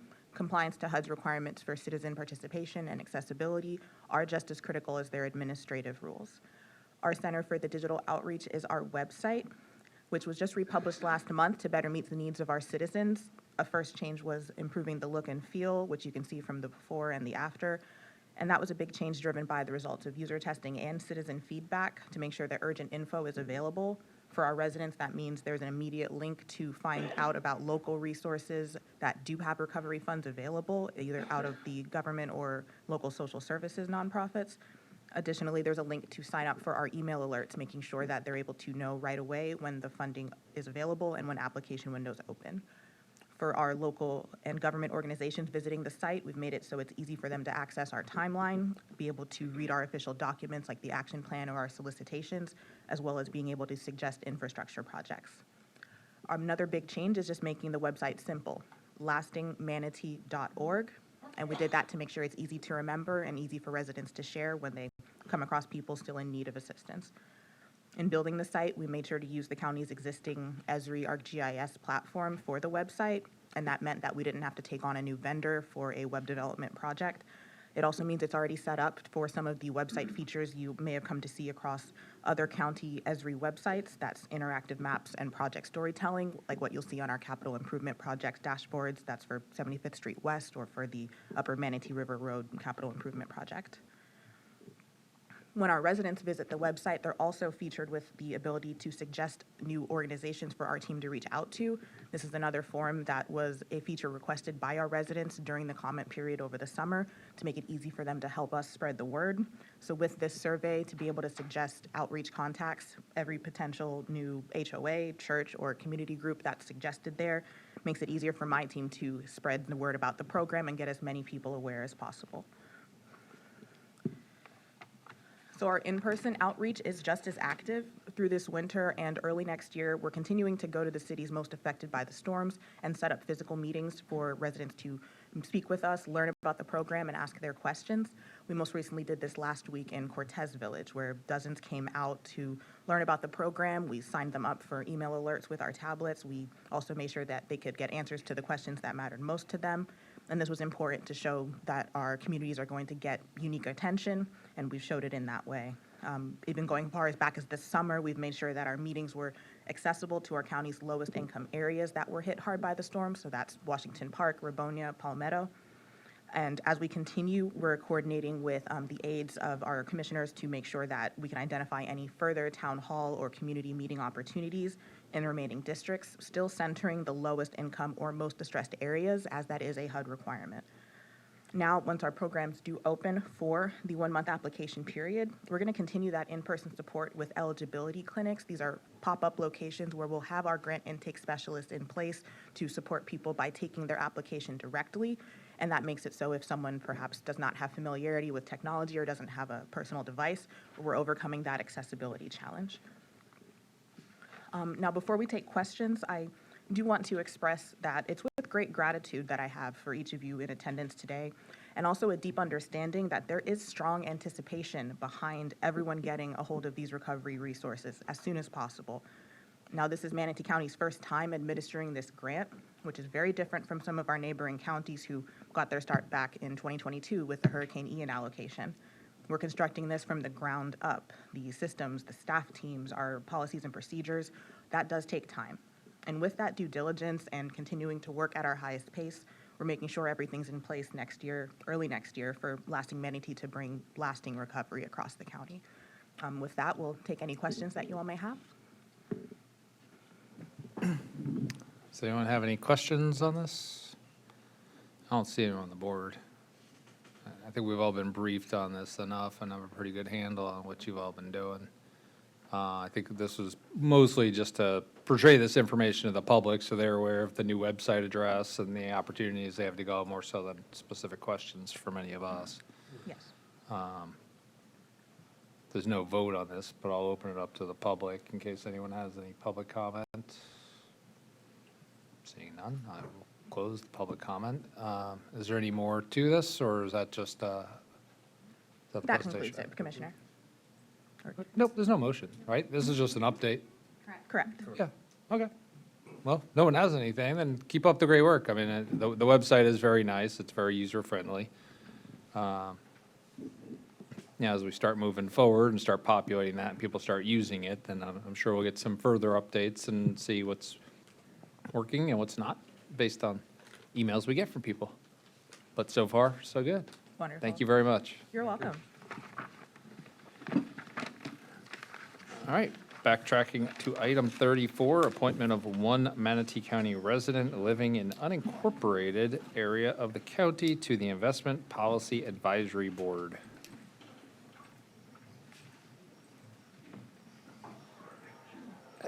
I don't know if we needed you all the way here to appoint somebody, but welcome.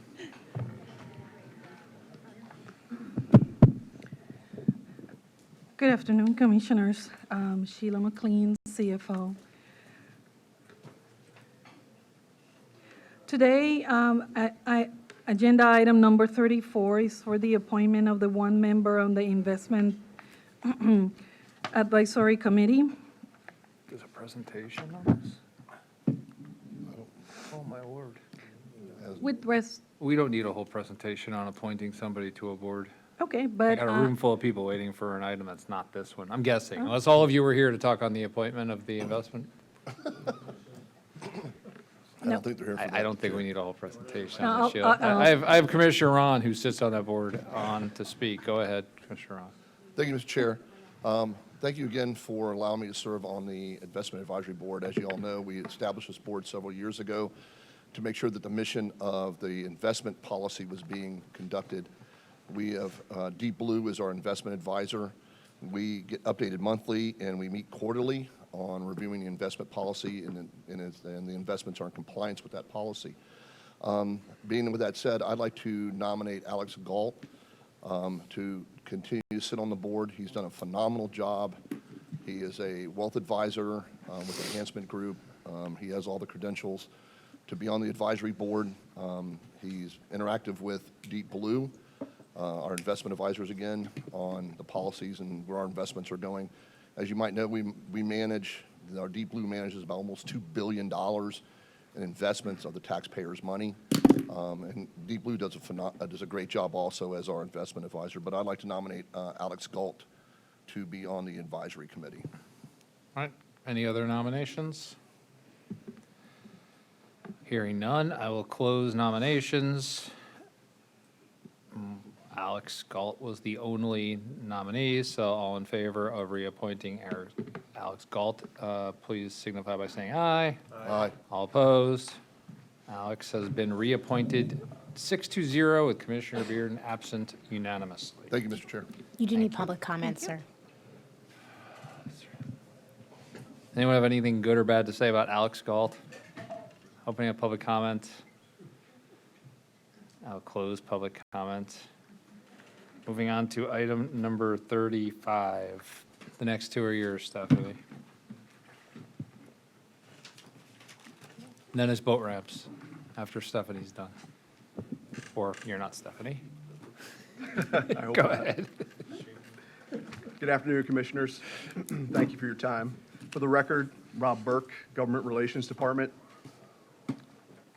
What you have in front of you today is the final draft of Manatee County's first ever strategic plan. It reflects this board's direction, the feedback you provided during the December 3rd work session, and the priorities where you reach clear consensus. It gives us, department staff, county leadership, county administration, a shared framework and a shared understanding of how we move forward as a county. And it provides citizens with a clear view of where we're heading. Our goal from last January was to build something simple, clear, and usable. A plan that sets direction without getting lost in the weeds, and a framework that enables departments to execute their work while being measurable and accountable at the same time. The strategic plan we put before you today establishes a countywide vision and mission that center on service, transparency, and responsible growth, and it organizes our work into 6 high-level goals: land management and development policy, transportation and infrastructure, government efficiency, transparency, and fiscal stewardship, public safety and environmental protection, economic and tourism development, and veterans and public services.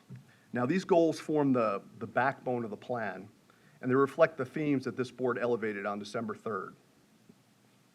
The plan is structured so that the vision and mission guide our overall direction. Each of the 6 broad goals incorporates specific objectives, and each objective is accomplished through department actions that outline the work that actually gets done. What comes next is, once the board adopts the plan, we begin building performance measures, timelines, and progress tracking for each objective. And staff either begins work or continues work on the department actions. These measures and trackers serve as our accountability tools that enable us to report openly on progress to the board and to the public. Now, the plan is designed to be a living document, so as conditions and resources change and board priorities evolve, we adjust the framework and update the plan. There are sections in the plan for both board priorities and commissioner priorities. Board priorities are the areas where consensus was reached on December 3rd, and you can see they're included as a section in the plan. Commissioner priorities are also included, but as an addendum, so residents can see the district-specific areas of focus each of you identified. This is all part of our commitment to transparency and district-level representation. You can access the plan, Q has it up right now, you can access the plan online right now at mymanatee.org/strategy. So in closing, this plan gives us a unified starting point. It provides direction and clarity for the organization and sets the foundation for a more accountable and transparent approach to how we deliver services. But adopting the strategic plan right now is not our finish line. It's what we'll use to build clear timelines, measurable targets, and public reporting. It gives us the structure to move forward as one organization with a shared vision and a clear path ahead.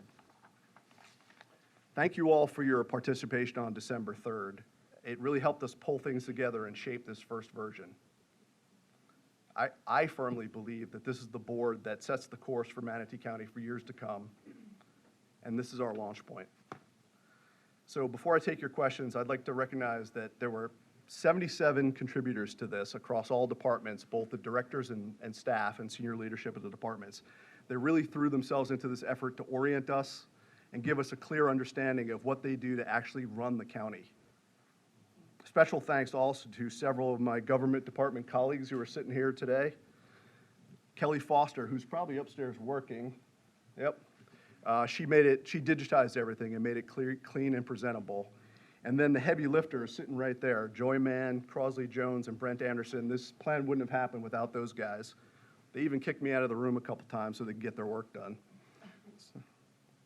So now I'm happy to answer any of your questions.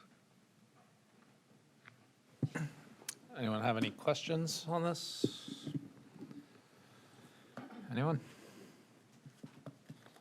They did a great job.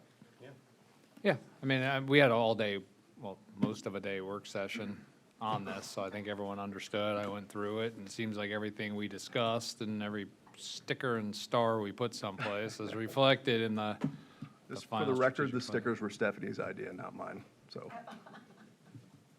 Nice work.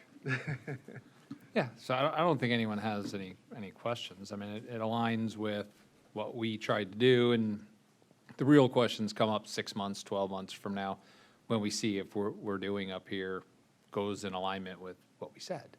That's the bigger question. Right. We can put anything on paper. It's a matter of whether or not we follow it. So I think you did an excellent job putting it together. It's clear, concise, it gives direction, and now it's up to everyone to follow the direction. Right. And I don't know if you wanted to get into this, but we plan to be back up here in another month or two talking to you about performance measures and timelines for reporting and all that too. Sure. I think there'll be more questions when that comes up, because one, that wasn't the focal point of the meeting a couple of weeks ago. So I think that'll open up more dialogue and also give us more direction, because this is great, but it doesn't really tell us, okay, there's 70-something priorities, like which one's the first one? And which one has to be done before the other one gets done? Right. And that's what that next follow-up is. I think that starts opening it up to better utilization from a board standpoint. But you all did an excellent job. Thank you. I have a motion to approve by Commissioner Ballard and seconded by Commissioner Rom, but before we vote, I will open this up to public comment. Seeing none, I will close public comment, and I've got the motion on the floor, so you can cast your votes now.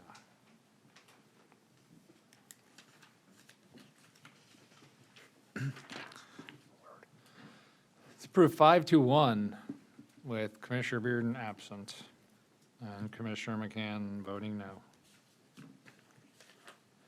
All right, moving on to item number 36, also you all.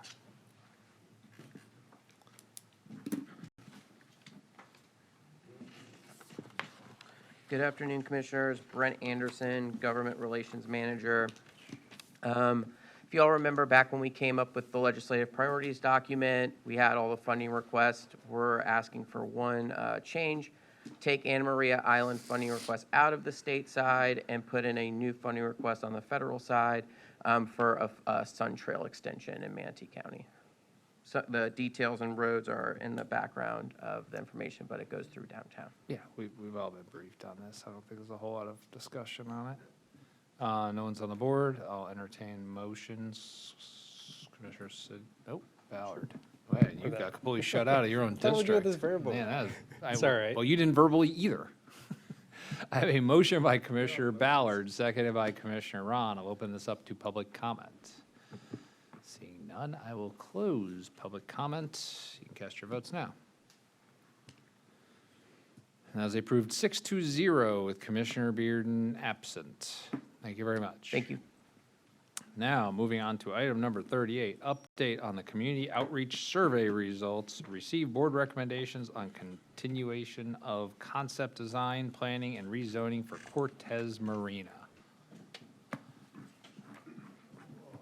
Holy smokes, how many people we have working on this thing? Good afternoon. The Cortez Marina redevelopment project has undergone, Michelle Worley, Construction Services, Property Management. The Cortez Marina redevelopment project has undergone extensive community engagement, including public surveys and open houses to identify the preferred amenities for the entire county. And so I'd like to have, take a moment for our consultant to give a summary of what those findings were and support of what the motions we're asking for today. Thank you, Michelle. For the record, James Pankinen with Kimley Horn and Associates. So going to review, as Michelle said, the online survey as well as the community open houses that we hosted.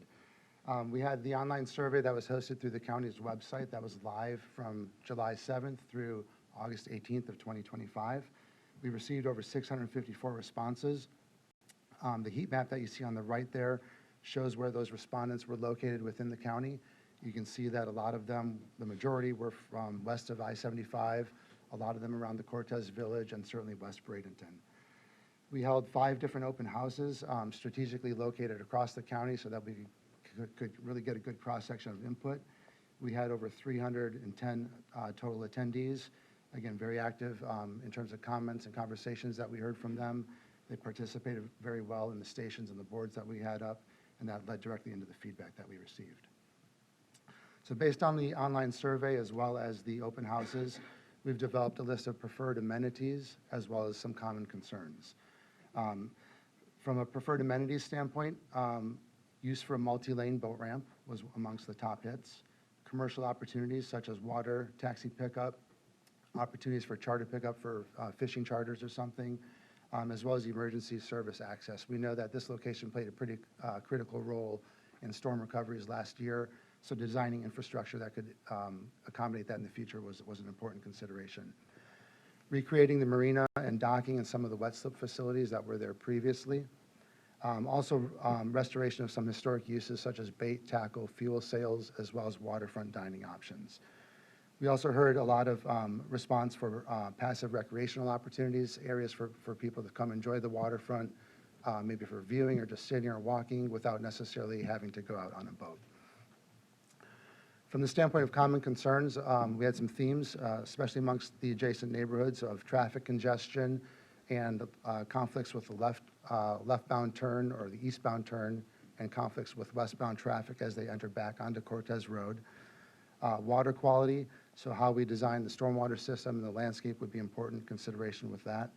And then making sure that we're being sensitive and preserving the character of the area, respectful of the Cortez Village and kind of the Florida vernacular architecture in any sort of buildings and structures that we recreate. And then again, the boat ramp impact on the adjacent neighborhoods. Again, primarily the concern there was traffic and noise. So how we mitigate that would be demonstrated in the master plans that we developed for you. So based on that input that we've received, what we're looking for is direction to proceed into developing some master plan concepts. From a timeline standpoint, we would anticipate starting those tomorrow and working through the end of January to create those options, presenting those back to you for feedback in mid-February, taking your feedback and then developing a preferred master plan that we would present back in mid-March and then be submitting that for final approval and comment. And that's the end of my summary presentation. Is that the extent of the presentations, or? That's the extent of my presentation. There is an appendix with the actual survey results that I think you've seen. But I think at this point, that's the end of the. I just want to make sure we scheduled heard presentation. everything before I opened up for questions or dialogue, and there was like 12 people that walked up here, so I wasn't sure if there was other ones. If not, did you want to ask a question right now? Yeah, one for staff. Okay, go ahead. Hold on, I have Commissioner Siddiq on the board. Brian Parnell, Deputy County Administrator. Also, I guess, to end, obviously, questions, but we have on the cover sheet 2 motions for the board to consider to provide staff direction on ensuring we're on the right track to proceed for the next steps that you mentioned. Gotcha. Thank you. This is a question for our staff. I know the project has been long-lived, well before some of us were commissioners, but can you just briefly explain just how far back a boat ramp in this area dates back to? There's been mentions of Penn Bay, but I just wanted to clarify that. I've heard different numbers in different years. Yes, sir. Good question. And we actually have, our customer on natural resources for boat ramps. Charlie Unser is here. He can answer questions on really how the requirement, was developed for the project originally, and some other history on boat ramps, I guess. Not too much history. We can be here all day with that. Yeah. We don't. I just want to know how long the Okay. at least Penn Bay concept was in the works and how that. Let's keep let's keep the answer focused. Yeah. Vikings used to build. Charlie Hunsaker, Natural Resources Department. I feel like any questions? No, the need for a boat ramp to relieve the pressure on the existing Anna Maria ramps dates back almost 15 years to when we began discussing options and alternatives to service the area south of Manatee River. And in the last, in the last 11 years, we have been working with the developer of the Peninsula Bay company and the development activities there. We had proceeded to a draft agreement between the parties for just providing that type of relief into Palmasola Bay off a boat ramp off 119th Street. And we found at the end of the day that the cost of that development partnership, public-private partnership, was too great to meet the objectives of our ramp relief, and we backed away. And we did so almost unanimously, simultaneously with the opportunity to acquire the Cortez, what we call the Cortez Marina, now Seafood Shack. And so, in short answer, we've been evaluating this opportunity for almost 12 years. Okay, and just another quick question. How much funding is left for any improvements beyond, post-acquisition of this land? I'm going to say roughly $4 to $5 million. Okay. Yeah. And then lastly, I know that the next year you're looking for guidance from this board based on the public input for what to do next. But I know there are a lot of public needs aside from a boat ramp. For example, the sheriff's talked about having spots there. Have you all compiled that list of all the wish list from different offices? I'm just curious. It's not quite clear to me to what extent our various county government agencies, departments have figured out what they want out of this before we make a decision. Apart from the sheriff's office, I wanted the commission to be aware that this was a possible landing site for our large ferry with deep water access and an opportunity there in addition to the Braden Beach Marina and Pier. Okay, so ferry, MSO, and then boat ramp so far, as Yes, far as sir. compiled public needs. Okay, that's all I have. Any other questions for anyone up there? No? Okay. Well, I'm going to go to public comment, and that may spur on some questions. I'm going to open up public comment. I have 7 people signed up. They sent me a very specific list yesterday in the order they want to go. You coincidentally ended up in the exact same order on the sign up anyway, so I will start with Kathleen Strakes. followed by Patricia, Mark, James, Kelly, Marcus, and Michael in that order. So just remember who's in front of you.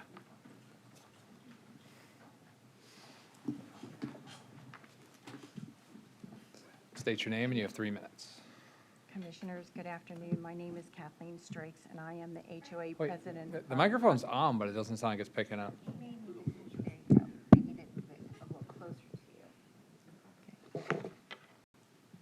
My name is Kathleen Strakes. I am the HOA president for Harbor Landings Estates Association.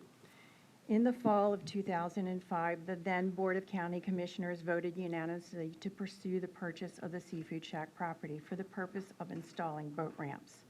The citizens of North Cortez united under the Concerned Citizens for Cortez Coalition to inform the commissioners and the broader community on the infrastructure challenges of the area that, together with many other reasons, proved without a doubt that boat ramps could not be safely located on the site. 4 months later, after listening to the input from the coalition and understanding the issues, the commissioners wisely voted unanimously to abandon the purchase. 20 years later, though nothing has changed to make boat ramps at this site feasible, and with several contributing factors like traffic congestion being far worse, here we are again. We revived the Concerned Citizens for Cortez Coalition as we are exactly that, very concerned. We, 327 residences, are the citizens who live adjacent to the site targeted for redevelopment. We have the most at stake and uniquely understand the associated infrastructure challenges and the significant impact with more traffic congestion that will be included with the new massive 3-year bridge replacement project. Our first step was to survey our neighborhood citizens to be sure they wanted the coalition to represent them and to make certain we understood their views. The results were overwhelming. 93% of our 327 residents responded, and 99% of them said they wanted the coalition to represent them. 96% of the respondents firmly opposed the boat ramps. It is important to note that we only permitted 1 survey per household. Otherwise, the numbers could have been much larger.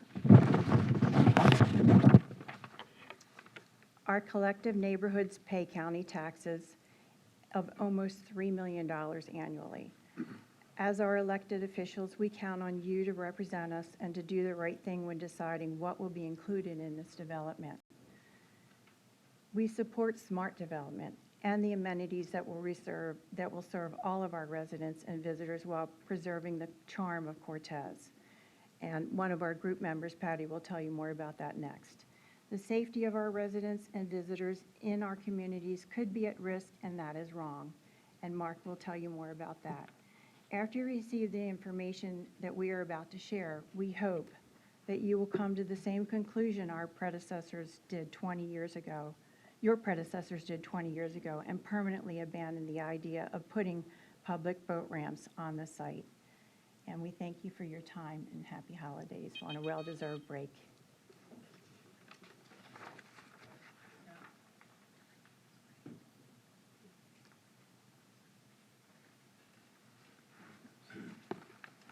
Hi, I'm Patty DiPieto, president from Sunset Harbor. As Kathleen mentioned, we are a community-led initiative, and we're here today because we think that there's a unique opportunity for the Seafood Shack land to offer amenities to the area and get development right in a way that benefits the county, residents, and visitors alike.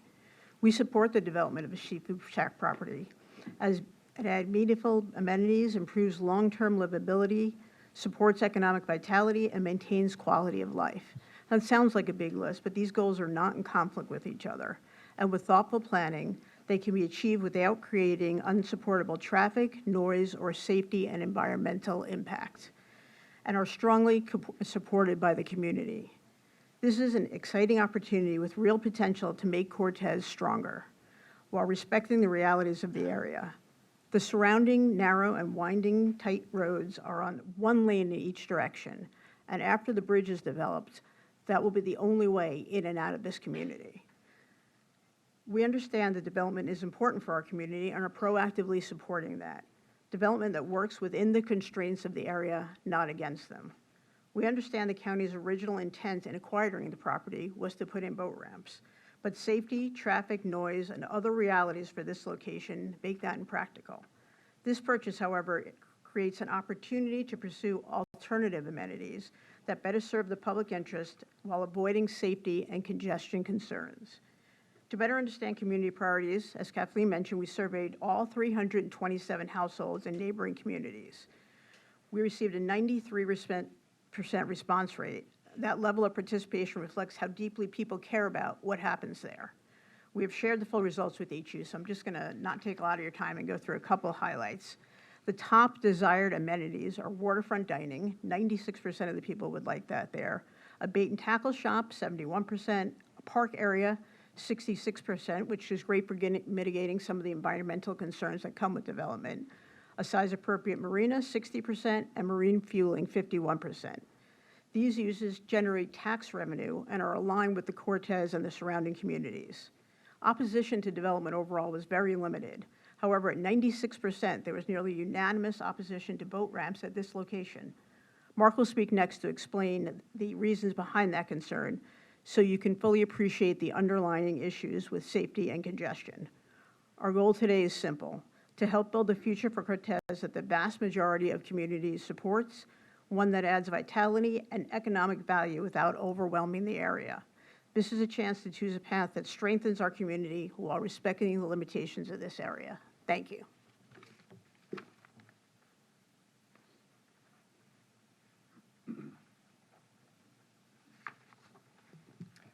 So good afternoon, Commissioners. My name is Mark Szilagyi. I'm the president of the Cove Point Condominium Association and a coalition board member. Thank you for your time today. So as you heard from Patty, we do strongly support smart development. But as you also heard, 293 of our residents, 96% of the respondents, are firmly opposed to boat ramps. Now, there are numerous case studies that document the incompatibility of boat ramps in a residential neighborhood. In fact, Siesta Key is just one example. In addition to traffic, noise, pollution, the impacts to marine life, and increased crime were all cited as issues. And every one of those will apply to our community as well. But what's very critical for you to understand here today is that there are unique infrastructure challenges in our area, as well as existing traffic congestion that is known only to those of us who live there, because we experience them every day. These are documented with video on our website, which we've encouraged all of you to watch. Now, these limitations must not have been understood or known when the property was purchased, but they exist, they can't be remedied, and they absolutely must not be ignored. Our residential roadways cannot safely accommodate boat ramp traffic. They can't be modified or expanded to do so.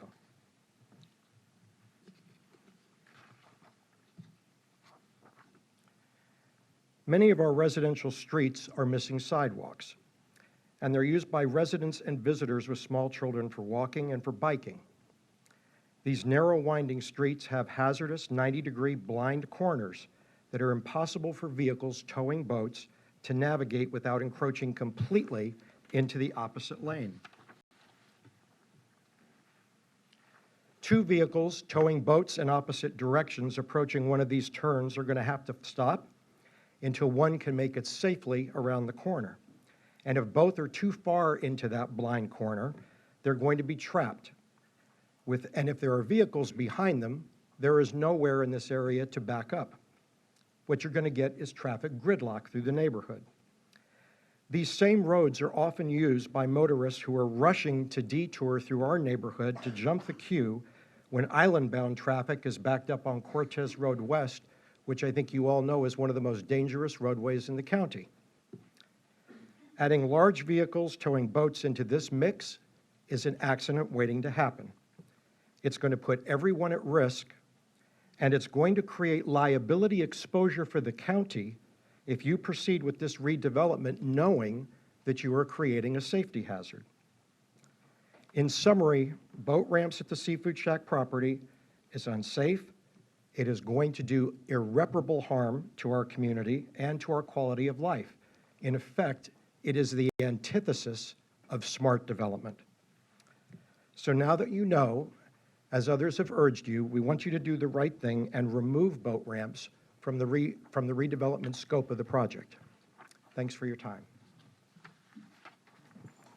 Thank you.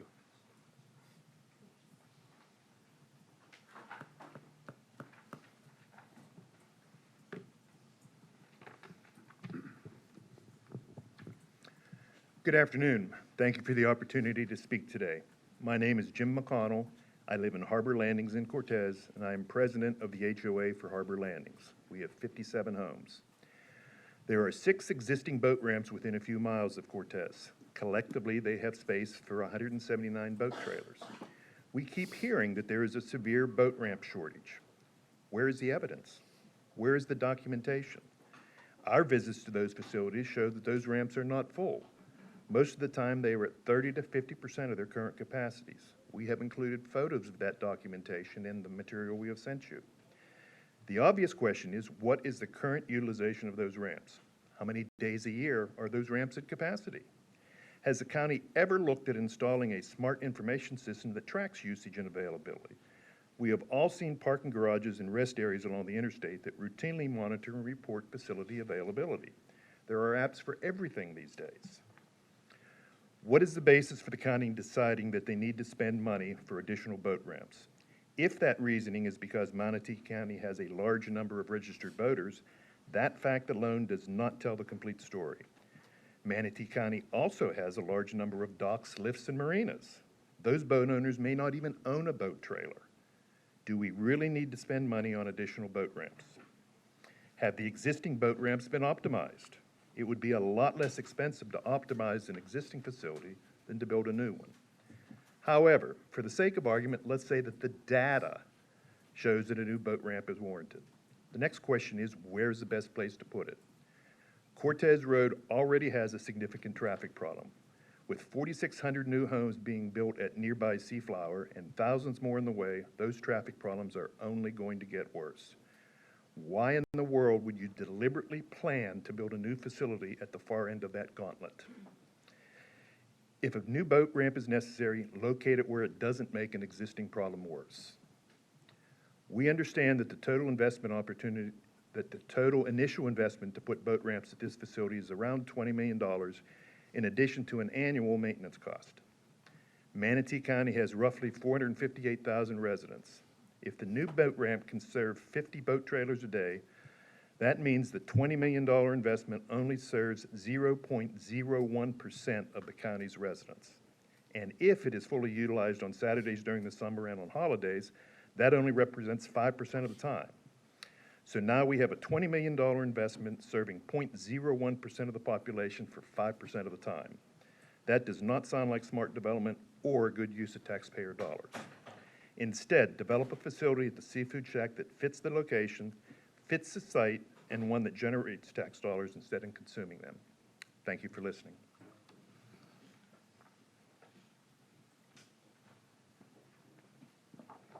Good afternoon, Commissioners, and thank you for this opportunity to speak with you today. My name is Kelly French, and I live at the Point Development in Cortez. But you may know me by my more popular name, Flipper, the bottlenose dolphin. My species has been studied in the Sarasota Bay Area for more than 55 years. Researchers know how man-made disturbances such as boat strikes, pollution, climate disruption, and entanglement in, hooking by, or ingestion of fishing gear are affecting my health, survival, and reproductive success. I cannot vote, but I am a local resident, and I really need your help. My over 170 friends and I face increased threats from human activities, especially in coastal and inshore waters, where the overlap of people like you and dolphins like me is the greatest.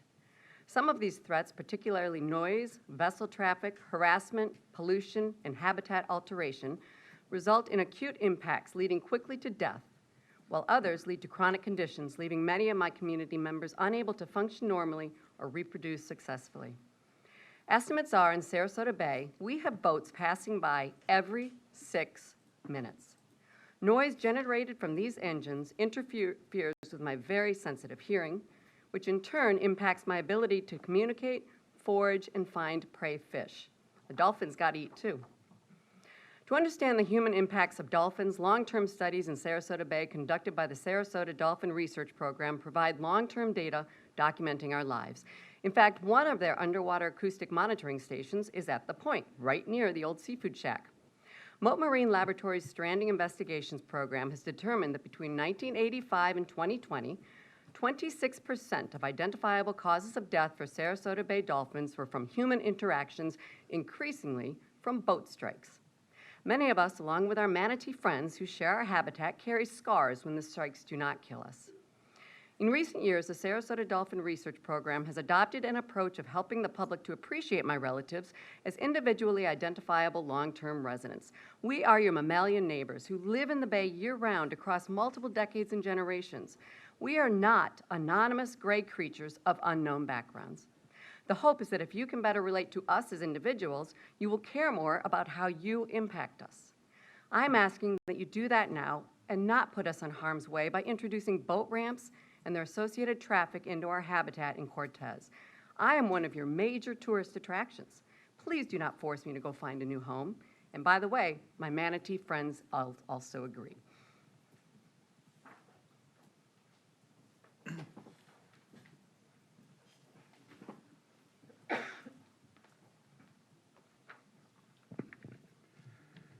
Good afternoon. My name is Mark Havens, and I'm a resident of Cortez. I'd like to address the matter of data gathered via surveys conducted by both Manatee County and our coalition. With $20 million of taxpayer money at stake, we believe it critical a decision of this magnitude be based on relevant facts and robust data. Firstly, we have concerns about the data you collected and its relevancy. Through an online survey and in-person meetings, you collected a total of 967 responses. It's not clear how many respondents were duplicates from individuals participating in both. Using the current estimated 458,000 people residing in the county, you collected feedback from 0.2% or 0.2% of your constituents, a statistically insignificant response rate. Furthermore, only 2/3 of survey respondents indicated they reside in Manatee County. Of those surveyed, 347 responded with a recreational boat ramp as a top 3 choice, and 98 favored a commercial ramp. At the in-person meetings, where over half who attended reside 20 miles from the site, 55 prioritized boat ramps. Notably, in the data, 160 to 180 respondents conditionally favored boat ramps. Are those included in your totals? What are their conditions? No contextual details of the infrastructure and safety challenges associated with a boat ramp were provided in the survey or in-person meetings.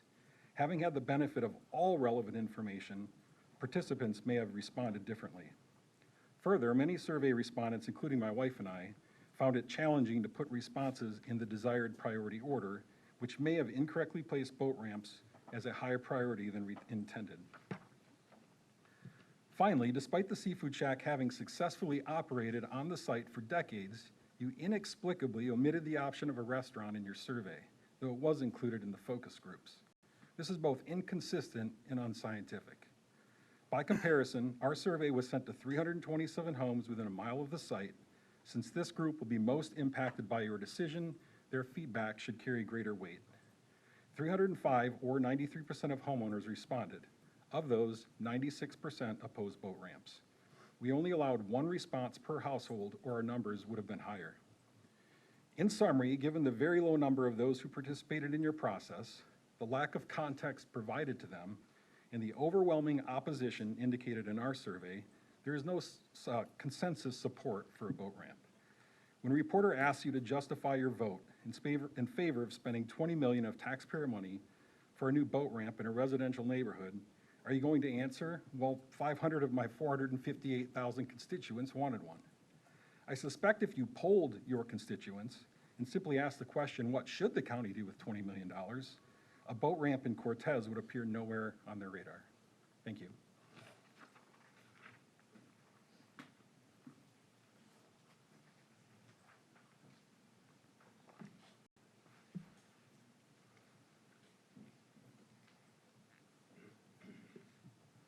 Good afternoon.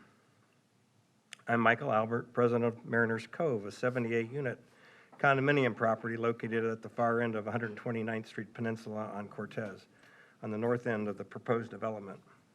On behalf of our coalition, I want to thank you for your time and for listening to the voices of our community. The presentations preceding mine have underscored the importance of thoughtful and balanced growth in Manatee County, and we appreciate your commitment to engaging with our residents. Given our passion for this topic, we have reignited the 2005 coalition, once again coming together to address the redevelopment of the Seafood Shack property and its potential impact on our neighborhood. Our collective experience and history with this site have shown that the core challenges, especially safety, traffic congestion, and infrastructure limitations, have only grown more severe over the years. As you have heard, the overwhelming consensus, 96% of our residents firmly oppose the inclusion of boat ramps in the redevelopment plan. This is not a stance against progress. However, it is a call for smart, sustainable growth that benefits all county residents and visitors without compromising the safety and quality of life in Cortez. We have shared examples that show our residential streets are not equipped to handle the increased traffic that boat ramps would bring. Many roads lack sidewalks, and we are frequented by active residents of all ages, walking, running, and biking. In addition, the addition of large vehicles towing boats would create unsafe conditions and further strain the already overburdened infrastructure. Attempts to isolate the ramp from residential roads have not yet materialized, and these risks to our community remain unaddressed. Additionally, emergency vehicle access and response times to addresses north of the site, over 100, will likely be impeded by the development unless specific attention is directed to solve for these aspects. I want to be clear, the coalition is not anti-development. We strongly support improvements that provide amenities and services valued by our residents, such as waterfront dining, bait and tackle shops, parks, and marinas. These are the features our community overwhelmingly favor. Our vision is for redevelopment that enhances Cortez and Manatee County for both residents and our visitors. If the county's justification for additional road ramps is based on the number of registered voters, we urge a more accurate reporting of the actual usage to guide any future ramp capacity. Available technology allows for real-time capacity utilization analysis. Such data could validate true demand and guide your future decisions without the need for new infrastructure that would disrupt neighborhoods. Commissioner Cruz, your recent remarks in the Bradenton Times captured the spirit of smart development, solutions where everyone wins and no one loses. The coalition stands behind this principle. We support growth, but not at the expense of our community's safety, environment, or heritage. We respectfully ask you and your fellow commissioners to remove public boat ramps from the redevelopment for this 127th Street property in Cortez, just as your predecessors did in 2005. Let's work together to create a vibrant, historic Cortez that thrives on smart growth and shared values. Thank you for your leadership and for considering the collective voice of our communities. That was the last of the 7. Open this up to any other public comments. You don't have to be signed up to speak. So anyone who hasn't spoken in the room who wants to speak? Seeing none, I have one hand raised on the phone, so I'll take that in case any of you change your mind. Caller 287.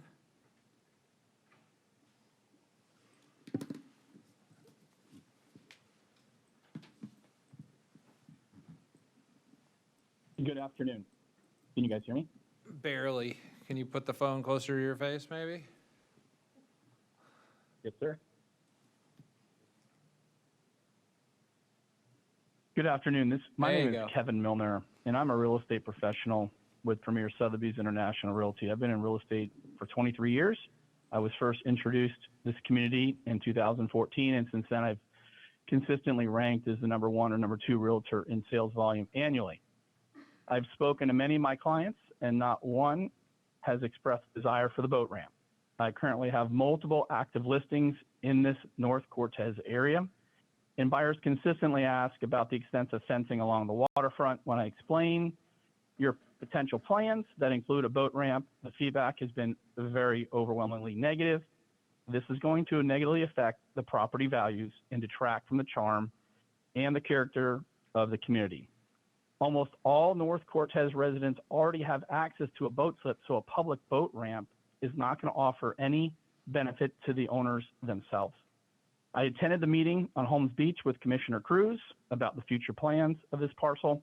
The meeting was communicated largely by word of mouth with very short notice. and had standing room only attendance. This is a quaint residential community, and the community has a responsibility, and the county has a responsibility to protect the quality of life for its residents. I strongly support redevelopment that aligns with the coalition's proposed amenities, creating a place to gather while honoring Cortez's longstanding history as one of Florida's last active fishing villages. Enhancing what already exists should be the goal. In addition, I would encourage you guys to look at the Ringling Bridge in Sarasota County. It has a bait and tackle shop, playground, walking path, and fishing pier. This would serve as an excellent example of what we could achieve in addition to what the coalition has proposed. In summary, I'm excited for the growth and for the future of this area, but a public boat ramp does not belong in a residential community, as the county's existing ramp locations have already demonstrated. I thank you for your time.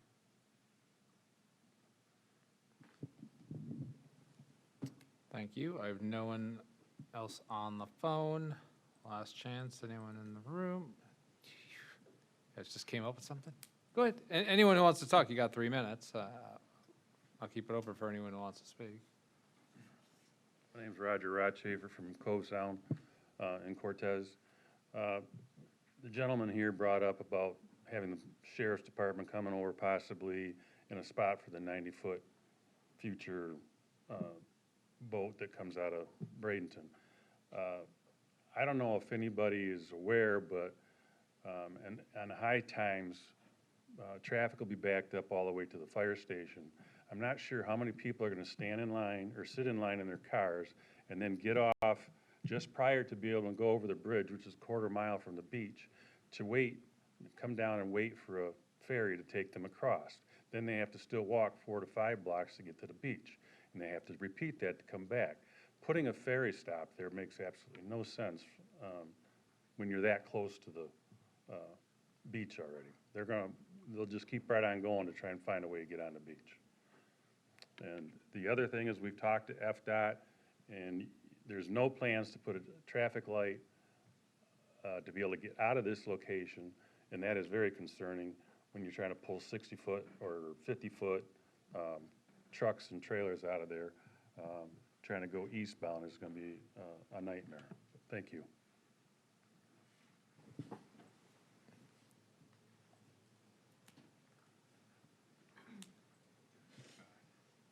Hello, my name is Bruce McCready. I'm a resident at Mariners Cove, again at the north end of 129th, which is where we very much be affected by this development. My wife and I are relatively new to the Cortez community, only having been about 2 years. We have a boat like most people. It's in a slip. It's on a boat, on a boat lift, like most people are. We have and routinely ride our bikes or walk, and we'll go across the Cortez Bridge, and we'll go south to Coquina. We've seen both the north boat ramp and the south boat ramp. We've never once in the 2 years we've been here seen them even more than half full. We're trying to understand why we need more. You can go across Cortez Bridge. You can go right if you want to, if you don't come up Manatee Avenue, and there's the Kingfish boat ramp, and the same thing. We've never seen that ramp even half full. So we're still trying to figure that out. But perhaps more importantly in the real world example is even just this morning, we routinely walk or run along those streets where the Seafood Shack property used to be. And we saw, rather a bit rare, but a commercial looked like a small type shrimp boat type, and he actually pulled out from 126th Avenue so he'd keep the trailer in his yard. And we were looking at that and noticing as we had to go to the side, a biker had to go to the side off the road. The boat itself on the trailer can't even fit in the lanes. They're very narrow streets. They're still crumbling on the edge. So I just want to reiterate what you've already heard, that there is no doubt this would present a safety issue. It's an accident waiting to happen. And we're still trying to understand with other things that would really enhance the community that could be done with the Seafood Shack property, which I won't reiterate, you've heard it all from others today. The necessity for boat ramps just escapes us given the proximity of 3 different boat ramps very close to that area that already exist that appear to be underutilized. Thank you. Thank you. Anybody else? Last chance. All right, then I will close public comment. I have Commissioner Sadiq on the board. If it works. So the motion, just to clarify, if if I can have someone from staff or Brian set a question for you. So the motions I see today are to give you a green light to come up with conceptual plans, just based on the board's feedback, right? Because we have no conceptual plans. That's not the purpose of today. Nope, that's correct. Based on the community feedback that we received and compiled and just highlighted for you here today. That's for the board to decide. And I wanted to make sure it was clear, because obviously I know there's opposition to specifically just the boat ramp, but that is the original intent of the purchase of the property. But I just want to make sure it's clear so that before we put funding going forward into master planning, design, GDP for this, that staff is clear that that will be the priority to put into the master plan, and then other amenities that we can put into the master plan. And our idea is that, we do a design or a concept master plan with phasing, so that when we do go after start construction, we can phase it with the top priority items that are in the design, and then go on from there as funding. Okay. As far as the conceptual plans are concerned, not that we want 50 different options here, but we have very limited funds, public funds, 4 to 5 million after That's right. 13 that have been spent. So we can't have everything, but There's limited space in this property Exactly. as well. Yes, sir. Is the intent to come back with like 2, 3 different plans? That was our initial thought, that we would do two plans. Okay. 2 conceptual plans. And we bring that back to the board at some point. I think we had some dates on there in February. Yep. Yes, sir. February, you said? Okay, it's pretty quick. Yeah, I'll just share some information for the boards. It's my district. I chime in. So I've held a special town hall for most of these residents that showed up on the north end, some folks throughout Cortez, looked at the data.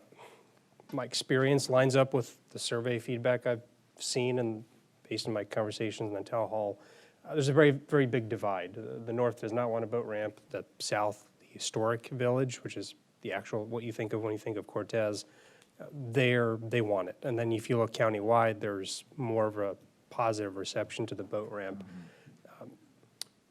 The only concern I really have here is given that we have limited funds, and I don't know how much it costs to put a boat ramp in place, multi-lane, single lane, just being mindful of how much we want to put here. I saw priority amenities. Not everything can be a priority, otherwise you can't fit everything.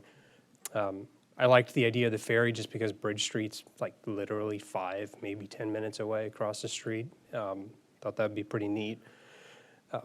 As far as the traffic is, I like the idea of having a boat ramp here still. That's generally what the county wants. I mean, we had 3 workshops in my district.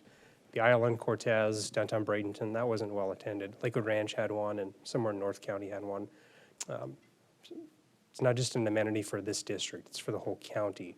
And I think at least the majority of the people in the county, and there were some comments about survey inaccuracy. Look, you can design a survey to elicit the response you want to have, but the fact is we held 5 public workshops, was it, Brian? Yes, sir. This is above and beyond, and when we Yeah. brought this to the board of what to do next a year ago about, we laid out that we would do this as methodically as possible and get as much community input. So we did have 5 open house events, as well as we pushed this out on all of our, IT avenues to get folks to the website to provide online input as well. So we couldn't really push this out as much more than what we did. Yeah. To get as much feedback as we can Yeah. from every corner of the county. Yeah, I couldn't imagine how much money you put into that, but between the social media, 5 locations countywide, you didn't have to do that. You could have just had one in downtown Central Library. But the hours, excuse me, I'm speaking, you don't have the floor, but you also had hours that were accessible. Like I went to 2 of them, I think, 6 to 8 p.m., 5:30 to 6, no, 5:30 to 8.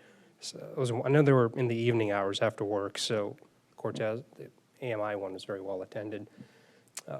So I would like to see a plan that has boat ramps, but I think I'd be curious to see what single versus multi-lane looks like, because that can eat up the whole property. And we might not have enough space left over for some pedestrian amenities or even a ferry landing spot or something. I do like the idea of having some of the old amenities come back, like we talked a lot about the bait and tackle, maybe fuel, but granted, it's really hard to see what will fit without seeing a plan. But, I mean, those are the things that I heard from the community in Cortez, but also from the results countywide, what I heard that they wanted. The MSO stop, ferry, the boat slips they want, I mean, they have a nice one in Bradenton Beach, so if there's space, maybe, but that's not necessarily the main purpose of this facility. Because then you want West Manatee Fire District in on it, Cedar Hammock wants to get in on it, West Manatee Fire launches off of Holmes Beach, so it just becomes a lot. And again, we only have 5 million. The other thing I'd probably ask you to look into are public-private partnerships, but I don't want to see a resort come in that area. I mean, if there's, and I also don't want us to see running a restaurant there either as a government, but we have concession models and others that might make sense. So that's probably what makes the most sense. As far as traffic, I think the road concerns around 126th were ones I'd heard, and I'd had emails with Mark and in-person conversations with most people here about redirecting the road. That will obviously affect parking, so a lot to think about. But are you looking at redirecting 126th around our property? So one of our focuses moving forward with a concept design would be to focus on the traffic flow through the property. And 127th will be closed off because FDOT is closing the intersection, so we're actually not going to see that same volume of cut-through traffic to the island. I mean, it's just, I highly doubt you're going to see the same amount of people trying to get to a boat ramp and restaurant as you did the island. So I'm not as concerned about the intersection or cut-through traffic. And I think they are making another entryway off Cortez, is that right?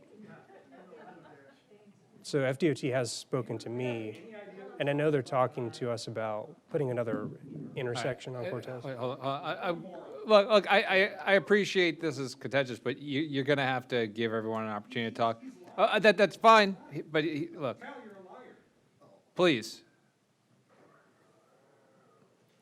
Everybody up here, let everybody out there speak, and gave multiple opportunities for people to speak, and everyone was considerate whether people agreed or not. You may agree or disagree with what people say up here, but there's a time and place to reach out to us, not here. We don't yell from the dais at you, and you don't yell from the audience at us, please. You can continue.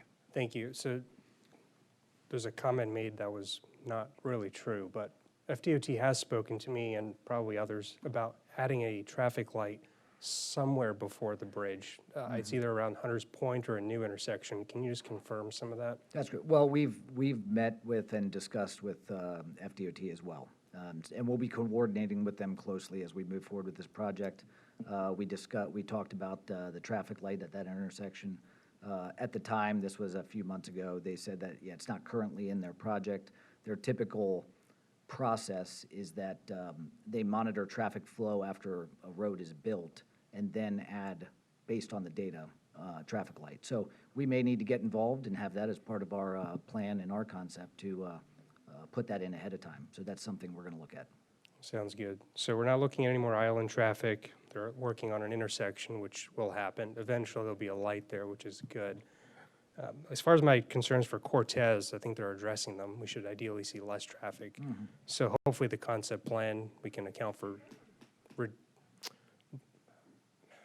cutting off the neighborhoods from the boat ramp, as I've been talking to some of the folks on with 127th. Ideally consider closing that off from the residential areas because you don't want residents negotiating with the boat ramp traffic or marina, whatever we want to do with it.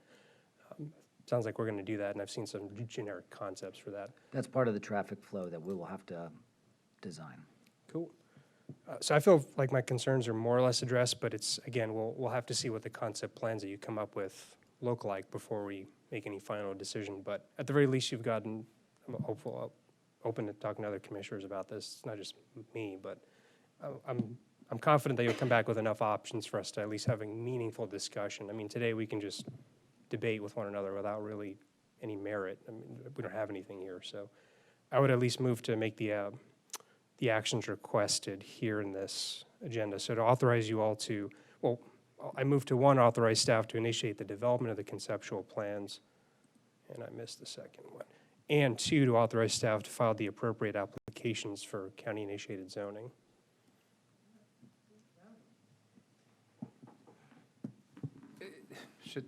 I believe this should be two separate motions, correct? Because, Or are they two separate? Okay. I mean, those are two entirely different things. One is drawing a picture, one is starting a process for rezoning. They're not necessarily one and the same, correct, Beth? There are two separate motions, but the board can choose to act in them with one vote if you'd like, as a combined motion, or if you prefer, if not all the board is in agreement, you can split them into two separate motions. Why don't we split it? So I'll just make the first motion. I'll just move to authorize staff to initiate the development of conceptual plans for the property.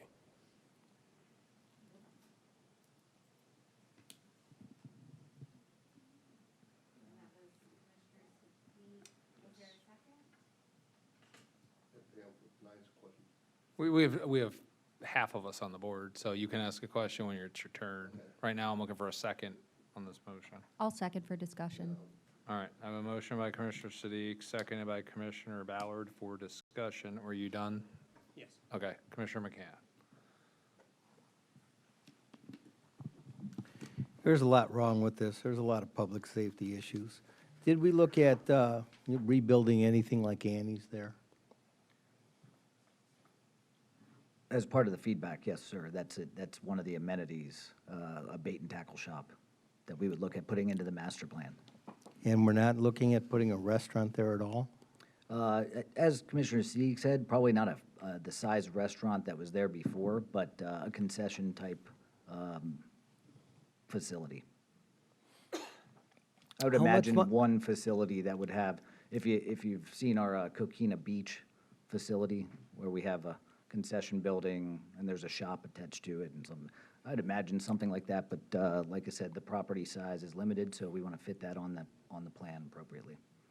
How much money does this cost to do this planning, and how much money is it going to cost if you start permitting and stuff like that? Because there's two things here, and the second one is bothersome because it sounds like you almost thought this was approved before this meeting.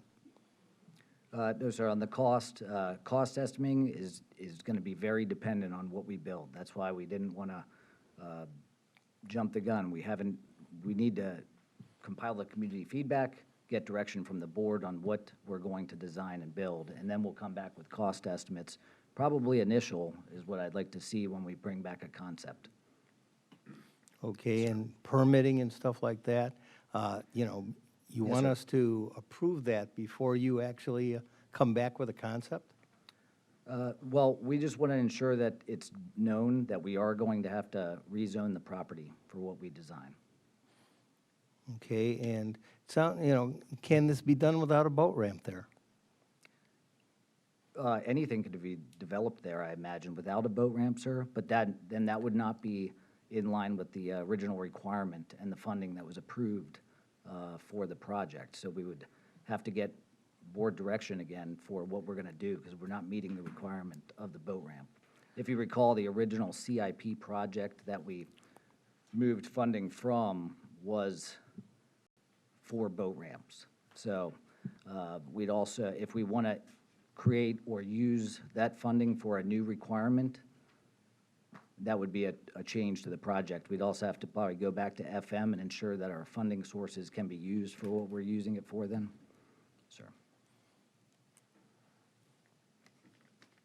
Well, it sounds like there's a lot of objection to this by the people that actually live in the area there. And, if they live in the area there, how are we going to make sure they have a cohesive area where, they live and enjoy their life?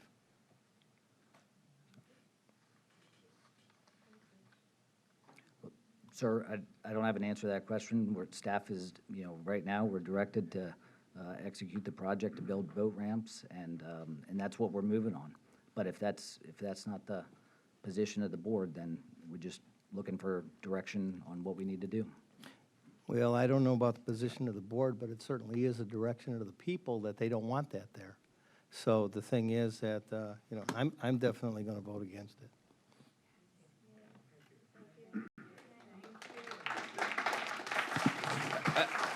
Nope. This isn't a talk show. Okay.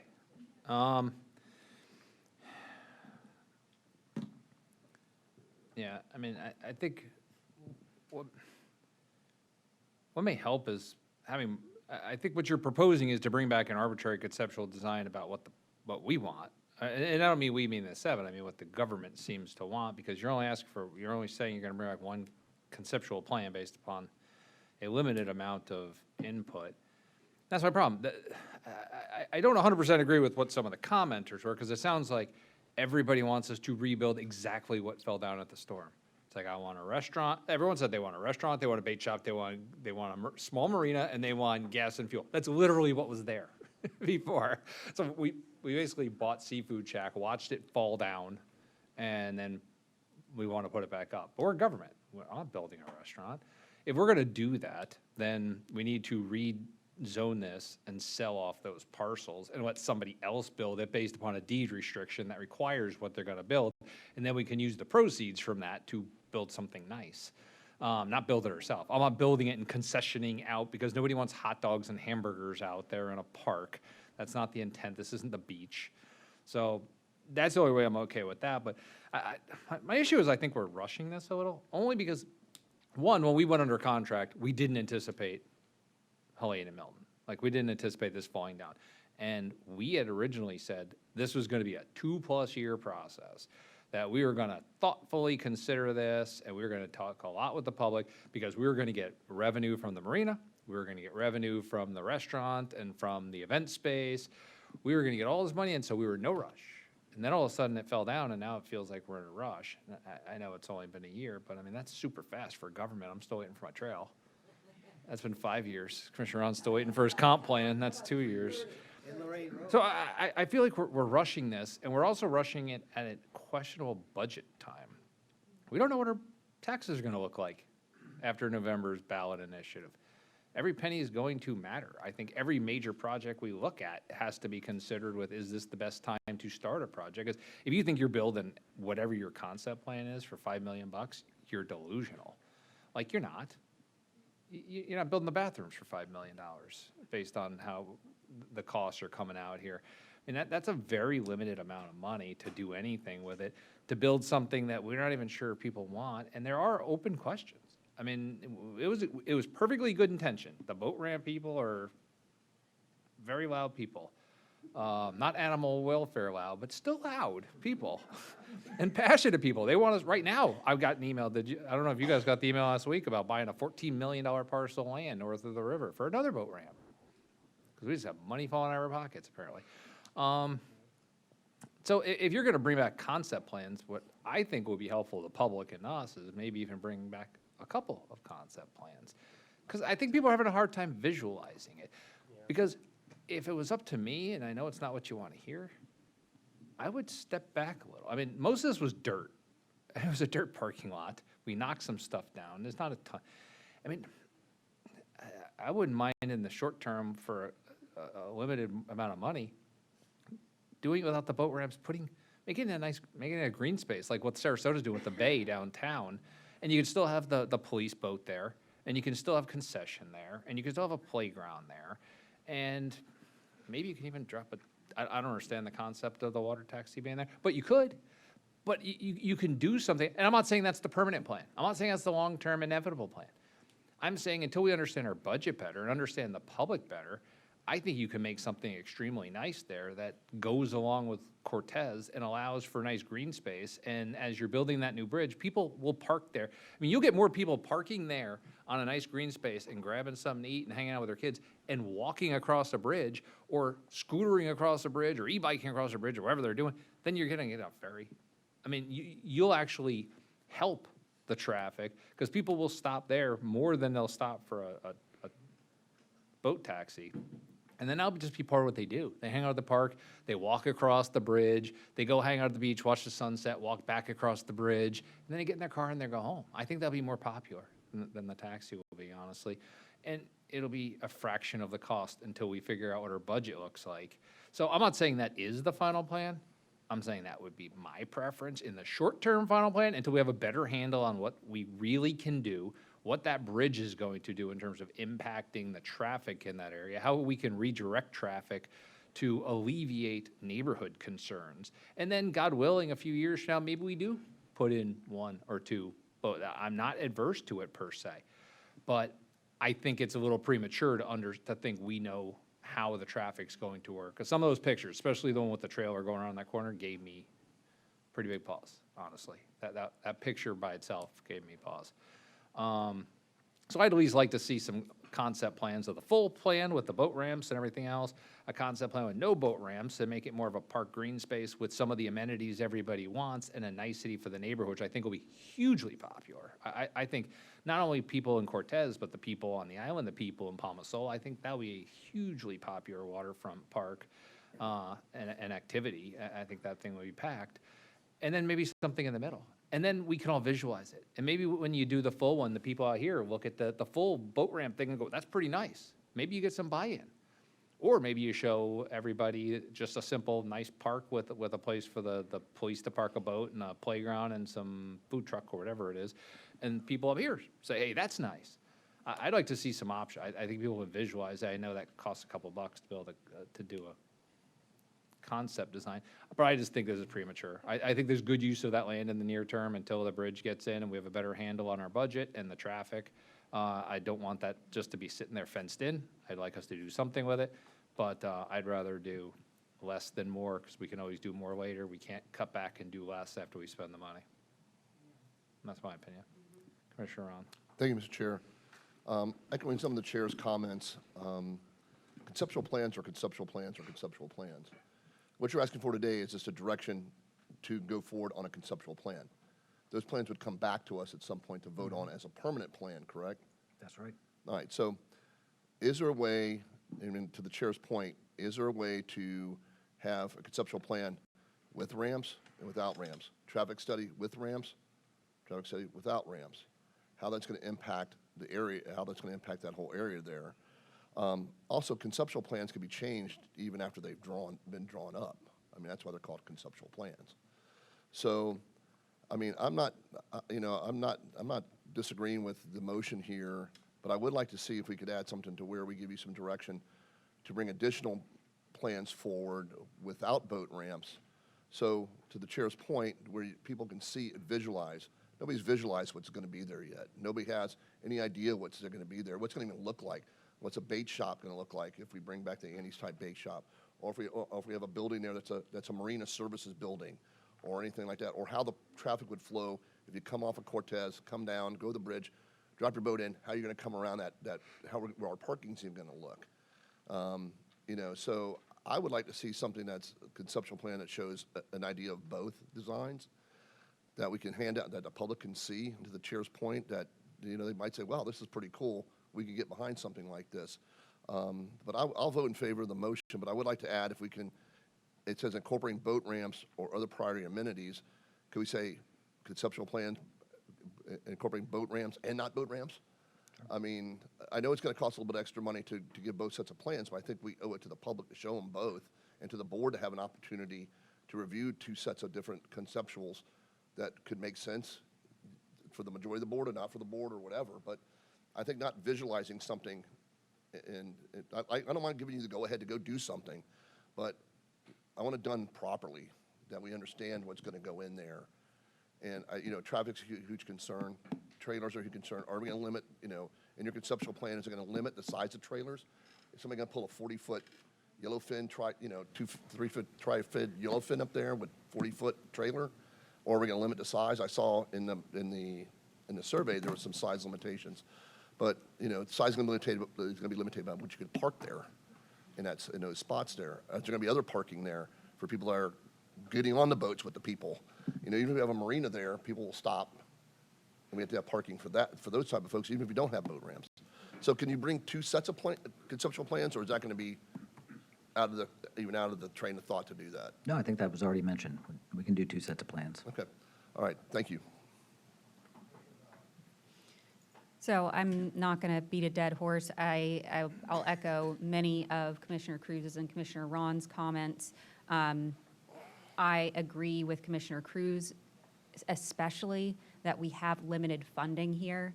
I don't even know that we have the funding for a boat ramp right now. So I think that we should prioritize some of the aspects that are more popular with the community and possibly save the boat ramp for later. I'd like to see both sets of conceptuals, but I am leaning more toward the option similar to what Commissioner Cruz laid out. And I don't dislike the option of parceling out and selling portions to private businesses and then utilizing those funds to make what we have better.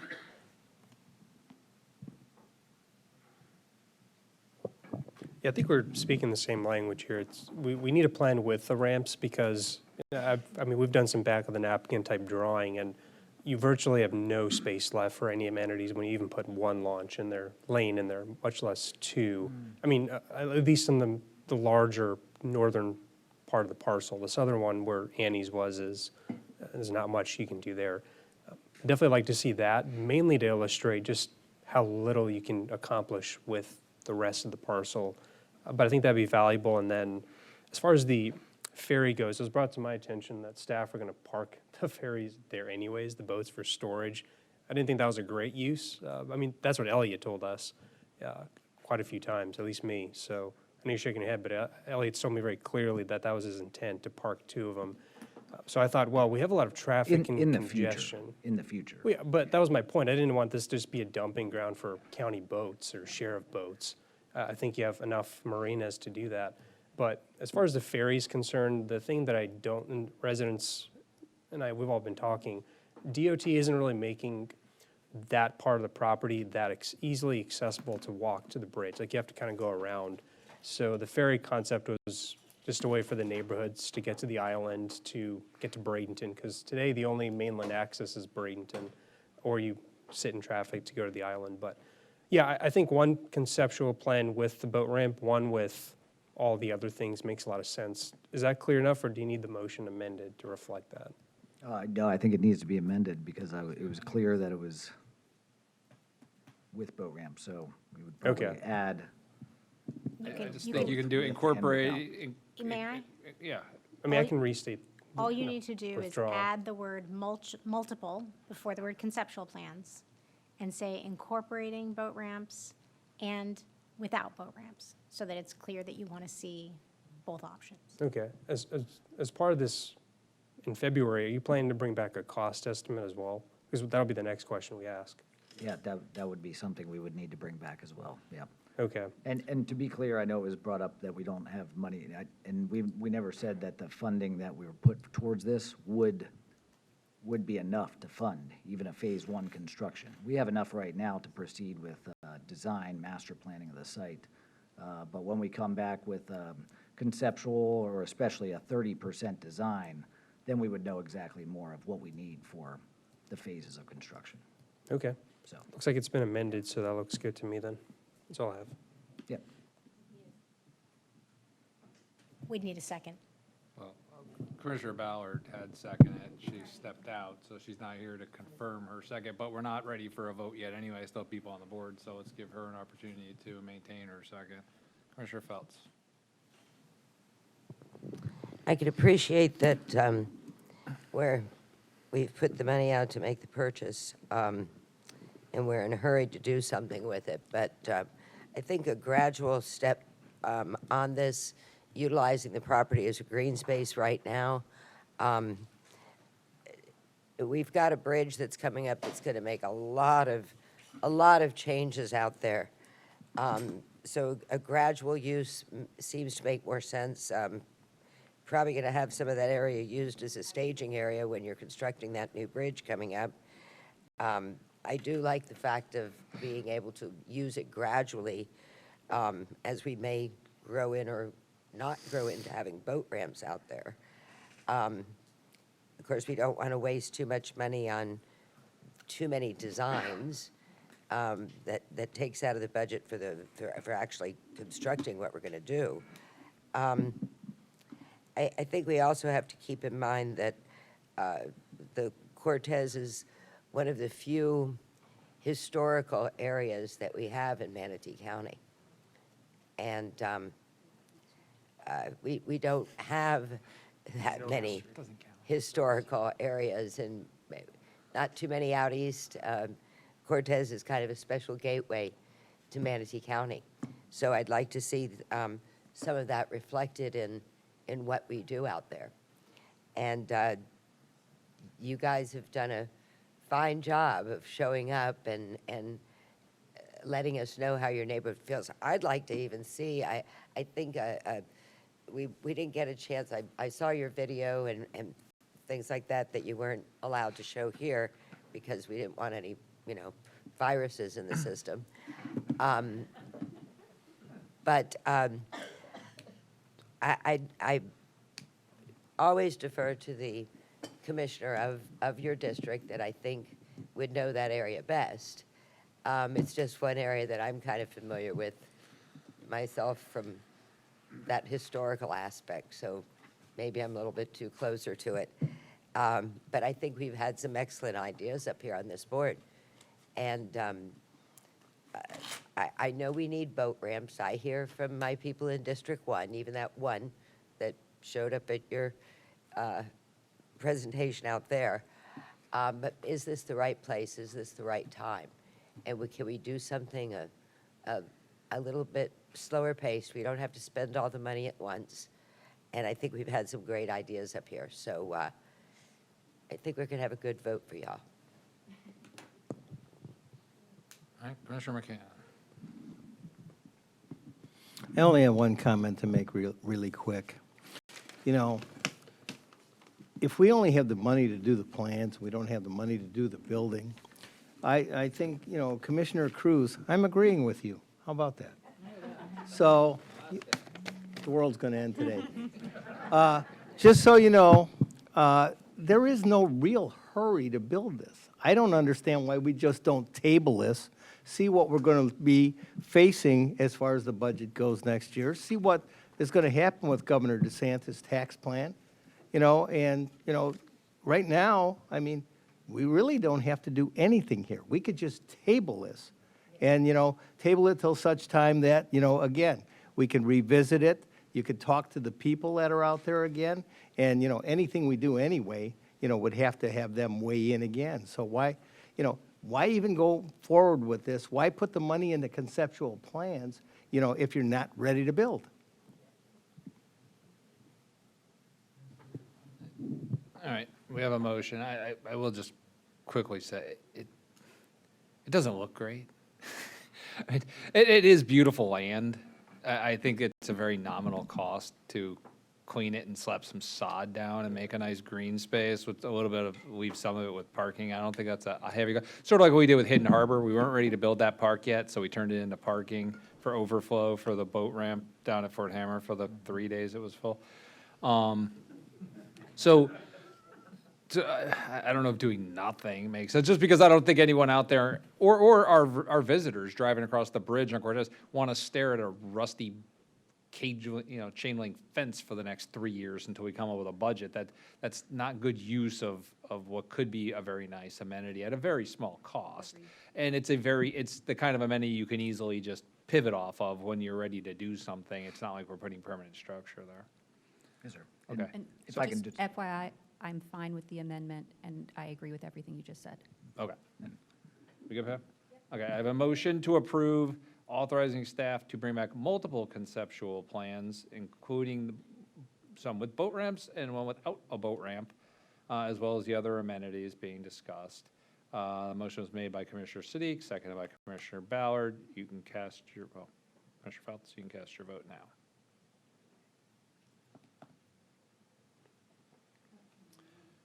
And that is approved 5-1 with Commissioner McCann in opposition and Commissioner Bearden absent. Now we have a second motion, but is that premature to have a second motion? Because we don't even know what we're building, so I don't know if we need to start a process of rezoning for a park. Now, we can wait on that then. Okay, so we'll defer on that second one. So right now, the next step for everyone here is roughly probably February-ish, you're saying? February, March? Well, maybe longer based on the conversation if we don't need to. Maybe longer, at some time. No, and I agree, and I just wanted to say, Sure. we had not been, trying to ram this through, so just wanted to make sure it's clear. It was a year ago that the storms hit it, then we had to spend a lot of time cleaning up the site, and we're trying to be methodical. But take the direction from the board, so. Okay, and everyone here, it will come back, there'll be multiple versions of it. I think you've heard people on this board and have a general idea of where people's mindsets are at. But the conceptual plans will be coming back in front of this board, and you will see them before we have any dialogue. I think I'm meeting with some of you in a couple of weeks, so.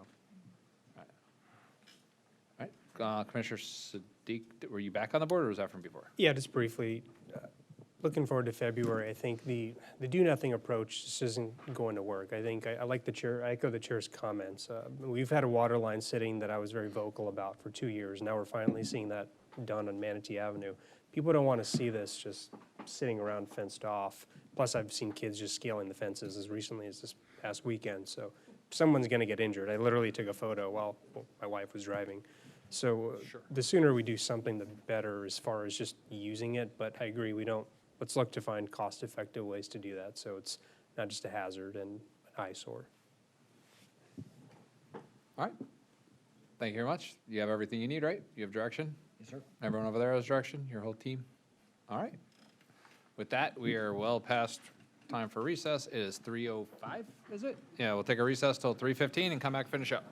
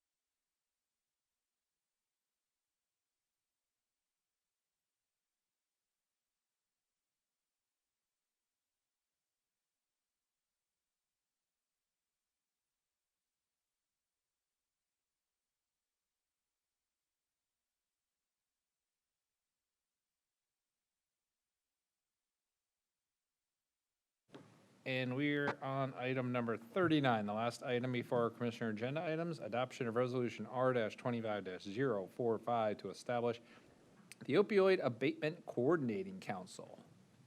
Go ahead. Hey, good afternoon, Commissioners. Andrew Kunkel, Opioid Response and Policy Coordinator. This afternoon, I'll be presenting the proposal to formally establish the Opioid Abatement Coordinating Council as Manatee County's reconfigured opioid task force. I'll walk you through why this council is needed, how it'll function, the interlocal agreement amendment, and the actions that are being asked of you to consider today. So let's dive in, let's talk about it. At its core, the OACC creates a formal county-led governance structure to oversee opioid settlement and planning and coordination. Structure replaces the previous framework and helps ensure we remained aligned with the requirements of the statewide settlement response agreement. The purpose of the OACC is really twofold.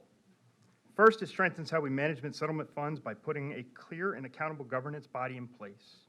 Second, it ensures we remain fully eligible for ongoing and future opioid settlement distributions by meeting the statewide response agreement. Now, let me walk you through how we arrived at this point. In July, the board directed staff to begin developing a more structured and sustainable model for our opioid task force. Since then, we've worked closely with our municipal partners, the county attorney's office, community stakeholders to shape this proposed council. With Resolution R-25-045, we are now positioned to move from the development phase into implementation. Little background, when the county was designated a qualified county in 2022, we named Drug-Free Manatee as our opioid task force. Since then, the needs of our community and the complexity of settlements have grown significantly. A more centralized county-driven council is now necessary to manage our responsibilities effectively and consistently. Again, this resolution will formally establish the OACC as the county's opioid task force and ensures that we stay aligned with state requirements. Let's talk about some strategic benefits. First, maintaining our qualified county status. This is vitally critical. Remaining qualified ensures we continue to receive our full share of opioid settlement dollars and prevents any risk of disqualification or clawback of any funds. A formalized task force or council is one of the state's expectations, and the OACC satisfies this requirement. Second, centralized oversight. Our previous task force was simply just too large and spread across too many agencies, which made it difficult for oversight and decision-making. The OACC streamlines this and streamlines a structure that will bring together a diverse cross-section of government, public safety, education, nonprofits, and individuals with lived experience. This smaller, more focused council allows us to make timely, informed decisions while ensuring those decisions reflect both system-wide needs and the human impact strategies. And third, enhanced collaboration. This cross-function group encourages collaboration and enhances coordination, which are essential for addressing the crisis that touches every sector of our community. Together, these position Manatee County to use settlement funds strategically, responsibly, in a way that produces measurable improvements for our residents. So let's talk about the purpose. The OACC will serve in a strategic advisory capacity. It will help guide how we prioritize and plan the use of opioid settlement funds. It'll recommend evidence-based programs, monitor implementation, support compliance with the state's reporting and auditing requirements. It's important that I clarify that the OACC is not a fund dispersing entity. The council's responsibility is to evaluate needs and make informed funding recommendations to the board. Now let's take a look at the council itself. The OACC will consist of 7 voting members serving 2-year terms. The composition is as follows. Beginning with the government representation, the Board of County Commissioners would appoint 1 voting member. This seat hopefully will be filled by the board today as part of your consideration. Next, the position of the Mayor of City of Bradenton. Mayor Gene Brown has agreed to sign on to the council, as well as Mayor Dan West of Palmetto. For public safety, Sheriff Rick Wells has designated Captain Louis Licata to serve as the law enforcement representative on the council. And as for community representatives in the education sector, Dr. Dane Minnick, Associate Professor at the University of South Florida, and expert in opioid prevention and treatment and recovery. Brenda Brooker with NAMI Sarasota Manatee, who also will represent individuals with lived experience in opioid addiction. And finally, Gayla Jones, the Executive Director of Drug Free Manatee, designated by Board Chair Alexis Kalish. This membership composition gives us a focused yet diverse set of voices from government leaders, public safety, nonprofit providers, and individuals with lived experience and academic expertise, all working together to guide this county's strategic use of settlement funds. As a part of the statewide response agreement, qualified counties are required to have an interlocal agreement with our largest municipality, in our case, the city of Bradenton. This amendment formally names the OACC as Manatee County's Opioid Task Force, replacing Drug Free Manatee, and expands the representation to include the city of Palmetto as well. Looking at the timeline, with the new opioid impact grant services now underway, completing these remaining steps is essential to allow the OACC to begin monitoring and evaluating community impact. Approval of the resolution and the ILA amendment will enable us to onboard members and convene the inaugural meeting at the beginning of 2026 and to adopt bylaws and complete the council structure. That brings us to the actions before the board. Today, we respectfully request the board approve 3 items.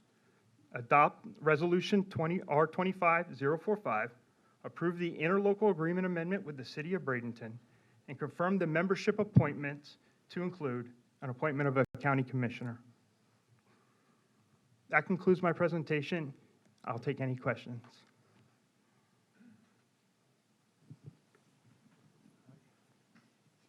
Commissioner Ballard. One quick question. Do we need 3 separate motions for this? I did put myself on the board to address that. You could handle the resolution and approval of the agreement in one if you wanted to. If the board's all in agreement about those 2 items, those could be handled in one. I would recommend that there be a separate motion confirming the appointments of the 6 individuals. Then there needs to be another motion identifying who from this board will serve and the 1 seat, and the board approving that. So it really should be broken down into more motions than were indicated. Okay. So I have been intimately involved in this process thus far, and I would love to serve as the BOCC liaison. If you thought for a second you weren't going to be that person, and you're not even paying attention to our rules on this board. I'm honestly surprised your name just wasn't on there. So I will make the first motion, which would be, hold on, the resolution to establish.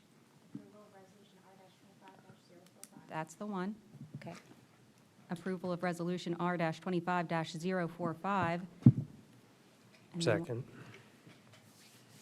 And then there's another part that we can roll into that. What is And it? approval of the First Amendment to the interlocal agreement. And approval of the First Amendment to the interlocal agreement. Do you still second? Second, yeah. I have a motion by Commissioner Ballard, seconded by Commissioner Siddiq for what she just said.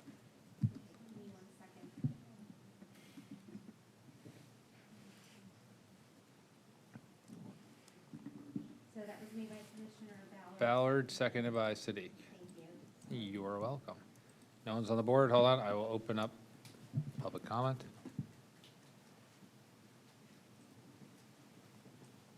No one's hands are raised on the phone. Everyone sees no one's hands are raised on the phone, correct? I get a verbal yes from everybody on my board. Okay. I will then close public comment, and you can cast your votes. Oh, I'm the only one left. That is approved 6-0 with Commissioner Ballard absent, or Bearden. Where? Yeah, they're almost identical. Bearden absent. Another motion? Do you want a motion for what's next? For the people, right? But we still have an empty spot, so we just fill the empty spot first and then do a motion for the slate? We can do it either way. You can either confirm the appointment of the individuals listed on the agenda item to the So seats it's not indicated. awkward. Does somebody want to make a motion I'll to move to- appoint Commissioner Ballard? I'll move to appoint Commissioner Ballard to the council.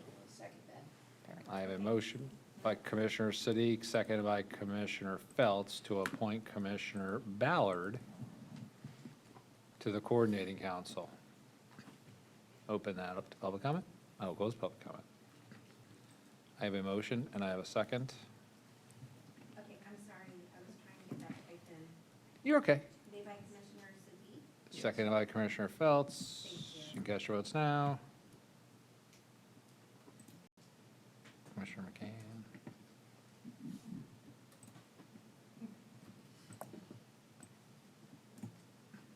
That is approved 6-0 with Commissioner Bearden absent.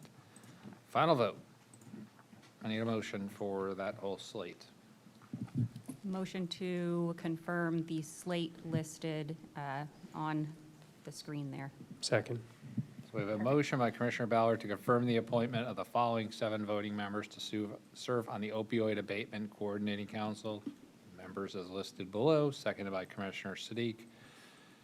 No one on the board, you can cast your votes now.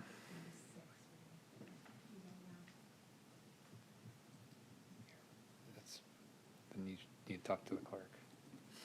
As approved. As approved 6-0 with Commissioner Bearden absent. Is that all your motions? Thank you, Commissioners. Yep, thank you. Thank you for everything you're doing. All right, now we're moving on to the final 5. Do you want me to start and stop with you, Commissioner Siddiq, or do you want, start and stop in the middle? Or do you just want me to jump ahead to number 43 and let Commissioner Ballard do panhandling, and then you can do all 4 of yours in a row? Let's do that, yeah. Okay, let's jump ahead to number 43, panhandling preventage signage. Okay, so what I am proposing today is some anti-panhandling signage. So this is in line with the ordinance which was adopted back in 2019. It would say something along the lines of, say no to panhandling, contribute to the solution, give to local charities, and then would provide a QR code that would link to support local nonprofits that help to address homelessness, hopefully supporting some of our shelter opportunities. So we would put these on our bus stops, and I'm hopeful that the city of Bradenton will adopt a similar ordinance.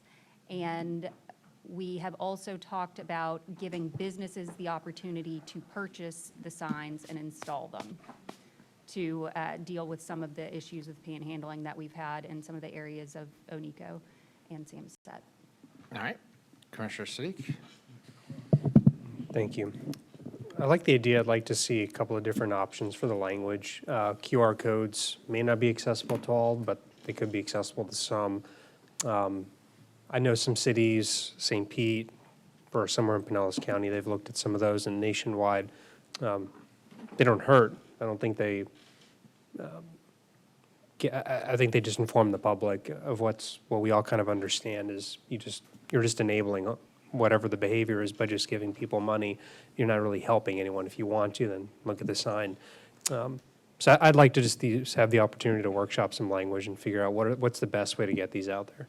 Yeah, I'm pretty flexible about the language. I've seen several different options. Some have a little bit more of an aggressive take, some a little bit more positive. I like the QR code because if people want to give, it gives them a quick way to kind of get there. But we can also include a phone number or a website as well. But yeah, I'm not going to love the language to death. That maybe we could have a motion to direct staff to give us a couple of options for what it could actually look like. Commissioner Ron. Thank you, Mr. Chair. I support the initiative to put these signs out. I think we need to take a further step and do an anti-panhandling ordinance. We had a panhandler get killed at 53rd and 41 in my district. He got hit by a car and then subsequently got hit by a bus. I don't think the state of Florida has a anti-panhandling ordinance.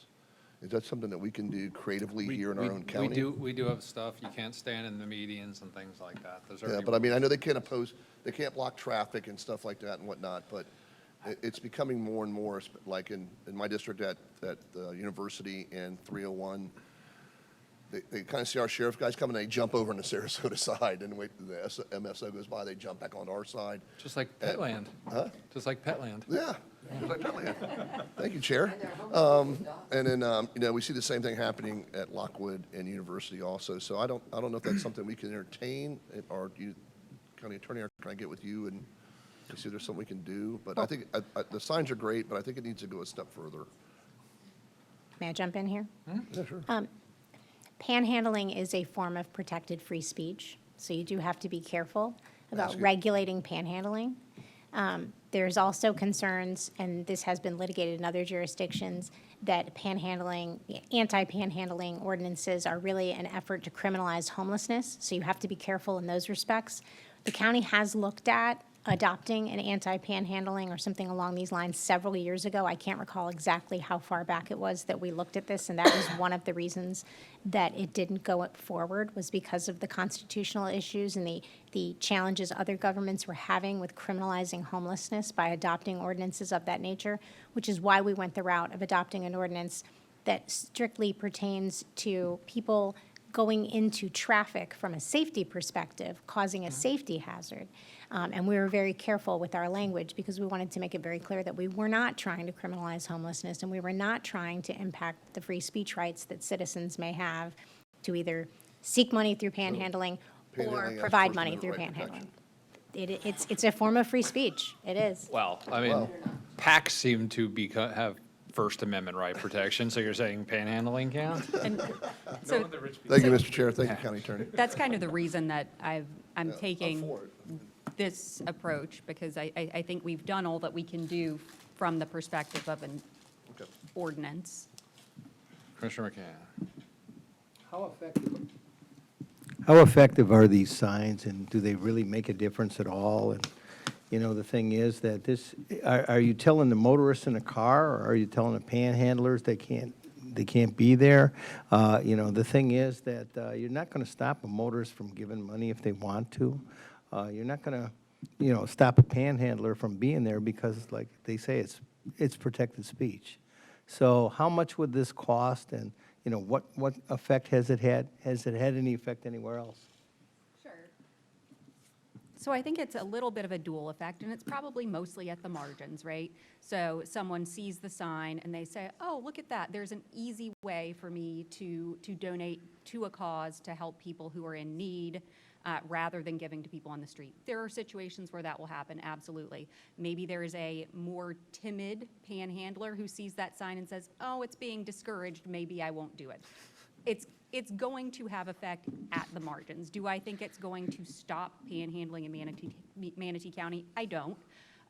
Will it have a marginal impact? Yes. And I think that for some property owners and business owners in some of our corridors that really struggle with this, I think that they would appreciate the ability to have some sort of signage that at least is doing something to discourage it. And so that's my thought. Do I think it's going to prevent it? No. Is the overall cost, I'm going to say, is fairly nominal. We have the materials to create the signs already. We have the infrastructure to create the signs. You know, there's a small staff time cost of people, of our staff members going out to bus stops and putting them up. As for the business owners, we have said that we could charge business owners for the signage and allow them to put them up on their own. What effect would they have at a business? Because again, you know, I don't think people are actually panhandling at businesses. And if they are panhandling at businesses, I mean, a no solicitation sign says, go away. That it does, but I can tell you that I have a lot of business owners down 15th Street and other corridors in Samoset and Oneiko who are really struggling. They want to see some show of support from the county. But again, there is no enforcement on something like this, correct? This is correct. We're just really we're giving motorists and citizens a different option if they so choose. Okay, thank you. You're on the board. Were you on the board to talk about something else, or did you kind of cover? Okay. Yeah, just make sure you invite me to the ribbon cutting of the first one of these QR codes after we pass this, so we can pass a law prohibiting people from asking for money at bus stops while we put a QR code up on bus stops asking for money, because I will not enjoy that. We are irony. not prohibiting people. Sure. We're saying there's a better way. You're just telling people it's frowned upon. Correct. Okay. fair enough. Commissioner Feltz. I feel for you, and again, our districts are so distinct these days, and this is something I know in District 2. I mean, every day when I here and I leave here, right there on Manatee Avenue and 41, the usual characters. There was another one that stayed on the bench right in front of this building. If we can't, if you're not that much in favor of signage, or you don't think that's going to be effective, you know, there's other ways we can educate our public out there. You know, utilizing our social media. I'm sure we have a little plastic manatee somewhere that could say, you know, some people keep water in their car and things like that. You know, we don't give money. But I certainly understand District 4, District 2, a little bit in District 3. It's a little bit different out in my district, where you are approached individually at Ellington Outlet Mall, Publix, places like that. It's a little bit of more of a one-on-one thing with various scams and things like that. You know, and some of these people that are panhandling off the interstate on 64, they're out there all day long, and then they get picked up at the end of the day by somebody in an Escalade, and they've made pretty good money for the day. So I think we could take probably an approach that's not going to. I like the idea of some sort of signage, even if I'm not that crazy about QR codes. But I think also using our social media platforms to educate the public on the detriment of doing that. Can I dialogue for just a second? Sure. So I like the idea of social media, and I do think we could use it more and better for that purpose. But I do think that, again, at least at the margins, you will have people who in the moment see a sign and say, okay, there's a better way to do this. And so that's my thought about the signs, is you have the immediacy aspect that you don't have with social media. Commissioner Sadiq. I'll happily second a motion. It's your item, so I don't want to bring it up. I do want to highlight this. This isn't a district-specific issue. I mean, the fastest-growing food pantries are in District 1. If you talk to Bishop Parker Foundation and others, the conditions creating this are everywhere. It's just a matter of time before you see it. I mean, I talked to my family, you know, been West Bradenton for their whole lives, going back decades, and panhandling is a fairly recent phenomenon as far as, you know, West Bradenton, 59th Street. So I don't think we should be afraid to experiment and try things. It doesn't hurt, and it's a very nominal cost, so happy to support this. Thank you. So I will move to direct staff to design a couple of options for anti-panhandling signage and bring them back to the board. Second. All right, I have a motion by Commissioner Ballard, second by Commissioner Sadiq. I'll open this up to public comments. I will close public comment. I don't think it's going to do a ton of good, but I don't think it's going to do a ton of bad either, unless somebody uses one of those fake QR codes and puts them on top of ours and scams people out of money, which is definitely going to happen. But you know, then we can blame that on Commissioner Ballard for her idea. Okay, maybe not the QR Nope, codes. nope, Maybe- sorry, maybe motion's we'll have a already been link. made, sorry, already done. As approved 5-1 with Commissioner McCann in opposition and Commissioner Bearden absent. Good luck not having people scam our residents out of money with your QR code idea, Commissioner Ballard. Moving back to item number 40. Cemeteries, Commissioner Sadiq. Thank you, Mr. Chair. Last things first, the specific action item I'm requesting today is for staff to work with myself, certainly other board members if you'd like, to figure out what the cost for maintenance would be at what is an abandoned but historic cemetery in my district. So I've had residents reach out to me since I started, and I thought, it's not really our property. I don't want us to own a cemetery, but did some research in statutes and going through board records to the 80s. So there's some precedent for it. I copied the enabling statute, so it's when this loads. So state of Florida recognizes that there are a number of abandoned cemeteries, and I verified that by asking staff if they could do a title search, and indeed it was abandoned. Nobody owns it anymore. There are two different estates at the Adams and Rogers, a little bit downtown here, west of here. So Florida Statute 497-284 governs abandoned cemeteries. It allows municipalities that have abandoned cemeteries in their district to not take ownership, but perform maintenance type activities, thinking landscaping, fixing a fence, that type of thing, but without the burden of having to figure out, okay, if you have to bury someone, because if you own a cemetery, you have to allow people to use it in that way. Gets us out of the business of running a cemetery, having to do permit applications, that type of thing.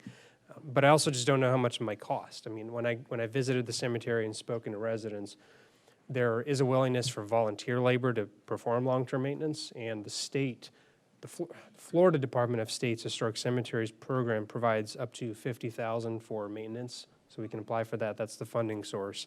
And they also provide free training to volunteers so that no one's showing up with weed whackers desecrating what could be historic gravestones. So, but before we start doing any grant applications, before we get to the point of having a longer-term conversation around maintenance, I just want to figure out how much it'll cost and allow staff to work with me and others as well to figure out what is it that we can do. So I know for a fact that there's trash overflowing in some of the receptacles, the fence line that is, a lot of the fencing has been, it's just falling apart, and it's abutting some of the neighbors' properties in front of that cemetery, so that's another problem, and just general vandalism. So that's in addition to overgrowth. So that's kind of what I'd be looking to see if we can apply grant fund towards, fixing up some of the perimeter fencing, basic landscaping, and yes, asking the state to say, and they're willing to do this, according to phone conversations I've had with that program, they're willing to come down and train volunteers. So there's no shortage of that, but I didn't just want to say, hey, well, bring an item that allowed county staff to help with that, because again, I don't know if these people are trained. There is some precedence for this in the county. Prior boards under older versions of this statute have taken ownership of some cemeteries, like the old Memphis Cemetery, but that's a different regulating authority, and I don't want us to own the cemetery. So all that to say, I have an abandoned historic cemetery. It consists of 2 parcels, hence the 4-part motion here that I worked with the attorney on, but it's all one cemetery at the end of the day. And I just want staff to work with me to figure out how much it'll cost, and then we can use that as the basis to file a formal grant application. And eventually, it gets more convoluted, but to get the grant funds, you have to send a letter to the CFO's office to state, yes, we'll perform this maintenance, and then we can apply for grant funds. So any questions, any comments there before I make motions? I think you covered it. Okay. Commissioner Feltz. Now something right up my alley. I think being the second It's on. oldest commissioner on the board, this is something I have to look forward to more so maybe than others. But yeah, cemeteries and historical stuff is kind of my thing. Know a lot about the history of some of our cemeteries here in Manatee County. I was approached last year that we were eligible for a grant, $50,000 grant for our abandoned African-American cemeteries, which we kind of missed a deadline in getting it all together. Keenan Wooten was a member of our community who had volunteered to bring some manpower into it with his fraternity. We have a lot of very interesting cemeteries in Manatee County that I think have some extreme historical significance. Just this, for Halloween, my aide and I were cleaning up the cemetery at our historical village over there that happens to be kin from way back. So thank you, Tal, for bringing this up.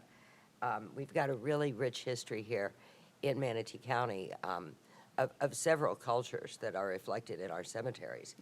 And we find, especially in a transient place like Florida, that we tend to lose those ties that maintain a family plots or places.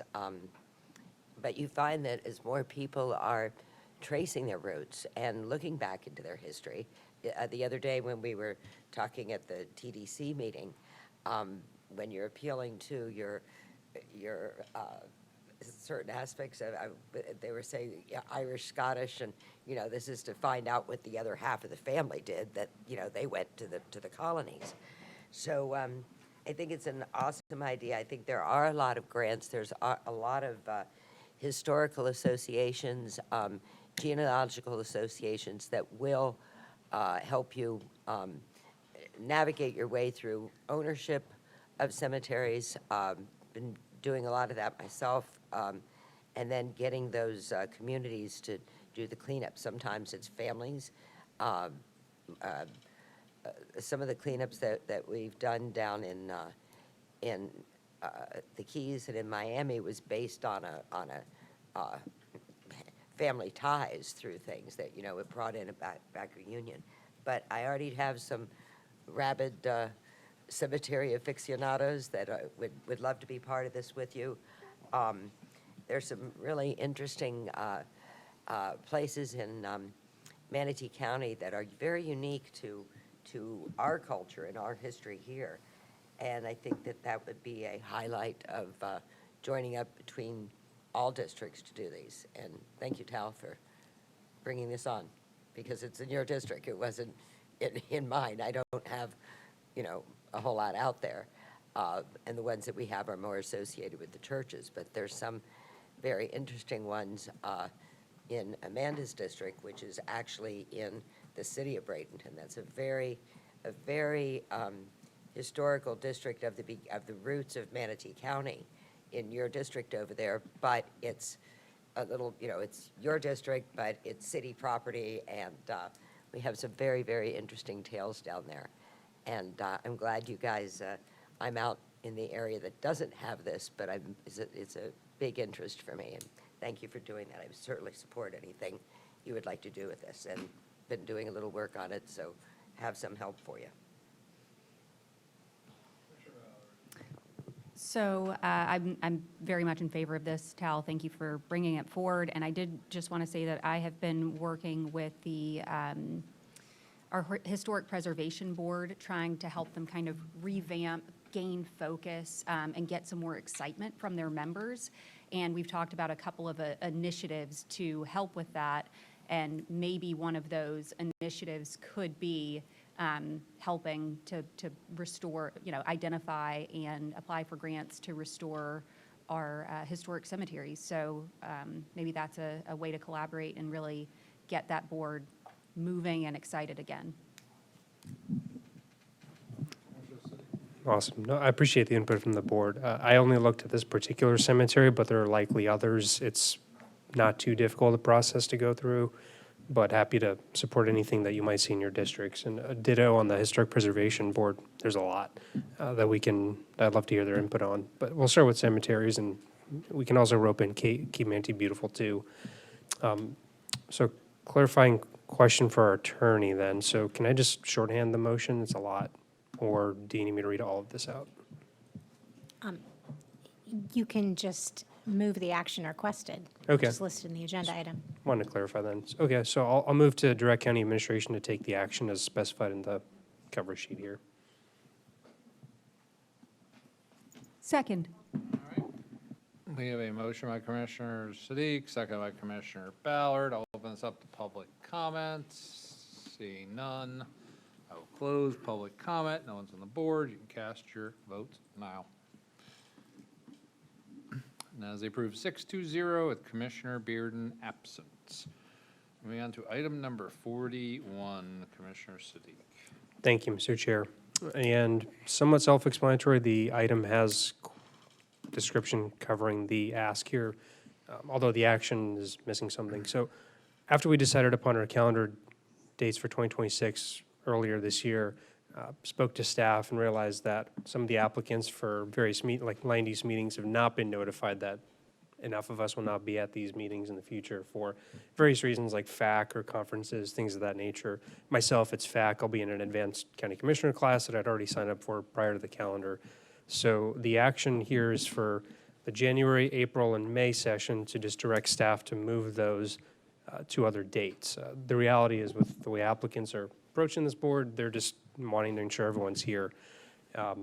Otherwise, they'll just continue, and then it just delays things and packs on the end of your meeting. So we'll eventually end up seeing applicants request continuances anyways. Now, there is a nominal cost for us to move them, but, you know, my argument is because it's a board-driven change as opposed to applicants, it's a de minimis cost, but that's something for the board to discuss.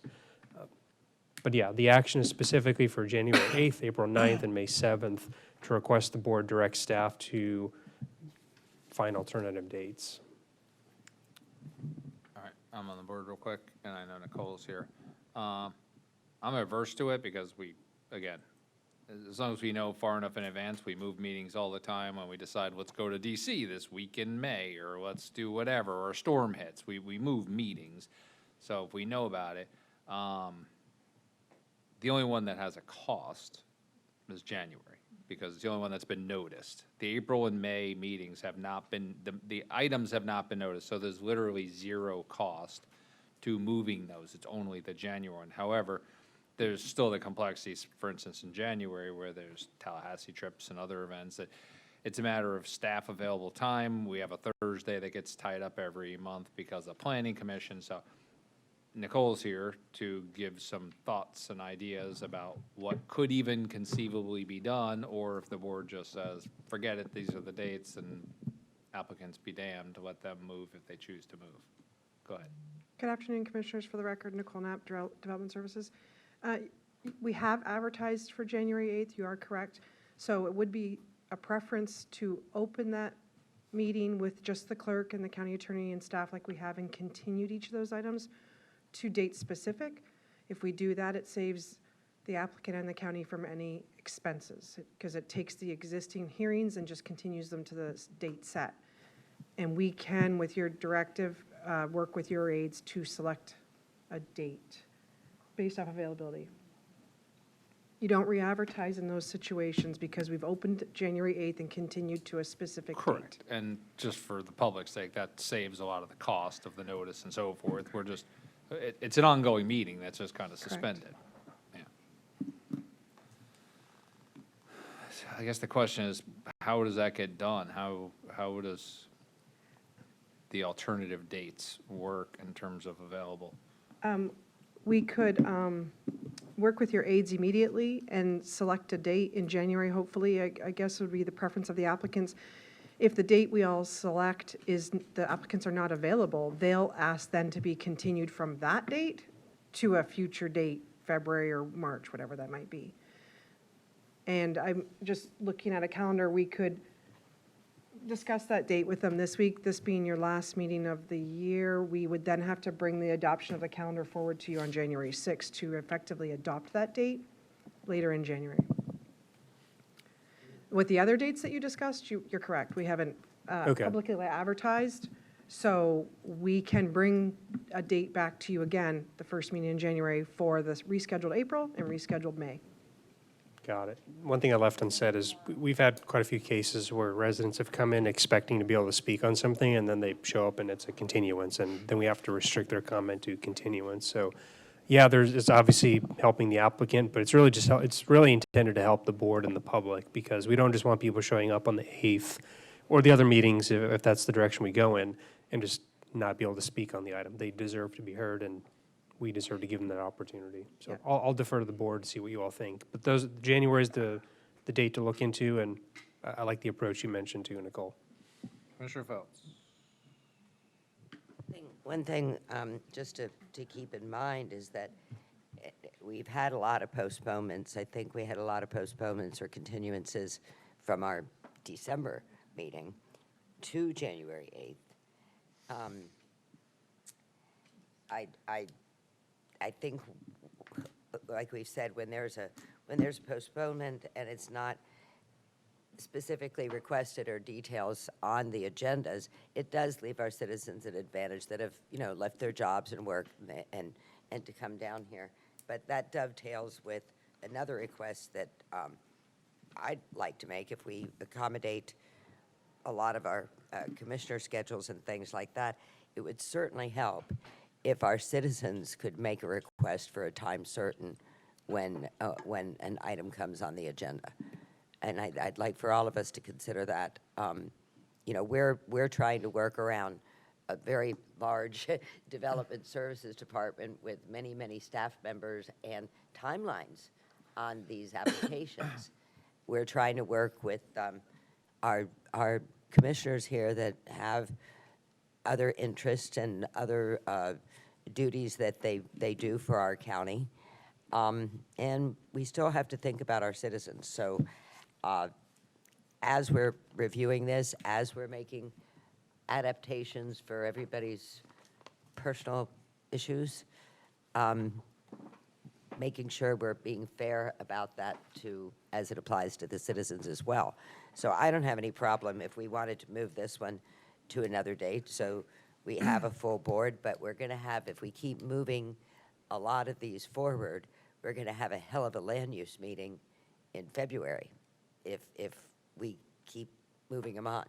But if we maybe judiciously move that land use meeting in January out 1 week, 2 weeks, I think it's doable.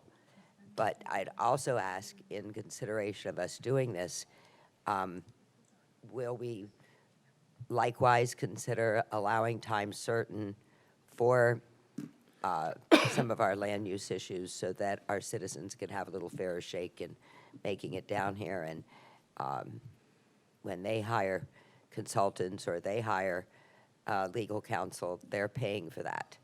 And there's been some requests for time certains from the citizens that we haven't really been fair with that. So I think that if we're going to be fair with everybody and we're going to adapt our schedules for ourselves, for staff, for the applicant, I think we could do the same and treat our citizens equally. All right. I'm on the board, so two quick things. One, relative to the calendar, I mean, I think it benefits people to know. I mean, let's remember, the intent a month or two ago was to eliminate land use meetings, which a year ago, I motioned to eliminate land use meetings. We conceded to one. Most of the conflicts people seemingly always run into is Thursday. We don't have a whole lot of, I mean, right now we do, but that was for an extenuating personal circumstance.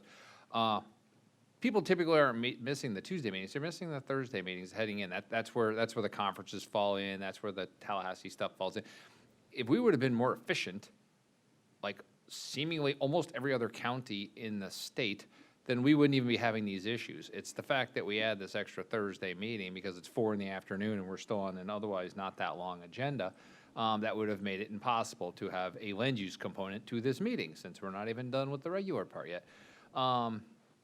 So that's something to be considered. But again, the earlier we can let people know that we're moving things, that there's conflicts, the better everyone is. The better staff is because they can plan ahead. The better the public is so they don't show up and have to like listen to that we're just doing a continuance, and better for the applicants now.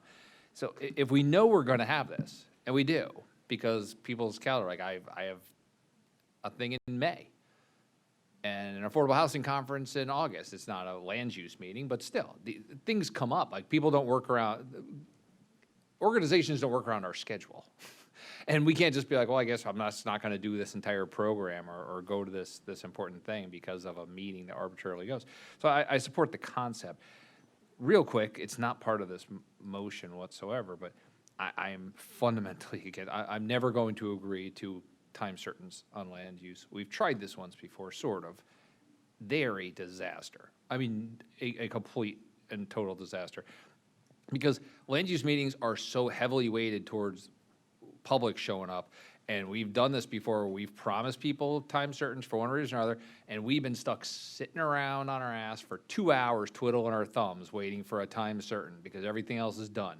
We've had other things where we had to like hold off starting something because we wouldn't get it done before time. Time certains are few and far between, both in regular and there. We did it today because there were literal consultants coming in. But we get requests. I'm the chair. I've been asked to have time certains from the applicant side, and we've said no to them too. Like, it's not one side or the other. Like, that's just the agenda is what the agenda is. If you start having this one's at 10 o'clock, and this one's at 11:30, and this one's at 1:30 after lunch, and this one's at 2 o'clock, because that one's gonna be short, it never works that way. You end up with big gaps of nothing, and then you end up with rushing through things and overlap. It has never worked in the past on land use. It just hasn't. So I support Tal's thing. I would not support, there's extenuating circumstances. Somebody's flying in, somebody's flying out, one-off basis here, but we're not going to start structuring our entire agenda around endless time certains. It'll be a mess. Commissioner Sadiq. Yeah, just responding to the time certain, I agree with our chair. The challenge is we don't really know, I don't know, when someone gets a change.org petition and starts flooding our email inboxes, or, I don't know, somebody posts somewhere on Facebook that this project's coming up, you spam the commissioners. We just don't know that typically. I mean, you just can't plan for that. I mean, who knows? So I think the time certain to accommodate them can vary, and it can end up hurting residents. If you make time certain one thing you thought was controversial and might get 100 people showing up, but then you have 100 people for the other item showing up, now you just see inconsistent results there. So I understand the intent of it, but I just don't think in reality, from what I've seen in my 1 year here, it would work well, just because you can't predict what the public is going to want to speak on or what not to speak on. So I would just, and the other thing to consider is you mentioned the citizens bringing attorneys in. I don't know how many have actually brought them in, but they're incurring hourly costs too. And so if they're just sitting around waiting for a time certain, then they're obviously going to be paying whatever fees they're paying for, taking time out of work, that type of thing. The inverse applies to applicants. Not that it's just something to consider. Applicants are also paying attorneys' fees as well. So again, just creates too many issues. So I would stay clear of doing time certain items on land use in that way. What is the reason that we want to move these 3 meetings? Are we not going to have a quorum for these meetings? Because that's all that's required is a quorum. And then if the applicant decides that he wants a full board, then he can ask for a continuance. But the thing is that, if we're going to have a quorum, then why do we need to move the meetings at all? I think the justification was we get a lot of aggravation from the public when the applicant waits till the 11th hour because they don't know that there's not going to be a full board, and then ask for a continuance, and then they all show up on a bus all wearing the same color shirts, and then we say, hey, all you can do is talk about, but the point is that's what has happened. So it's better if we know that there's going to be issues with full boards to adjust, because these are arbitrary dates. So like there's no state statute that says land use is the first Thursday of every single month. This is just what we pulled out of a hat at one point. A couple years ago, it was 2 land uses. Before that, it was 1.5 land uses. Other places have 0 land use. Yeah, because we always said that afternoon one. I don't know where that came from. Oh, because it was supposed to be legislative at one point, and then we ended up starting to squeeze other stuff in. These have changed all the time. There's no rhyme or reason to it that we have it. It's just a random date we picked. And so if we know there's conflicts because of things that were planned prior to this calendar being done, or prior to selections of positions up on the board, then it makes sense for everybody, whether it be the applicants, the public, or ourselves, to see if there's ways of working around known conflicts early, rather than waiting until the last minute when someone says 2 days before a meeting, I'm not gonna be there Thursday. Like, that's the worst case scenario for everybody involved. I understand the concept of all we need is quorum, but the reality is, if we don't have a full board, a lot of people want to move, and then they move, and then the public's all sitting here, and then they complain that they came all the way down here and planned their day for nothing. Why do that to them in May if we know in December that there's going to be a conflict?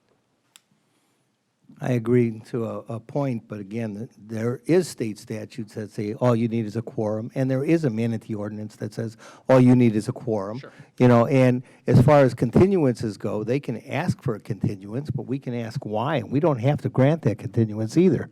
The thing is, they have to show good cause, as Sarah Schenk said the other day. So the thing is that, in any proceedings, normally, all you have to have is what's required by statute and what's required by ordinance.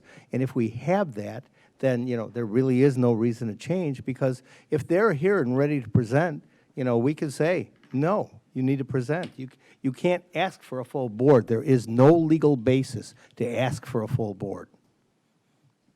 Sure. But since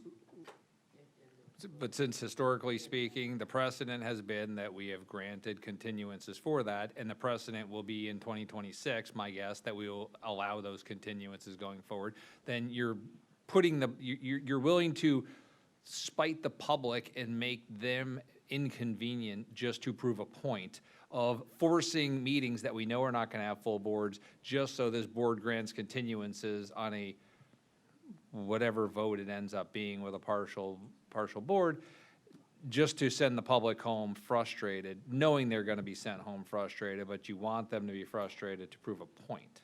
Are we having dialogue, or? I don't we even need- know what we're doing We're anymore. having a conversation here, and I'm waiting to do the proper end. We're flip-flopping here. 1 minute, we're, not considering the public, and the next minute, we're using the public as an excuse. I get it, but again, we are not beyond having a quorum, okay? That's our legal obligation. Basically, that's our legal obligation. If we could all get hit by a bus, and then we wouldn't have a quorum. Things can happen. But I guess my slight offense is going back and forth with you're fundamentally misunderstanding the importance of fairness to the public in a quasi-judicial system, and I don't expect for you to quite understand that or deal with the perspective. I mean, there's people that would like to have meetings in other times versus during the day, when they're all at work. But I don't expect too many people on this board to understand that concept. I have no problem with establishing alternative meeting dates, but I'm not gonna jump through hoops for the applicant. I'm not gonna jump through hoops for other commissioners if you guys aren't gonna take some stance as far as looking at things from the public's been discounted in this whole quasi-judicial situation for too long, with the notification, with information, with education. But we're going to accommodate everybody else but the public. That's not good. Not a good look. All right, we're kind of going off the rails, but I put myself on the board because we're already off the rails, and I might as well maximize my time here as chair in this. Look, to say we're not, I just want to make sure we're on the same page, because I know there's a very populist bent towards trying to pander to the public at the expense of other people on the board. But let's remember, this year, we expanded the public's comments from 3 minutes to 5 minutes. This year, we've expanded our Citizens Academy to further educate them on everything from development services otherwise. In recent time, we've done nothing but work to try to expand the reach and capacity and the ability for boards to speak. We've all agreed to expand the size of these yellow signs all over the place at the taxpayer's expense to help it. I'm not going to pull a Commissioner Feltz and be like, Commissioner Feltz, I'll wait. Yeah, that's annoying, isn't it? Yeah. Okay. We've gone out of our way to keep making things better and better. I'm not going to keep rehashing this, but again, you keep talking about quasi-judicial, but we have people on this board who have publicly, on record, this video of it, flat out said, I am voting no on everything. Well, that's not very quasi-judicial, since quasi-judicial means that every single one of the hearings in front of us should be taken at face value and stand alone on its own merits. And if people on this dais are going to say, I'm voting no on literally everything sight unseen, then clearly the applicants are going to be concerned about the makeup of the board when they present, if they assume that some people aren't doing things in a quasi-judicial, fair system by listening to their rationale on their individual projects. So, you know, you have to earn the respect of everyone, both the public and the applicants. And when the applicants believe that there are people who are not going to give them a fair shake, then they're not going to want to present to a board that is going to be a losing vote before they even walk in the door to plead their case. So they look for at least the best opportunity to have people listen to reason. And that's what we're trying to do, is for everybody's sake. If there's nobody else on the board, I'll open this up to public comment. If there's no public comment, I will close public comment. I have a motion to approve looking at alternative dates by Commissioner Sadiq, seconded by myself. You can cast your votes now.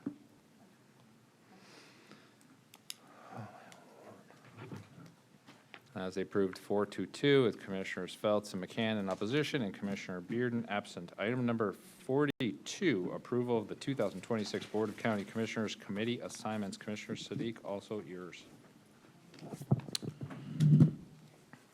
Any objections to committee assignments?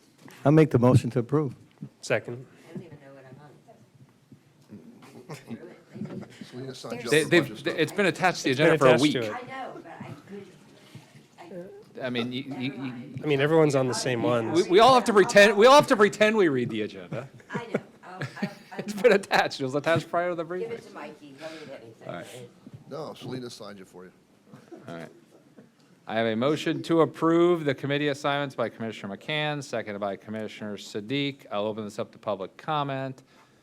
Seeing none, I will close public comments. You can cast your votes now. Commissioner Feltz and Ballard. As approved 6-0 with Commissioner Bearden absent. Who? No, all of you refuse to want to be on stuff, so they're very few and far between. Yeah. No, he's on one thing? And you're on one thing? And that's it. And then the other 4 of us are picking up all the other 25. That's literally what it is. You're the alternate on almost everything. So you are. Okay, moving on to number 44, so we can get out of here. Work session schedule for 2026. Okay, thank you, Mr. Chair. I'm bringing this up to the board. There's no motion required, but staff did alert me after we made some informal conversations at our strategic planning meeting and then at the last board meeting about the order. So they reminded me of a motion by Commissioner McCann, seconded by myself, to prioritize bringing the comp plan discussion first next year. But we've been talking about a millage cut, pretty significant one. Obviously, the property tax debate's going to still be ongoing. So I wanted to just confirm with the board, because staff have to prepare in advance with 1 month that they have for that work session. So just wanted to confirm whether we want to prioritize the comp plan workshop, or if we want for February, or if you want to have the property tax / millage conversation in February. My recommendation is the latter. Do the millage cut, property tax conversation in February, so we have more of a runway for staff to figure out, okay, what do I need to cut this year? And then, of course, by March, we'll figure out what the legislature has passed or not passed for voters to consider in November, so we can start to plan for some level of service cut, so. Sorry, I put myself. That's all I have. Have you spoken to Sheila and Nicole about anticipated timing of each of those work sessions? Not in terms of timing of the year, but how much time they would need to properly do it and get feedback?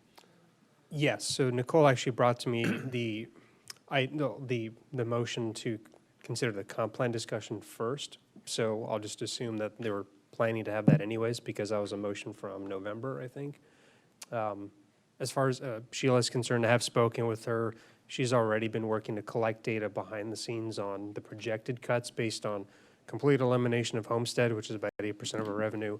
And then I threw a couple of ideas her way. But, I mean, part of the conversation is also, to your point, Mr. Chair, looking at what can we do to bring the budget process more out into the public sooner, like Wakulla County. So I looked into that model, and it's not just about ideally, it's not a conversation just about cuts, but also about redoing the budget process so that it's, we have public workshops and don't just expect people to come here, and that will take some time to All right, so I was talk going to out. say, and those are honestly the only two work sessions I care about right now. They make up everything that happens. It has to do with the entirety of our comp plan and development, and has to do with our budget for next year. So if you told me that both of them thought a solid 3 to 4 hours was gonna be sufficient to get everything, then that may be the kind of thing we consider just one full day, because it's different staff, so it's not like we're burning out staff. And that way the public can know, hey, you wanna block off that day, you're literally getting it all morning on the comprehensive plan to give some insight, and all afternoon on the budget to give some insight, and we just make that a full-on active day to bang those out and get them both done in February. If it's not, then February, March are close enough. I honestly wouldn't care which one is which. That would be more a question for Sheila, because she needs time to prepare the budget. So that one does as much as I honestly am focused more on the development, the comp plan side of it. We also have to be aware that the comp plan side of it doesn't have the same deadline as Sheila does, because she has to have a budget prepared for us by the time we sit down in June. So I'd err on the side of that one first to make sure they can enact what we talk about. But I think we can do either one of them. I'd prefer just to bang them all out in one full-on day, order some lunch in the middle of it, and just really have a hugely impactful day. But I just think Sheila's is gonna be a little more time sensitive, just based on the time she needs to do something with what we say. Commissioner Ballard. I echo everything that you said. I would prefer to have both in one day in January. If we have to choose, I think that millage cuts come first, because it's more time sensitive. Sheila needs more time. Is Sheila here somewhere, Charlie? Anyone from FMD? Nicole? If I could just clear for the record, the work session that's scheduled, the first of the year is February 11th. February. And so Yeah, when it's the not motion was made late October, 1st of November, to direct staff to have the comp plan come forward, the first available work session of the year, that's why we put it on February 11th. So It's not February one in 11th January. February 11th is the first work Correct. session. So the proposal Yep. would be to have both on February 11th if we can accommodate both in one day. Yeah. And I can't speak for Sheila. We could do the comp plan in half a day and partly get into the land development code, because I realize it's hard to talk about one without the other. But until you amend the comp plan, you can't bring your code forward anyway. So if we ran short of time, we could always continue the LDC discussion, because it builds upon the comp plan. I like the idea of a full day. Staff were kind of like, I don't know if we have time, but part of the issue I had with having to split them out into multiple work sessions was I asked about affordable housing incentives, because I know some of us have talked about the 120, 80 to 120. Mr. Chairman, you mentioned something about combining that with the LDC discussion. We wouldn't have gotten to that. If we do one per day, we would never get to that until April. I think that's still an important discussion, probably number 3 on the list. And then there's a broader conversation, because we'll be reengaging with the EDC now that they've had leadership changes. So there's a broader conversation around general economic development incentives, which I thought affordable housing might fit neatly to. So if we can bang out property taxes / millage / budget and the comp plan in February, then we can save that time for March. Yeah. Okay. Well, I think we can combine 2 and 1 in February and leave it at that. Yeah, I mean, I'm flexible. I don't think the difference between February and March is tight. I just, like I said, I think Sheila has a little bit more of a time sensitivity. And if we're truly saying we want to have a meaningful millage cut, either because the state's not going to do anything or the voters aren't going to do anything, but we still want to do something ourselves, or to get ahead of what they're going to do. This isn't like we're saying, hey, find 0.05. If we're like, let's find 0.5, that's like 10%. Like, that's a meaningful adjustment, and that's going to take some meaningful time. And every day counts when we have to get through the whole budget process in June. If you wait till March, you're giving her 60 days to finalize it, then 30 days to put the presentation together to present to us. That's not a lot of time for a meaningful adjustment. So, but is there a motion on this? Or is that just a conversation for the sake of staff hearing conversation? The latter, for the sake of staff hearing it. Okay. I mean, I'll open up public comment for fun. Seeing none, I will close public comment, and that was the last item, right? So I will reopen, because I have 2 people on the phone, and one of them already texted to say that he was one that he tried to call. Oh, and someone else jumped ahead of him. David, you gotta be faster than that. All right, I'm gonna reopen future agenda item public comment. I have 2 hands raised. I'm going to do it in the order of their hands being raised. So caller 825 will be first. Please unmute yourself. You have 3 minutes.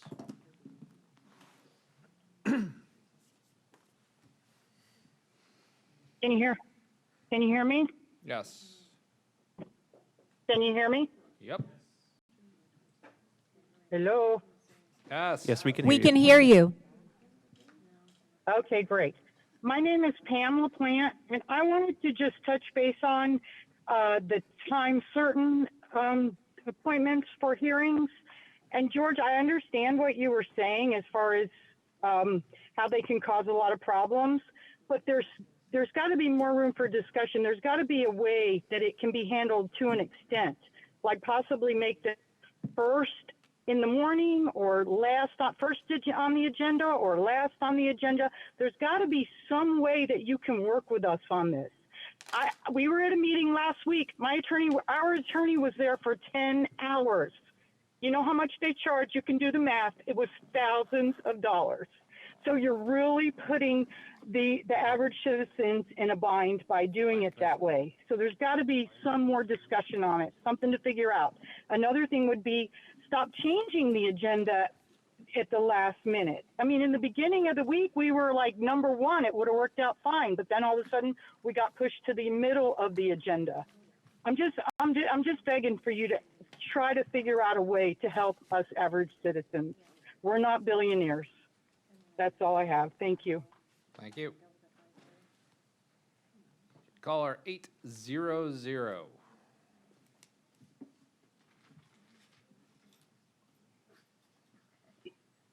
Yeah, hi, this is David Daniels, Manatee County, and yeah, I'm calling in again. I tried to raise my hand, but apparently didn't do it.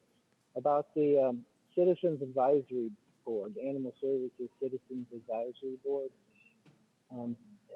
I listened to the November 18th meeting, you know, the discussion on that, and that was a good 45-minute discussion, and the board had some good comments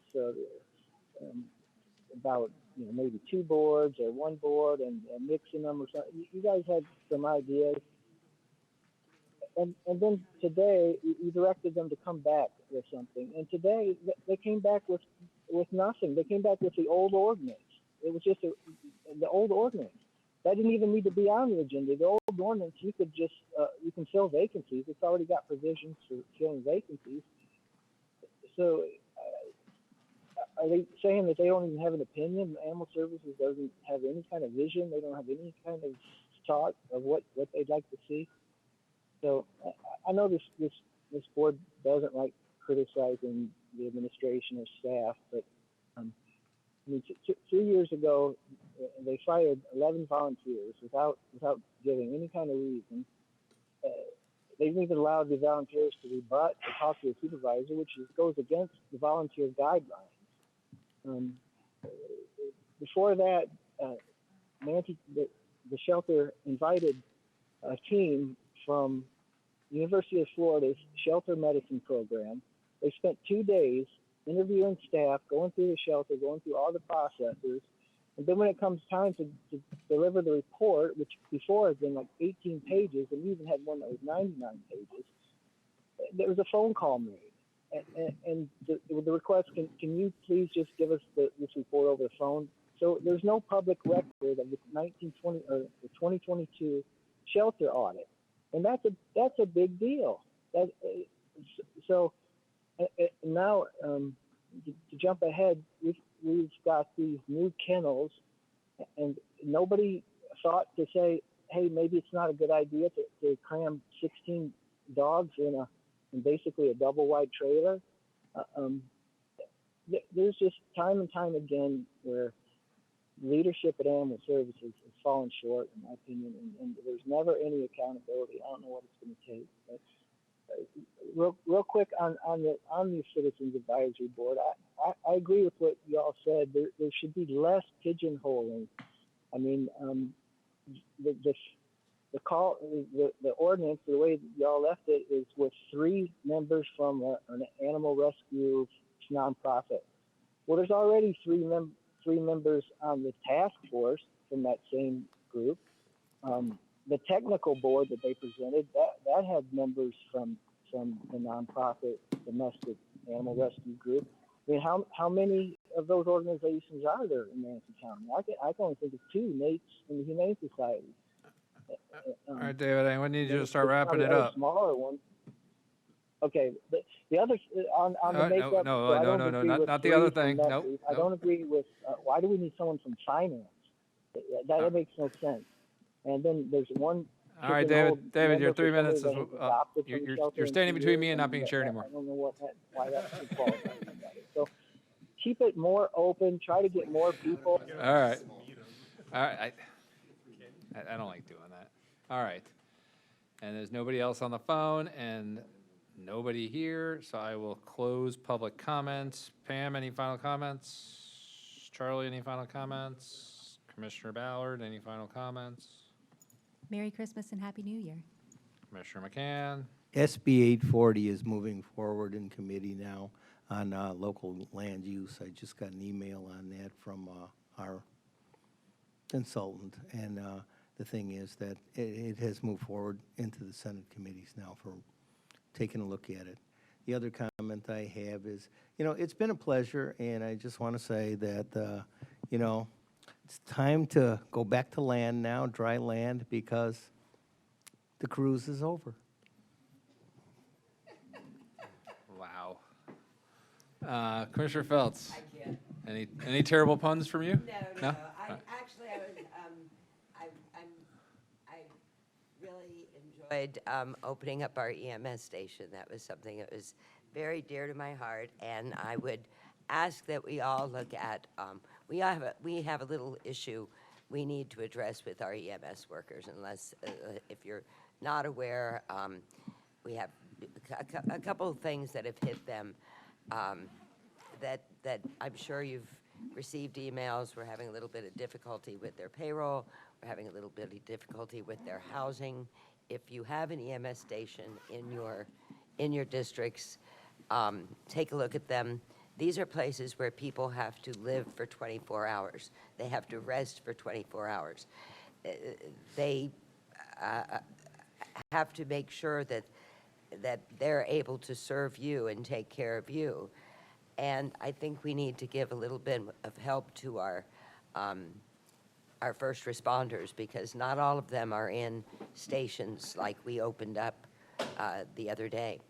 And a lot of that is because we're dealing with growth, we're dealing with more people. Our county does a lot for our, we run dispatch.